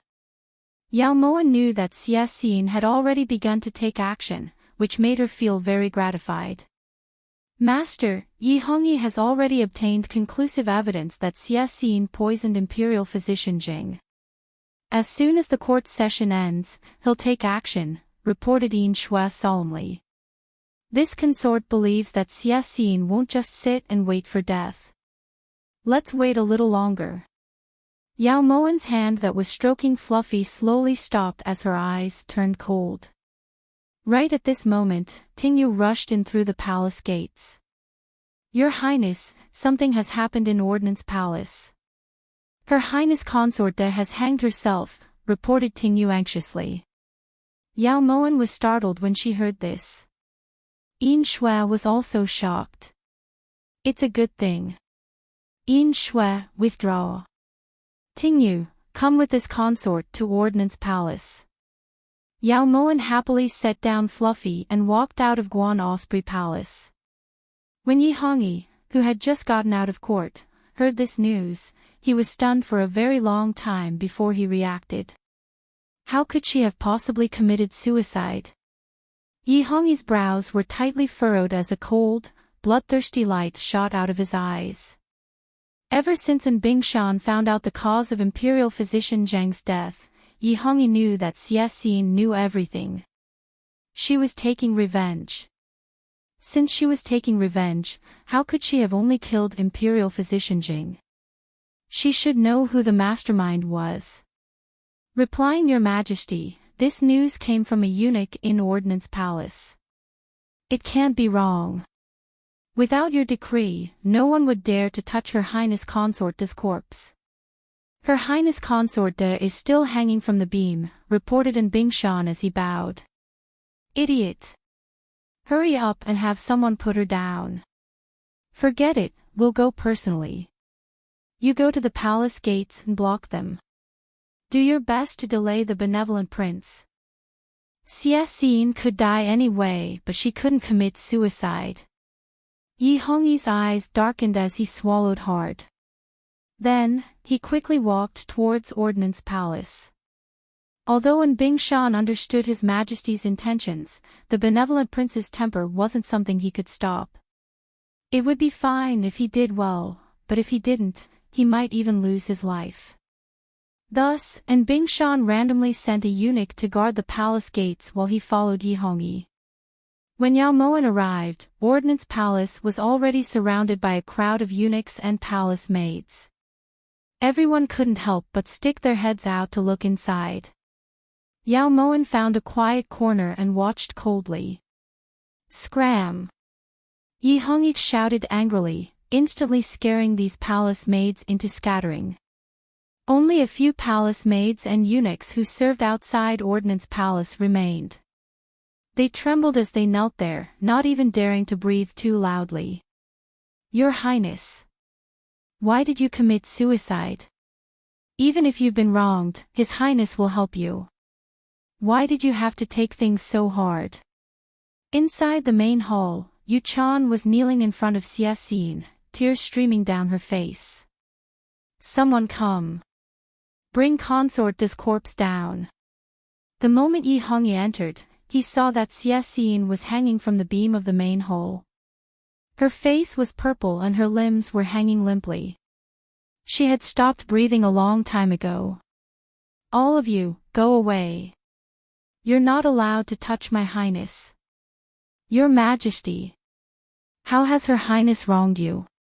You want to force her to death like this? Yu-chan crawled up from the ground in grief and indignation.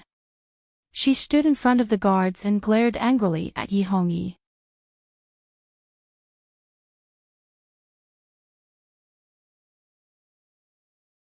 Chapter 133. Nonsense. Someone, drag Yu-chan out and beat her to death.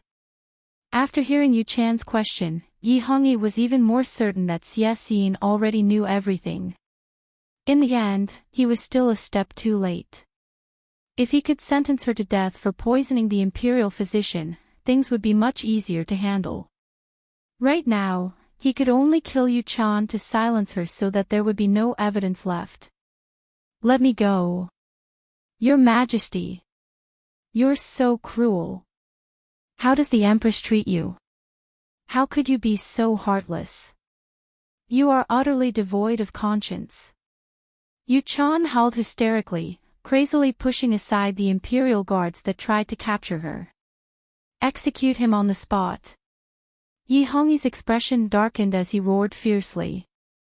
When the guard heard this, he was about to draw his sword when he was suddenly stopped by a deep and powerful voice. Let me see who dares. My daughter, my daughter.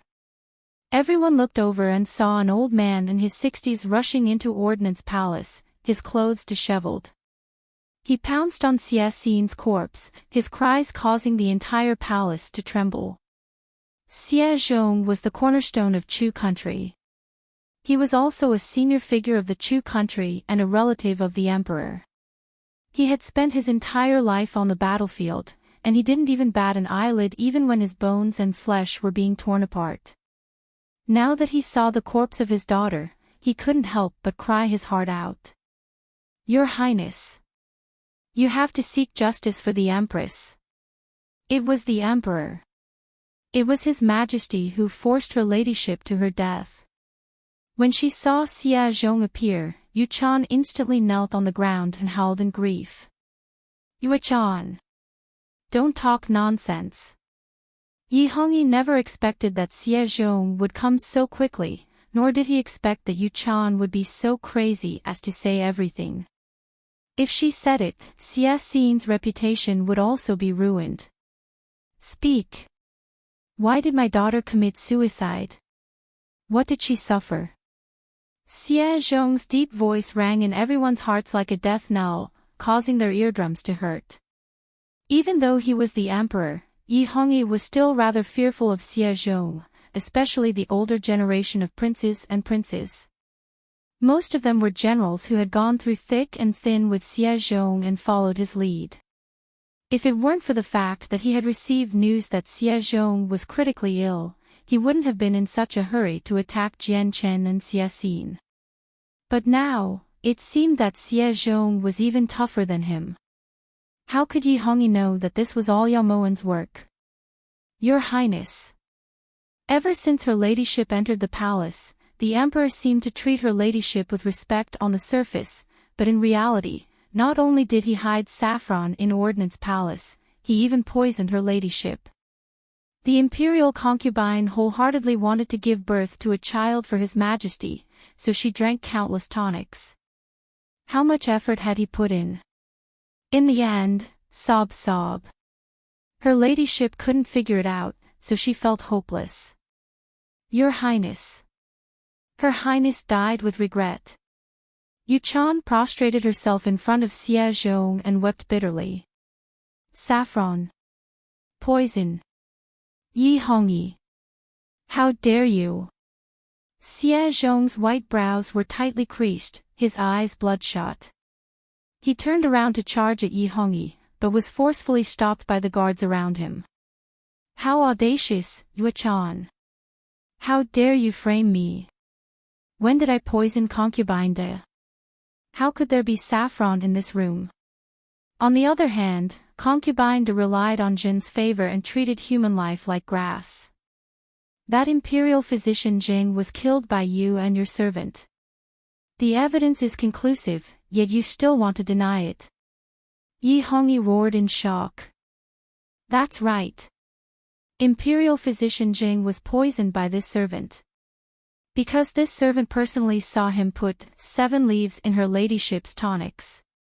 The amount was so large that it was enough to take her ladyship's life. Your Highness. This servant isn't lying.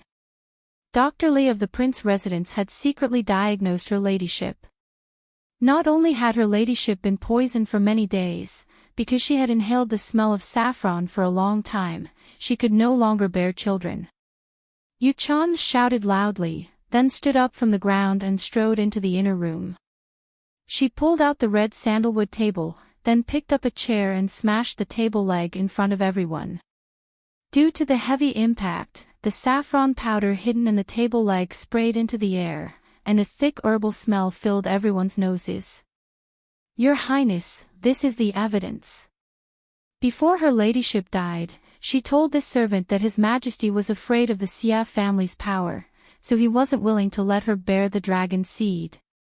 Her ladyship also said that it was to help His Majesty. But this servant never expected that her ladyship would walk on this path of no return. Her ladyship. How could you bear to abandon Prince? How could you bear to abandon this servant? Yuchan wailed hysterically as tears rolled down her face. Yi Hongyi. Is this how you treat this old man's daughter? This is how you treat her ladyship. This old man will definitely get revenge for her ladyship today. Xie Zhong used all his strength to shake off the guards clamped onto him, but perhaps because he was too angry, Xie Zhong's vision went black and he collapsed. The moment Xie Zhong fell, 5 flashes of light appeared around Xie Zhong, blocking the guards outside. Who are you? Yi Hongyi had originally wanted to kill Xie Zhong while he was unconscious, but he hadn't expected that Xie Zhong would bring people with him. We are the hidden guards of the benevolent prince residence, we are only loyal to the benevolent prince. As the black-clothed person spoke, he had already lifted Xie Zhong up. Their figures flashed, and before Yi Hongyi could react, they had already left Ordnance Palace. Preposterous. This is simply disgraceful. In the end, Yi Hongyi was still the monarch of the world. How could he not be angry at being ignored like this? At this moment, Yi Hongyi's eyes rolled with a dense darkness, and his gaze shot straight at Yuchan. Come. Drag Yuchan out and execute her. Yi Hongyi was practically roaring. Yuchan knew that her mission was complete. Even if she died, it would be worth it. Just as Yuchan was about to die, Yin Shue's figure flashed and she rescued Yuchan from Ordnance Palace. Rebel. You're all rebelling. Throw Xia Xin's corpse into the mass grave. Throw it right now. Yi Hongyi flipped out. 2 living people had been rescued right in front of him. His dignity as a monarch had been completely destroyed. How could he not be angry? He was especially worried that Xia Xin had fallen out with the benevolent prince. In the corner, Yao Moen nodded slightly. She was very satisfied with this show. Xia Xin truly was worth teaching. This move was ruthless. Just as Yao Moen was about to return to Guan Osprey Palace, she suddenly saw Yao Sulwan glaring at her with a pair of leopard-like green eyes. This is your conspiracy, the whole thing was planned by you. Am I right? Yao Sulwan questioned in a low voice. That's right, it was all my doing. Hurry and tell His Majesty. He just so happens to be angry right now, he might really order me to be executed. Yao Moan's cherry lips curved slightly as she walked in front of Yao Sulwan. Her slender eyes blinked as she continued. She blinked her slender eyes and continued, however, it's hard to say whether His Majesty will believe you or not. Oh. I almost forgot, second older sister is an idiot right now. His Majesty wouldn't listen to an idiot, right? Your goal in planning all of this was to cause His Majesty and the benevolent prince to fall out. Yao Moan, you hate His Majesty. Yao Sulwan glared fiercely at Yao Moan. Ha, if second older sister has proof, then go find His Majesty. Moan doesn't have the time to listen to your nonsense. Yao Moan restrained the ridicule in her eyes and immediately turned to walk around Yao Sulwan. However, she was pulled back by the latter. Yao Moan, what exactly do you know? What exactly do you want to do? Yao Sulwan was on the verge of collapse as she roared. However, in the next second, Yao Moan grabbed her by the collar. Moan will do to you what you've done to eldest sister. Yao Sulwan, the heavens are watching what people do. Do you think that no one knows what you've done?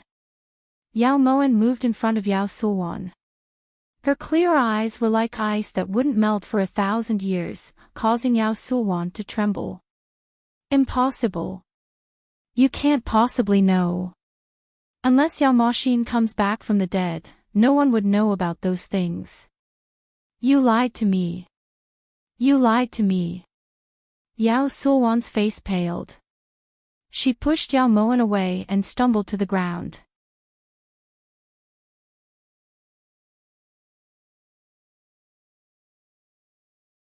Chapter 134. Of course I'm lying to you. How could Wanderer know what happened between you and eldest sister? Seeing how scared you look, if I didn't know better, I'd think you saw a ghost during the day. Yao Moan suddenly raised her exquisite smile, her eyes overflowing with splendor.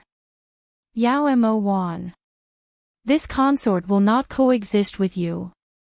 Yao Sulwan almost went crazy when she saw Yao Mo Wan standing in front of her. She could defeat the wise and calm Yao Mo Axayan. There was no reason for her to lose to an idiot. The moment Do Xianglan killed my mother, Yao Mo Wan was already irreconcilable with you. Yao Sulwan, this consort will be waiting for you. Yao Mo Wan's clear eyes were filled with coldness. Yao Mo Wan was like a beast staring at its prey, causing Yao Sulwan to feel a chill from the bottom of her heart. When Yao Mo Wan left, she noticed the figure in the shadows but didn't think much of it. The vast sky was dotted with stars. Occasionally, clouds would pass by and cover the crescent moon. The world was hazy and silent. In the ruined temple in the eastern suburbs of the imperial city, the candles flickered, illuminating two tear-stained faces. Jian Chen, why didn't you tell me the truth? Do you know how much pain I felt when I saw you fall? I really wanted to go with you. If it wasn't for you, Chan, Xia Xin couldn't describe how heartbroken she was at the time. Her tears flowed freely as she punched Jian Chen's chest fiercely. This was her first reaction when she woke up. I know. I know everything. Xin, I'm sorry, it was Jian Chen's fault. Jian Chen swears that from now on, we'll never be separated again. Jian Chen caressed Xia Xin's snow-white shoulders and let her hit him as she pleased. He had never been as relaxed as he was now. It was just as Jing Axayan had said. They could finally go far away without any worries. From now on, there would no longer be Jian Chen and Xia Xin in this world. There would only be two nameless people who truly loved each other. If you keep hitting him like this, his wound might split open. A clear voice rang out. Yao Mo Wan appeared in the ruined temple. Her face was still covered by a black veil. Jian Chen. I'm sorry, I didn't do it on purpose. Are you alright? Xiaxin suddenly looked down and saw that there was blood seeping out of Jian Chen's chest. It's fine. As long as you're by my side, Jian Chen will be fine no matter what. Jian Chen pulled Xiaxin into his embrace as if she was a precious treasure. You two should at least take a look at me. No matter what, I'm still your savior. Yao Moen couldn't help but feel a bit envious as she watched Jian Chen and Xiaxin stick together as if no one else was around. Jian Chen kowtows to thank benefactor. Realizing that he had lost his composure, Jian Chen reluctantly let go of Xiaxin and knelt down on one knee. Although Xiaxin did not bow, her eyes were filled with gratitude. No matter who you are, no matter what motive you have, if it weren't for your interference, Jian Chen and I would have died to Yi Hongyi's schemes a long time ago. Now that I've faked my death and caused Royal Father to break off relations with Yi Hongyi, I've already accomplished what I promised you and you didn't go back on your word. In principle, we only made a deal and I don't owe you anything. However, Xin is still grateful. Many thanks. As Xiaxin spoke, she was about to kowtow when Yao Moen helped her up. It's just as you said, Jing Axian got what she wanted. You don't owe Jing Axian anything, so Jing Axian can't accept this bow. However, there are people who can accept it, you understand. Yao Moen looked towards Xiaxin meaningfully, her eyes gentle and warm. By the time they returned to Guan Osprey Palace, it was already midnight. Yao Moen let out a long sigh of relief. Every time she thought about how Yi Hongyi had behaved like a clown in Ordnance Palace, the hatred she had accumulated for a long time would finally be vented a little. However, this was just the beginning. In the future, she would slowly make Yi Hongyi sink into the mud until he was drowned in it and suffocated to death. It was already past midnight, but the main room of the benevolent prince's residence was still lit. On the bed, the usually spirited Xie Zhong seemed to have aged 10 years. Daughter. Where are you? Royal Father has let you down. Xie Zhong muttered in a daze as tears streamed down the corners of his eyes. Royal Father, daughter is right by your side. Daughter was unfilial and made Royal Father worry. Jing Axian was right. Even if she was going to leave the imperial city and fly far away with Jian Chen, she still had to say goodbye to Royal Father before she left. Daughter. Daughter. This old man's seen. You didn't die. Or is this old man already dead? Anything is fine. As long as you can see this old man's being, anything is fine. The moment Xie Zhong opened his eyes, he saw a tear-stained Xiaxin in front of him. Royal Father, Xin didn't die. Xin is still alive and well. Xiaxin choked out as tears streamed down her face. You didn't die. It's good that you didn't die. Royal Father knew that you couldn't bear to abandon Royal Father. Xie Zhong, who had always been stern and dignified in front of his children, abruptly stood up and hugged Xiaxin tightly in his arms. Tears of joy streamed down his face. The father and daughter hugged each other for about an hour before Xie Zhong reluctantly let go of Xiaxin. My daughter, what's going on? Royal Father clearly saw that you've already. Xie Zhong pulled on Xiaxin with both hands, his eyes filled with confusion. Royal Father, there's something that I've kept from you for a long time, but now I have no choice but to say it. 7 years ago, the reason why I agreed to enter the palace was because Yi Hongyi promised me that he would let me stay with Jian Chen for the rest of my life. What he wanted was Father's support, but then. Xiaxin told him everything that had happened from beginning to end. On the bed, Xie Zhong's expression constantly changed. By the time Xiaxin finished, his aged face was filled with regret. Royal Father, I know that I was too preposterous and too willful, but in this world, there's no man who would treat me better than Jian Chen. Yi Hongyi is narrow-minded, sinister and cunning. Even if it wasn't for Jianqin, he definitely wouldn't have allowed me to give birth to a child. On one hand, he's using royal father's prestige among the older generation of princes, but on the other hand, he's afraid of royal father's snobbishness. He's just a despicable person. As Xie Xin spoke, she got off the bed and knelt in front of Xie Zhong. Royal father. Daughter is unfilial and has disappointed you. Xie Xin lowered her eyes as she sobbed. Xin, this isn't your fault. Royal father shouldn't have forced you into the palace, causing you to suffer so much. But Xin, royal father's original intention was for you to be happy. I never expected that Yi Hongyi would be so vicious. Xie Zhong staggered off the bed and helped Xie Xin up from the ground. His trembling hands wiped away the tears on Xie Xin's face. Daughter knows that royal father only let daughter enter the palace because you doted on daughter and didn't want daughter to suffer. However, the happiness that daughter wants isn't in the imperial palace, said Xie Xin sincerely as she helped Xie Zhong back onto the bed. Xin, don't worry. Since Yi Hongyi has treated you like this, royal father naturally won't let him off easily. Whenever Xie Zhong thought of the scene in Ordnance Palace, he would clench his teeth in hatred. But he's His Majesty. Furthermore, daughter is fine right now. Royal father shouldn't bring trouble onto yourself because of daughter, said Xie Xin worriedly. Now that I know that you're fine, royal father doesn't need to take revenge right now. Don't worry, royal father will wait for an opportunity to deal him a fatal blow. You don't care about these things, but what about Jianqin? Xie Zhong retracted the coldness in his eyes and turned to look at his daughter, his eyes filled with pity. Royal father. Xie Xin hadn't expected Xie Zhong to ask this and didn't know how to respond. Call him out. This old man definitely won't allow him to take away this old man's most beloved daughter without a word. Xie Zhong let out a long sigh.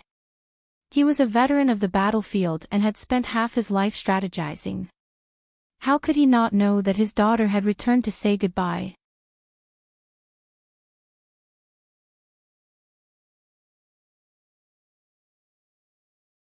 Chapter 135. Just as Xie Xin was hesitating, Jianqin walked out from the shadows. This commoner, Jianqin, greets the benevolent prince. Jianqin cupped his fists and bowed respectfully. What did you call this old man? Xie Zhong's eyes had regained their usual sharpness. Hearing this, Jianqin looked at Xie Xin in confusion. Xie Xin didn't know what to say and started to panic. A moment later, Jianqin suddenly knelt on both knees and knocked his forehead on the ground. Son-in-law, Jianqin, greets father-in-law. Jianqin said excitedly. His voice was filled with excitement and gratitude. Get up. You've called me father-in-law 7 years too late. This old man has let you down. Yan, hurry and help this old man's good son-in-law up. Xie Zhong pushed Xie Xin dotingly. Xie Xin was shocked and her eyes filled with tears. She immediately walked to Jianqin's side and helped him up. Royal father, thank you. Xie Xin couldn't help but wipe away the tears in her eyes. She was so happy that she couldn't control herself. There's no need to mention thanks between father and daughter. As long as you can forgive this old man's domineering ways, this old man will be satisfied. Xie Zhong looked at the beautiful couple in front of him with a comforting look. No matter what royal father does, it's for daughter's good. Daughter understands. Daughter has always understood. Xie Xin threw herself into Xie Zhong's arms and sobbed uncontrollably. Silly girl, what are you crying for? It should be a happy thing to be able to be with the person you love. Jianqin. Xie Zhong's old hand caressed his most beloved daughter as tears welled up in his eyes. Son-in-law is here. Jianchen quickly walked to Xie Zhong's side. At this moment, Xie Zhong pulled Jianchen over and placed his daughter's hand in Jianchen's. This old man has never begged anyone in his life. Now, this old man is begging you to treat Yen and well. It was a simple sentence, but it contained all of Xie Zhong's fatherly love for Xie Xin. Don't worry, father-in-law. Jianchen swears that I will never let Yen and down. If I break this oath, may the heavens and earth destroy me. Jianchen understood Xie Zhong's concerns and immediately raised his hand to swear. Royal father. At this moment, Xie Xin was already covered in tears. There was nothing sadder than parting. In the end, Xie Xin bid farewell to her father and left the benevolent prince estate with Jianchen. What Yao Moen didn't expect was that Xie Xin's letter would actually be delivered to Guan Osprey Palace. That night, the moon was bright, the stars were sparse, and the wind was warm. In the ruined temple in the eastern suburbs, when Yao Moen saw that Xie Xin was dressed in plain clothes, she found it a bit unfamiliar. Her hair was in a simple bun, and her attire was simple and elegant. Although she lacked grace, she seemed more tranquil. Do I still need to wear a veil now? Xie Xin's clear eyes looked straight at Yao Moen as she spoke in a calm voice. When did you guess it was me? Yao Moen slowly took off her veil and asked with interest. I was the one who personally made the poison pastries that were sent to Guan Osprey Palace that day. It was done very discreetly, and the only person who made it was Yu Chan unless it was someone from Guan Osprey Palace. There's no way anyone would know that it was poisoned. Later, when you asked me why I wanted to harm Yao Moen, I already had my suspicions. If I hadn't been so excited at the time, I would have guessed it was you even earlier. Xie Xin had grown up in the prince estate, so she was used to seeing the scheming and deceit of the women in the inner palace. Yao Moen had reason to believe that if Xie Xin's heart was in the inner palace, she would definitely be her strongest opponent. It's that simple. Yao Moen lifted her brows as she looked towards Xie Xin disapprovingly. I had my suspicions as well. After all, everyone knows that the Yao estate's 3,000 gold has been a fool since childhood. However, after you hinted to me to get revenge on Yi Hongyi, and after I plotted that scene, I was even more certain that it was you, said Xie Xin confidently. You were the one who directed and acted in that scene. I didn't interfere at all, retorted Yao Moen. That's right. That was because you predicted that I would do that. Since his goal in marrying me into the palace was to stabilize the older generation of imperial princes, then I destroyed his hopes. Also, I know that with royal father's current prestige, it's impossible for him to touch my royal father. This was also one of the reasons why Xie Xin had plotted against Yi Hongyi. There has to be a reason why I did all these things, right? Yao Moen was very curious as to how much Xie Xin had guessed. The reason is Yao Moxin. Dystocia. I was already suspicious when I heard the news at 10,000 Buddha Pagoda. As the Empress, ever since she was pregnant, the imperial doctors in the palace have been taking good care of her. If the position of the fetus is found to be abnormal, the imperial doctors will immediately correct it. Dystocia really isn't that easy. There's definitely something fishy about Yao Moxin's death. And you, it seems like you already know something, which is why you started to get revenge on Yi Hongyi. If my guess isn't wrong, Huan Kaier and Yu Funing's matter is more or less related to you. You're currently weakening Yi Hongyi's power bit by bit, and the person you want to support should be Yi Junqing, who has always been in love with Yao Moxin. Xie Xin's analysis shocked Yao Moen. You think that Yi Junqing is also involved? Yao Moen's gaze darkened. She suddenly hesitated on whether or not she should let Xie Xin leave. No. Given his deep feelings for Yao Moxin, if he knew that Yao Moxin didn't die from dystocia, he would have done something shocking already. How could he just obediently accept Yi Hongyi's ridicule and humiliation? Xia Xin confirmed all of her guesses from Yao Moen's expression. Why did you want to see me? Yao Moen sighed deeply. Thankfully, Yi Junqing wasn't as meticulous as Xia Xin, otherwise she really would have a headache. I wanted to tell you that royal father has already decided to give Yi Hongyi a fatal blow at an appropriate time. Furthermore, he already knows that there's a woman called Jing Axan who once saved his daughter's life. So in the future, when the time is right, you can use Jing Axan's identity to look for royal father. Wasn't this also why you urged me to return to the benevolent prince residence? Xia Xin got straight to the point.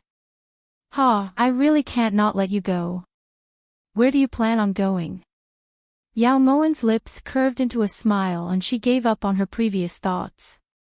She suddenly felt that Xia Xin was very similar to her. They were both intelligent and astute, but they'd both fallen for Yi Hongyi's schemes. The only difference was that Xia Xin had been luckier than her. To the ends of the earth.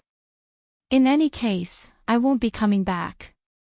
Xia Xin relaxed her tense expression and smiled lightly. I wish you happiness. Yao Moen sincerely wished her well. Never to see you again.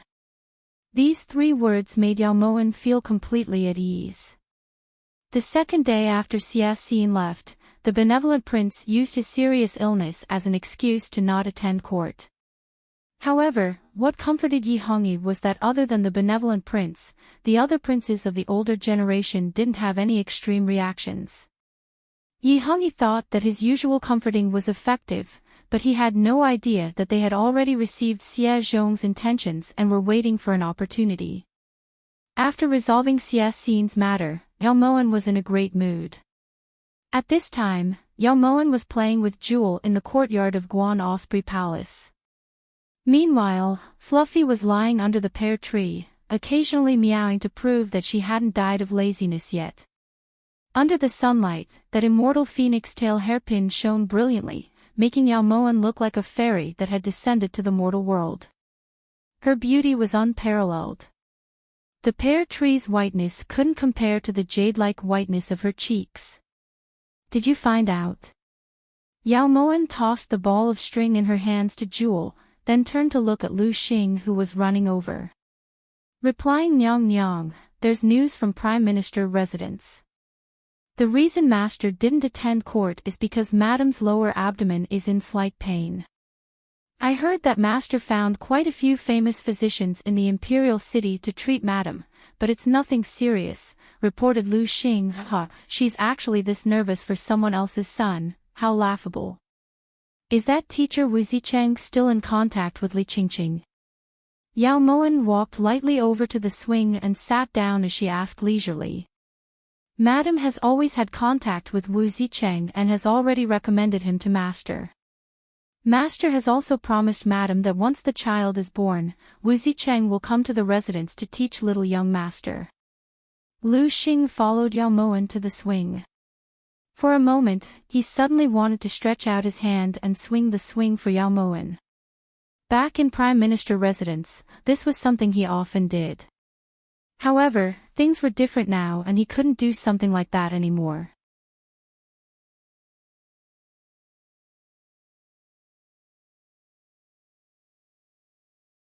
Chapter 136. You're not afraid of ghosts even after walking on the road at night. When will Ben Gong, this father, have a better memory? Alright, you can leave first. Yao Imo Wan waved her delicate hand to dismiss Lu Xing. Soon after, the tips of her feet touched the ground and she lightly swayed on the swing. Right at this time, Yi Junqing walked in with a vicious expression, scaring Jewel so much that he scurried up a tree and stuck his tail up high. This prince really can't tolerate that bastard and Bingshan anymore. He caused another palace maid to die. Yi Junqing's brows were tightly furrowed and his eyes were filled with anger. Prince promised Moen that you wouldn't interfere with Bingshan's matters anymore. Have you forgotten about it already? Yao Moen tapped the ground and stopped swinging. She lifted her brows and looked towards Yi Junqing. But we can't allow An Bingshan to treat human life like grass. Yi Junqing angrily walked to Yao Mowen's side, his clear eyes immediately landing on the immortal phoenix tail hairpin in Yao Mowen's hair. Mowen has her own plans for this.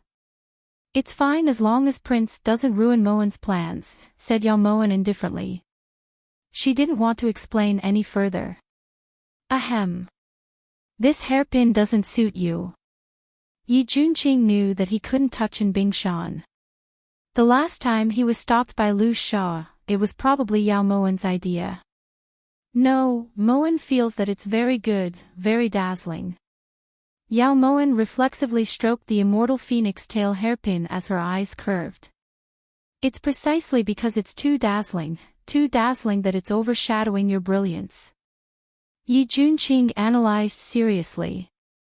Actually, if Prince wants this hairpin, it's not like there's no way. Yao Mowen gripped the ropes on both sides of the swing as she looked towards Yi Junqing with crafty eyes. Phoenix Feather Manor only has 3 9 revivals pills in total. There's only one left, so you'd better give up on that thought.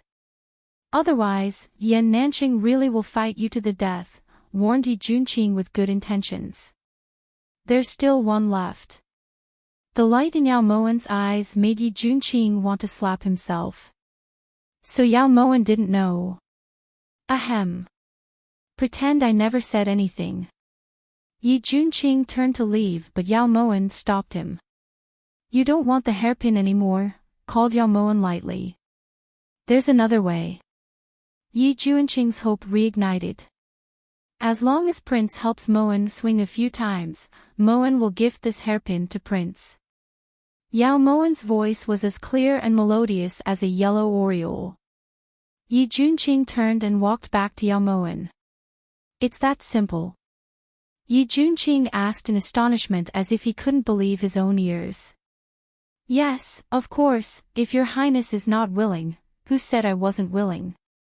Yi Junqing immediately retorted as he started to shake the rope of the swing. Not willing. It was rare for Yao Mowen to be so generous. If he wasn't willing, then he'd be an idiot. The wind blew past, blowing up Yao Mowen's ink-like long hair.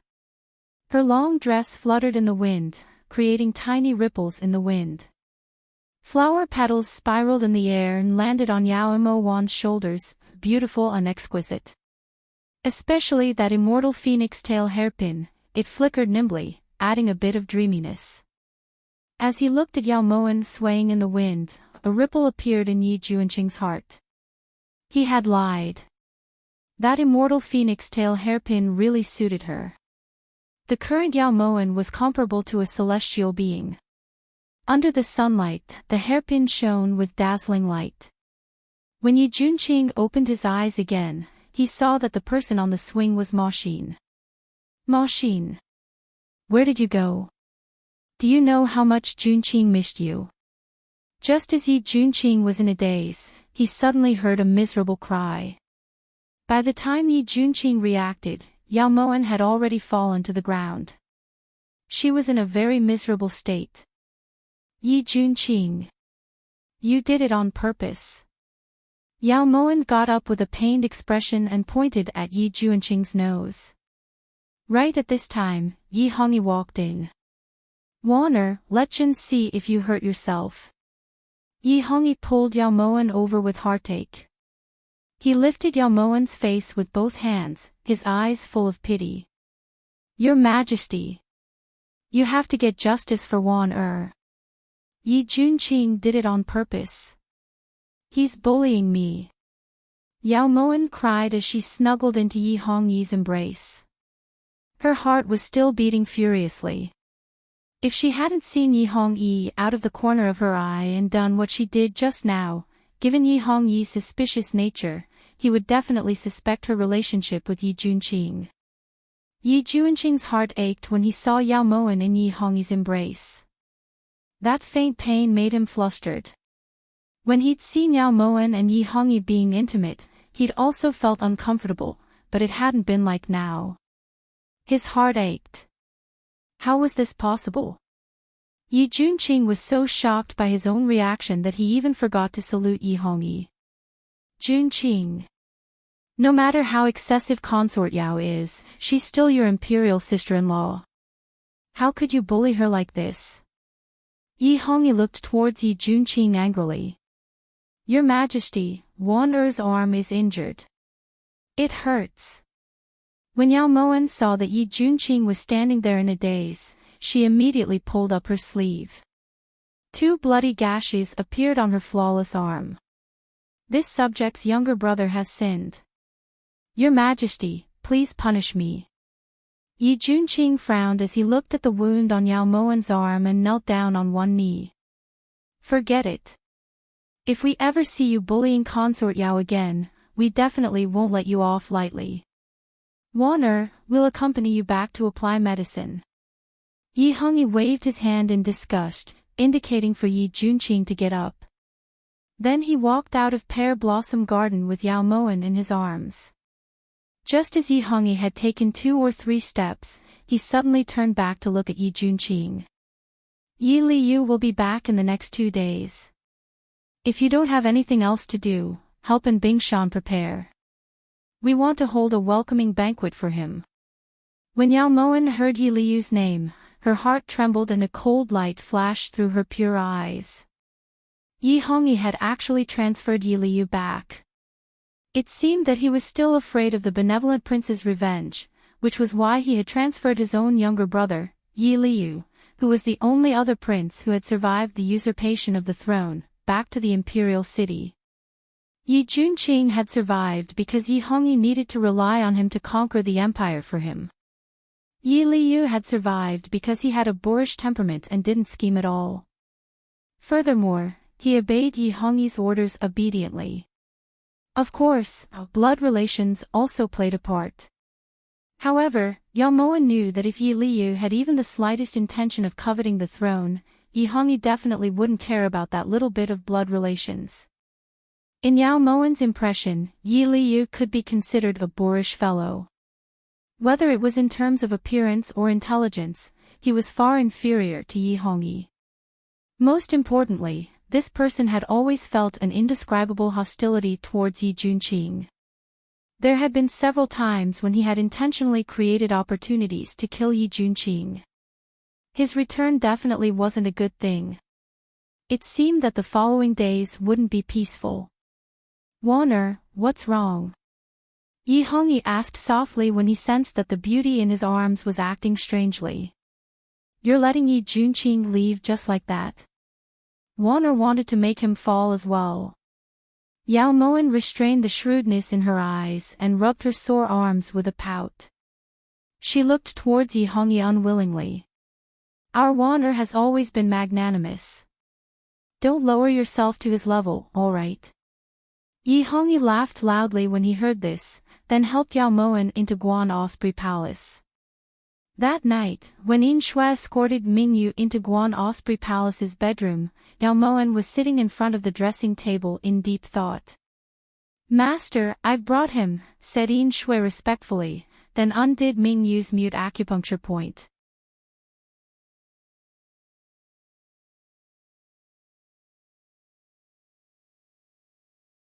Chapter 137. Cough cough. Who are you?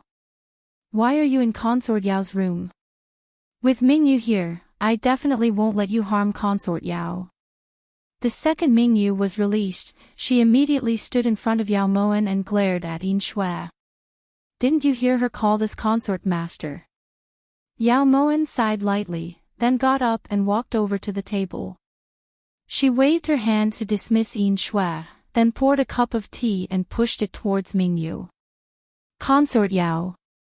Mingyu looked towards Yao Moan fearfully, not knowing how to react. There's no need to feign surprise. You should have seen it clearly that day outside the Ordnance Palace. Not only at Ordnance Palace, but also at Jade Lake. You didn't return to Pure Flower's palace at all. Yao Yu jumped in himself, but you never came out to speak up for your master. Mingyu, since this consort is willing to meet you in this form, it means that this consort wants to talk to you openly and honestly, so sit down. Yao Moen gestured for Mingyu to sit down, her eyes as sharp as an eagle's. Yao Moen's words caused Mingyu to feel extremely apprehensive. After hesitating for a long while, she walked over to the table and slowly sat down. As long as Mingyu knows anything about Her Highness Consort Li, I'll tell you everything I know. Mingyu merely sat on the chair, maintaining a humble posture at all times. In the entire inner palace, there was no one who didn't know that Consort Yao was foolish. Now that Yao Moen had actually revealed her shrewd side, whether or not she could walk out of Guan Osprey Palace would depend on her luck. Other than Yao Sulwan, this consort also wants to know about Bingshan. Tell me. Yao Moen elegantly lifted the teacup and pinched the lid with her fingers. She gently poked at the buds that had floated up on the surface of the teacup. Every movement was precise and accurate. This clearly wasn't something an idiot could do. This servant doesn't understand Consort Yao's meaning. Mingyu was shocked. She never expected that Yao Moen would actually mention Bingshan. It's fine. This consort will give you time to think about it. Once you've thought it through, you can answer this consort's question again, said Yao Moen leisurely. Then she lifted the teacup and took a sip. The tea's fragrance was strong and lingered in her mouth. Mingyu's heart trembled when she heard this. She couldn't see Yao Moen's eyes clearly. Those eyes seemed to be as deep as an ancient well, but they were more like two black holes. Just a single glance was enough to make one feel like they were falling into an abyss. Back when they were outside Ordnance Palace, she could sense Yao Moen's shrewdness and decisiveness. Now, the feeling was 100 times, 1,000 times stronger. In the end, Mingyu chose to reveal everything because she wasn't sure how much Yao Moen knew. She also didn't know if Yao Moen was testing her or if she really wanted to get something out of her. She only knew that staying alive was the most important thing. Only then could she avenge Hong Mei. What does Consort Yao want to know about Bingshan? Mingyu finally relented with a grave expression. His Majesty must know that he has bullied countless palace maids, so why does he still allow it? And you can be said to be one of the few trusted aides that Bingshan has.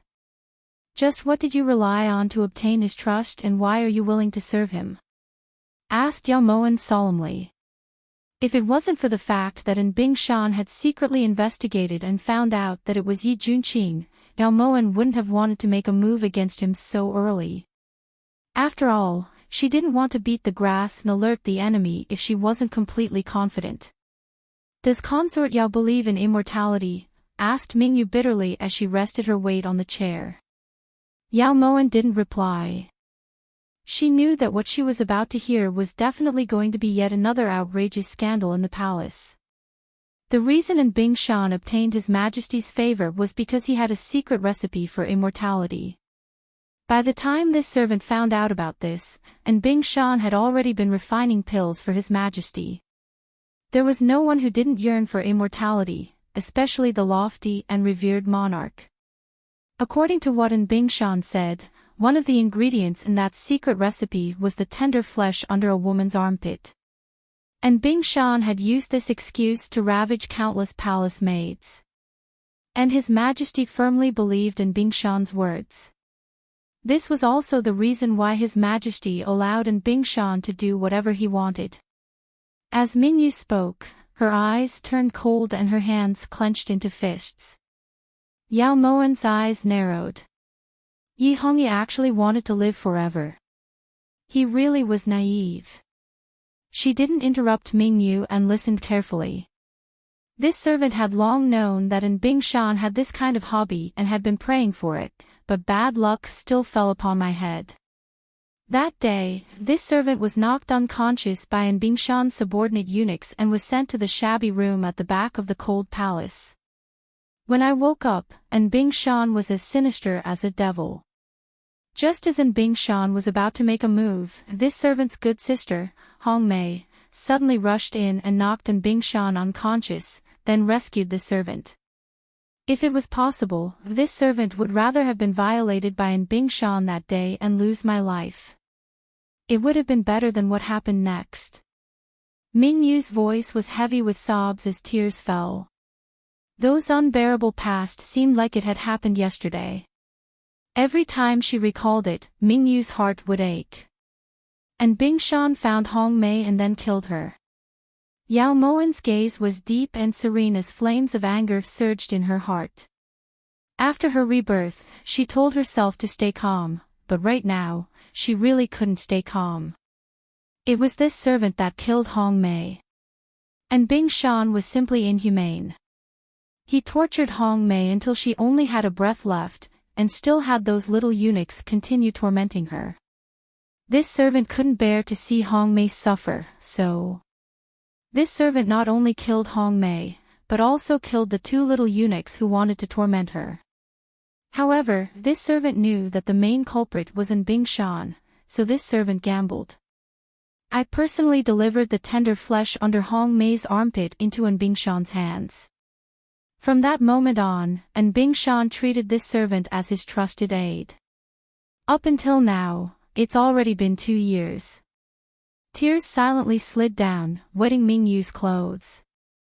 In these 2 years, Mingyu would dream every night of holding Hong Mei's bloody flesh and presenting it to Bingshan. That kind of pain was worse than death. You want Bingshan to die?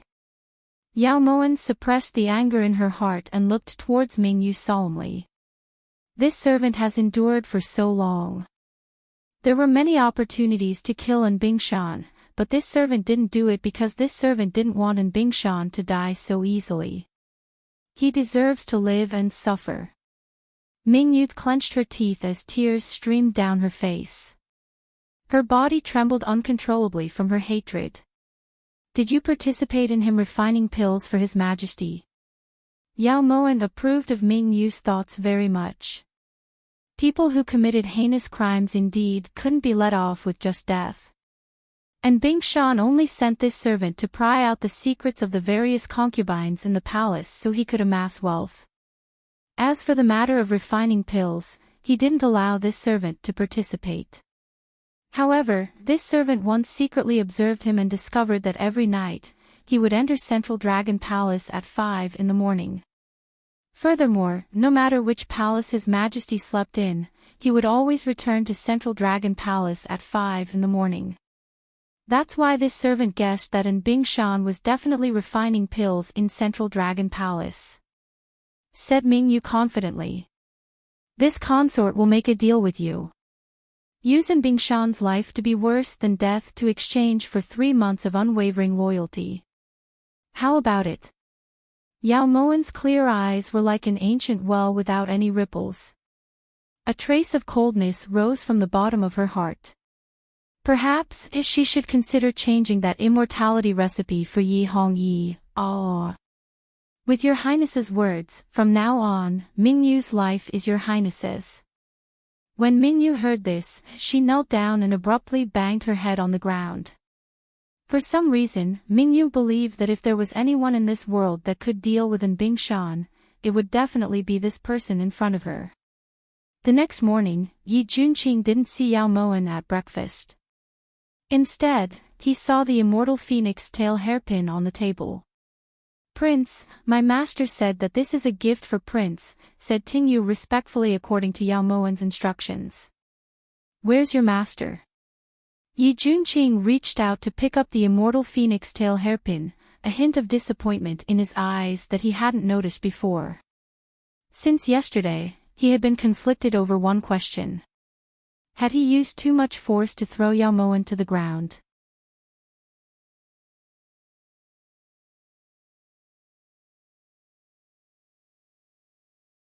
Chapter 138. My master went out for a stroll with Fluffy, replied Tingyu according to Yao Moen's instructions. She's carrying Fluffy. Why would she be carrying Fluffy when her hand is injured like that?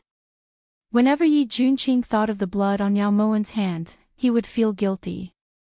As for the ambiguous feelings he had in the pear garden yesterday, he interpreted it as guilt and self-blame. How could he possibly have feelings for Yao Moen? That black-bellied and snobbish woman. Furthermore, the one he loved was Yao Maxin. This would never change. Unfortunately, Yi Junqing didn't know that even if he loved that black-bellied and snobbish woman, the fact that he loved Yao Maxin would never change. Tingyu, help this consort rub my shoulders. It's so sore. Prince is also here. The moment Yi Junqing heard Yao Moen's voice, he immediately restrained the worry in his eyes and turned around solemnly. However, when he saw Fluffy lazily leaning against Yao Moen's chest, his expression abruptly changed. He immediately took a few steps forward and pulled Fluffy into his embrace. What are you doing? Yao Moen was extremely shocked by Yi Junqing's actions. This prince misses Fluffy very much. Can't I? Yi Junqing said angrily. Then he pretended to rub Fluffy's body dotingly a few times, causing Fluffy to jump off in discomfort and search for a place to relax. Prince couldn't possibly be worried about the wound on Moen's arm, right? Yao Moen's words hit the nail on the head. Yi Junqing's face reddened. Ahem. Seeing how you were in so much pain yesterday, so... Before Yi Junqing could finish, Yao Moen smiled. That was just to fool His Majesty. It's just 2 scratches. Moen isn't that unreasonable. Yao Moen walked to the table with a faint smile and picked up the immortal phoenix tail hairpin. However, before she could even look at it, Yi Junqing snatched it away. You're already favored enough, is there a need to go so far? As Yi Junqing spoke, he put the hairpin into his sleeves. He felt even more annoyed. It's always good to have His Majesty favor me a bit more, said Yao Moen casually. She was thinking about what Mingyu had said last night. And Bing Shan was well versed in the ways of the inner palace, so it wasn't easy to deal with him. Do you love the Emperor? As soon as Yi Junqing asked this question, he immediately regretted it. If she didn't love His Majesty, then why did she have to act so smartly in front of His Majesty? Back then, he had been acting dumb and obedient, but now he was just trying to be clever. Even Yi Junqing himself didn't notice that his tone had become as gentle as water. I don't. Yao Moen's reply was far beyond Yi Junqing's expectations, but for some reason, when he heard those 2 words, he felt an indescribable sense of comfort. Why? Asked Yi Junqing stubbornly. How many of the imperial concubines in the inner palace love the emperor? They only love the emperor's favor. To them, who His Majesty is isn't important, explained Yao Moen objectively. Isn't it important? Why doesn't Maxin think this way? Yi Junqing said bitterly as his eyes dimmed. That's because eldest sister is an idiot. Yao Moen hated it when Yi Junqing shed tears for Yao Maxin again. The Yao Maxin at that time really wasn't worth it. Yao Mo Wan. Yi Junqing finally sobered up. How could he discuss such a profound question with Yao Moen? She didn't understand what love was at all. At that time, when Yi Junqing understood that there was no one in this world who understood what love was like Yao Moen, he had thrown her away. On a midsummer night, even the wind was irritatingly hot. Inside Pure Flower's palace, Yao Sulwan fanned herself furiously, but she couldn't feel the slightest bit of coolness. Your Highness, should this servant pour a cup of cold tea for you? Asked Mingyu carefully. Ever since she met Yao Moen, Mingyu knew that this master of hers wasn't a match for Yao Moen at all. In fact, she couldn't even compare to her in the slightest. Yao Sulwan's fate had already been decided. The more you drink, the more you sweat. Even your clothes are about to get wet. Alright, you can leave. Looking at you dumbly makes me even more irritated. Yao Sulwan dismissed Mingyu impatiently. Once Mingyu left, Yao Sulwan tossed aside her fan and walked into the bedroom. On the bed, Yao Sulwan tossed and turned, unable to fall asleep.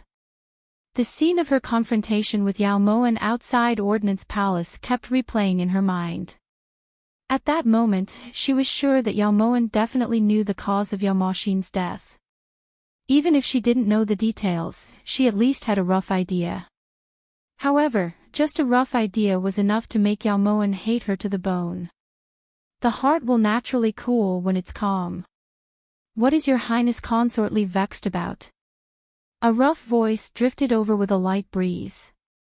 Yao Sulwan immediately got up, grabbed the blanket, and retreated to the side. When she saw who it was, she was stunned. The man in front of her was dressed in luxurious brocade, but it couldn't hide his tall and sturdy body.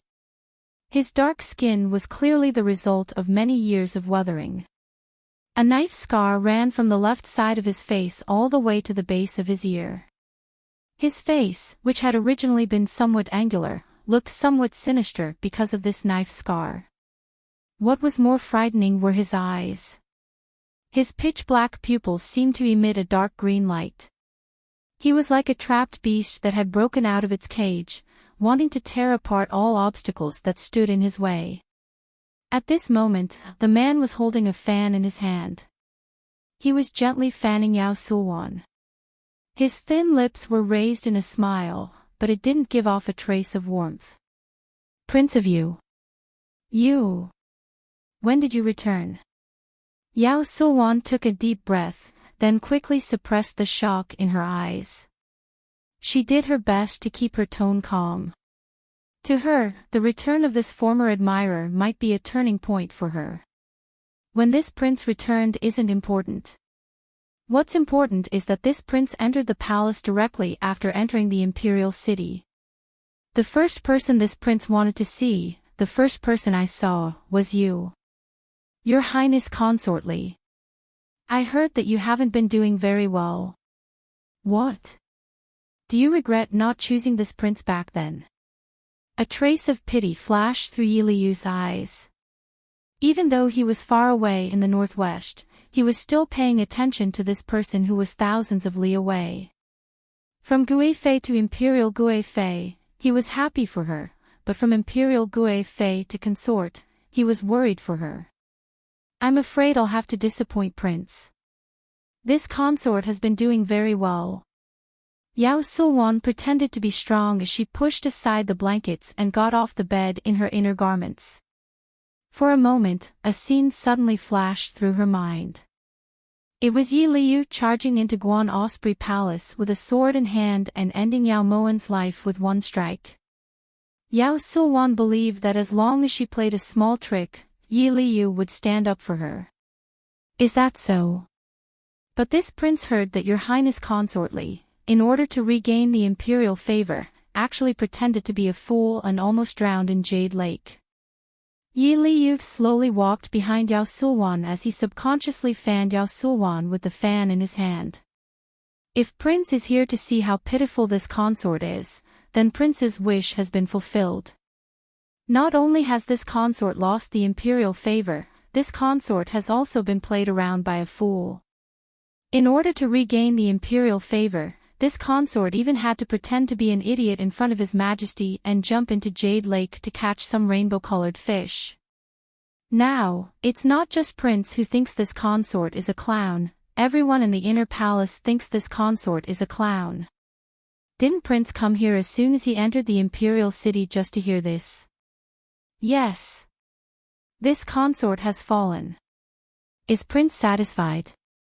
Yao Sulwan's tears flowed uncontrollably. Her glistening eyes gazed at Yi Liyu as she sobbed in sorrow. Just as Yao Sulwan finished speaking, a pair of strong arms abruptly wrapped around her. Leaning against Yi Liyu's broad chest, Yao Sulwan's lips curved in a sly smile. It's been so many years, but you still don't understand this prince's heart. You don't know how much this prince's heart hurts to see you like this.